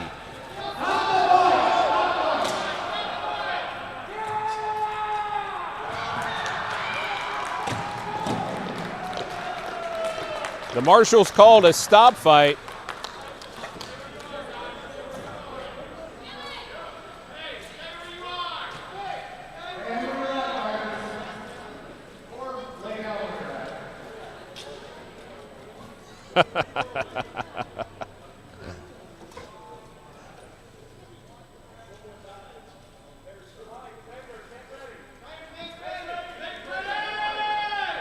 I see 1, 2, 3, 4, 5, 6. Palmetto Knights still standing.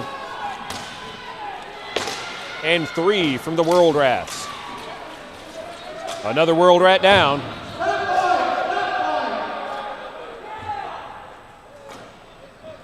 And it stopped at 6-2. With the win going to the Trash Golems.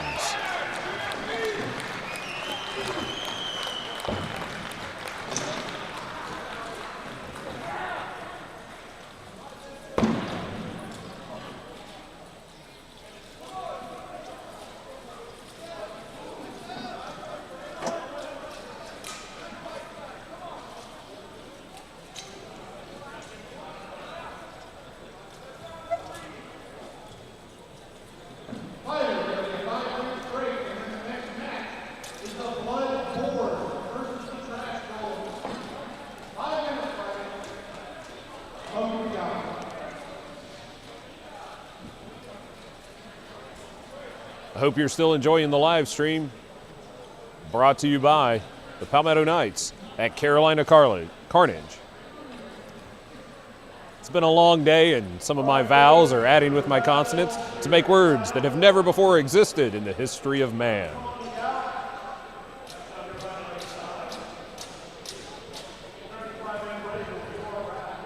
We're taking a short break to allow the Trash Golems to regroup, catch their breath, and get some water. They'll be facing the Blood Boars next.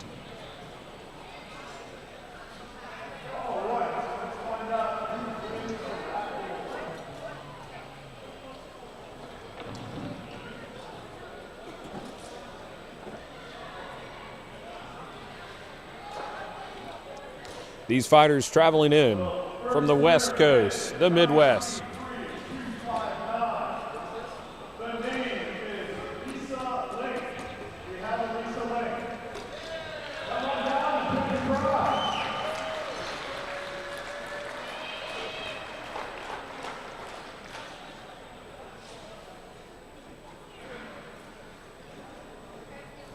We've got some raffles being handed out right now from tickets sold in the auditorium today.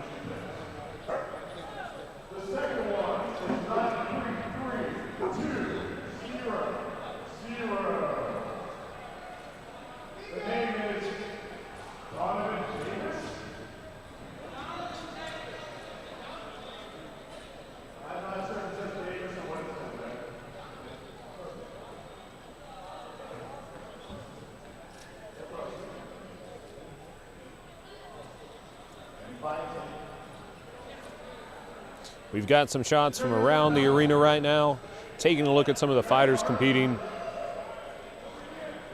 The ones that have wrapped up their competition for the day, taking some good team photos. Memories made, friends made here. And all these teams supporting Team USA going to the World Championships later this year. All right, thank you very much. I was told that you're getting a promise of the first thing here. Sorry. Hope you all have a great time watching this one put on in February. A couple of fighters there from Club Kenyas, hanging out, waiting to see who their opponents will be. We've got the Blood Boars entering in on the left. The Trash Golems preparing on the right. Blood Boars, a combination of the War Pigs and the Blood Eagles.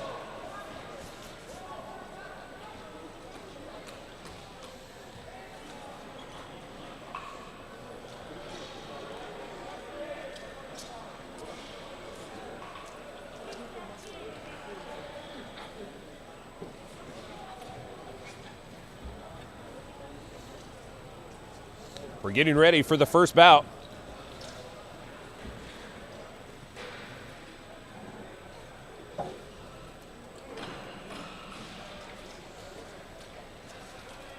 Trash Golems taking the field near the red gate. First fighter making his way in.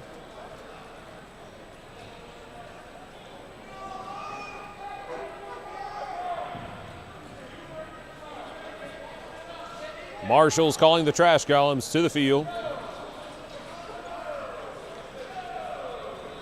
After coming off a hard-fought victory against the World Rats.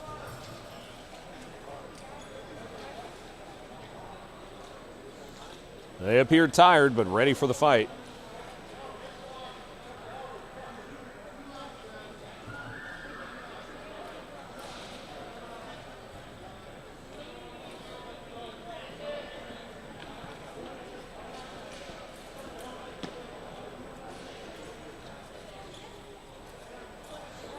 It looks like the Blood Boars are fielding 9 fighters unless another catches up soon.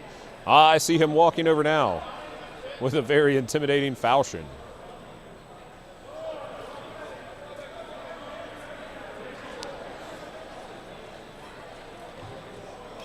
The Trash Golems fielding 9 currently.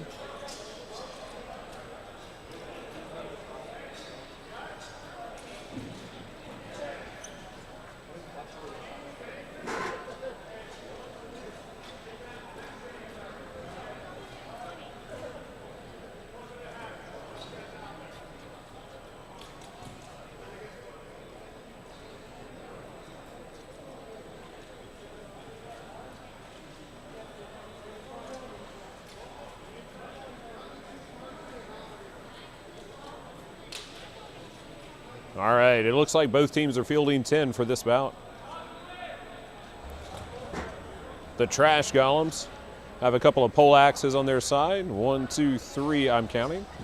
Correction, just 2. No 3.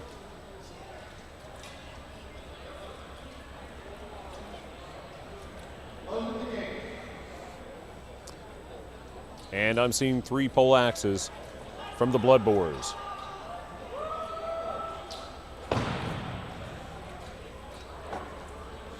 In the larger fights at the World Championships, the 21s, the 150s, the all versus all, you might get skirmish lines. But we're less likely to see it in these few smaller.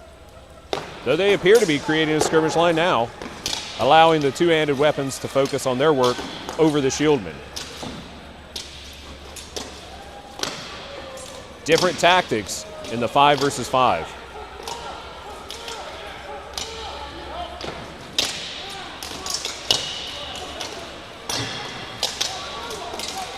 There's a broken axe on the field. He's trying to draw his secondary so he can keep fighting.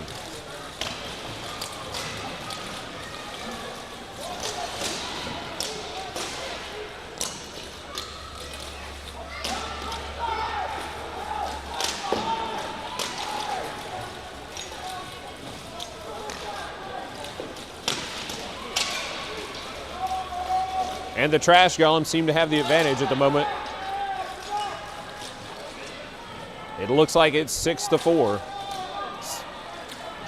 6-5 in favor of the trash golems. And a trade out up top. 5-4, slight advantage to the trash golems. And another trade off. We're down to 4-3.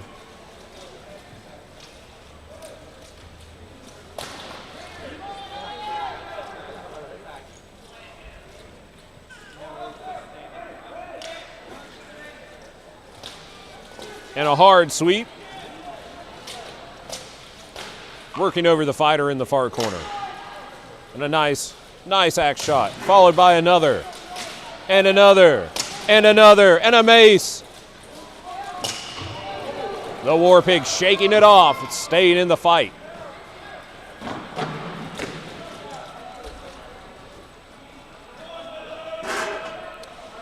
It's 3-3.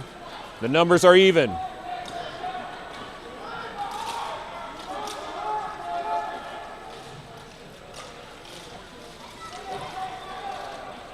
And the Blood Boars have taken the advantage back. It's 3-2 with the trash golems.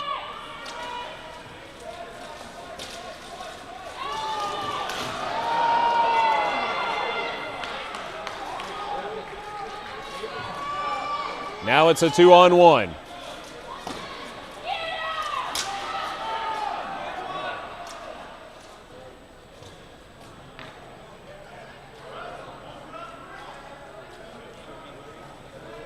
Correction there. Looks like the Marshals did not down that fighter. And it was 3 fighters to 1. The win going to Blood Boars.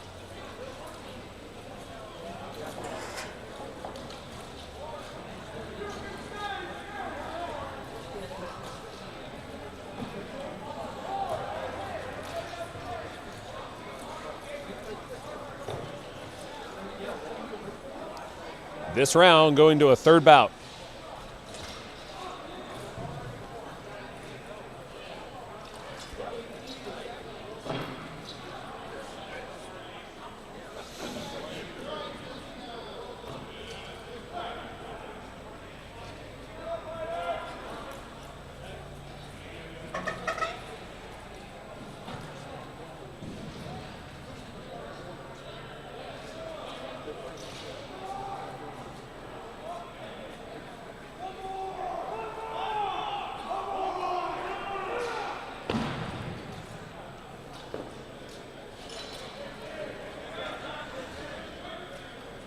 These fighters giving everything they've got, emptying the reserves to try to take round 3 and move on in this 12v12 tournament. The Blood Boars bring their ready for one more.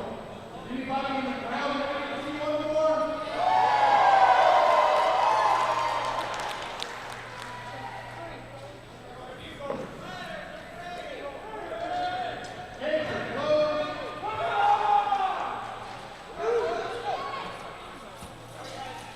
The trash golems moving forward to take the center of the field.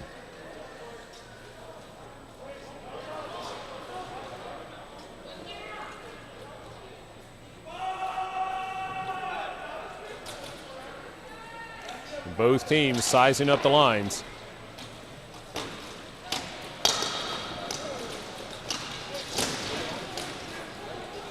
Those polearm shot coming in strong. All fighters still standing right now.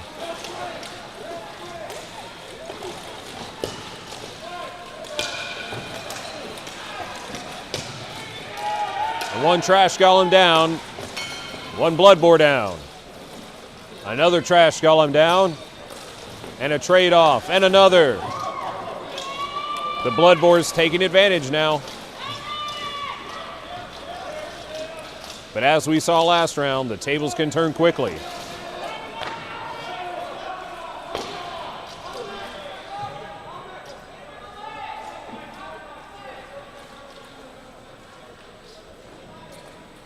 The helmet came off, that fighter evacuating.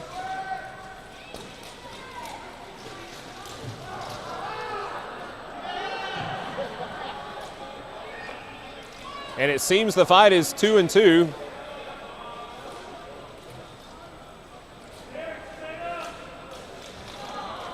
I take that back. I missed one fighter down in the left corner. It's 2 versus 1.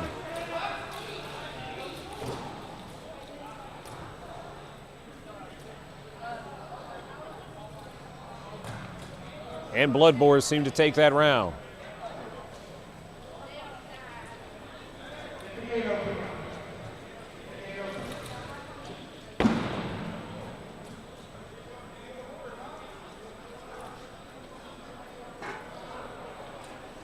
Medics coming in to check that down. PK fighter. I believe he took an axe shot to the knee from the sounds from the marshals.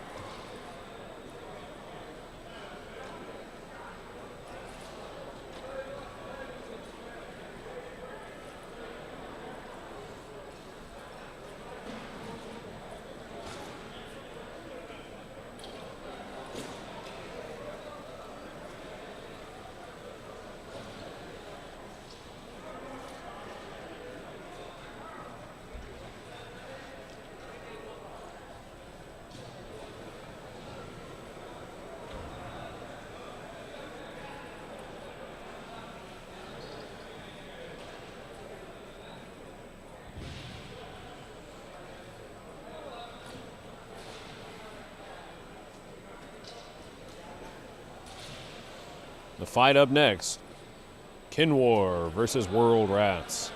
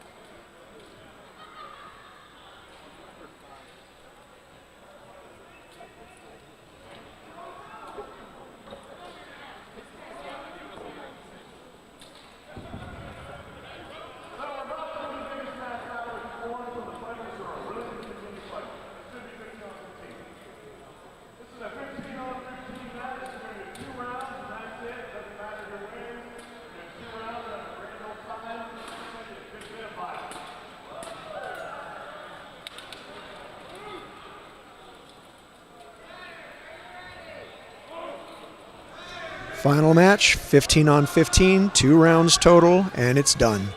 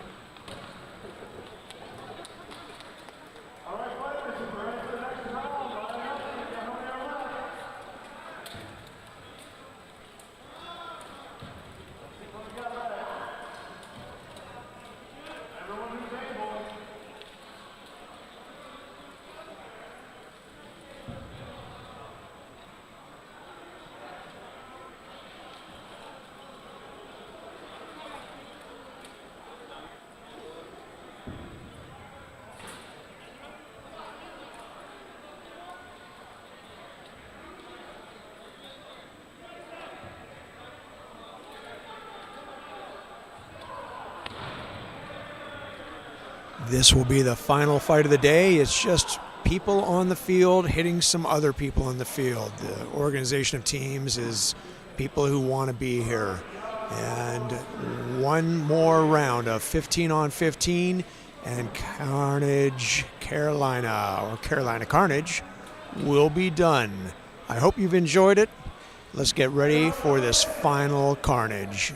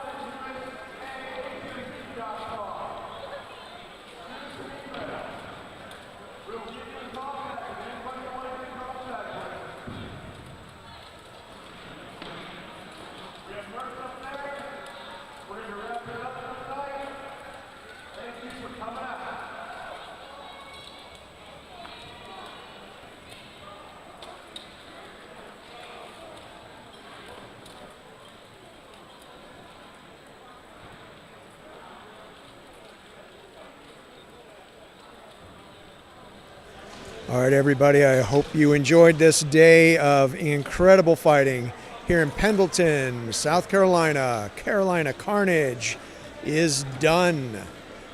Signing off for today. And again, remember next year, it's coming up.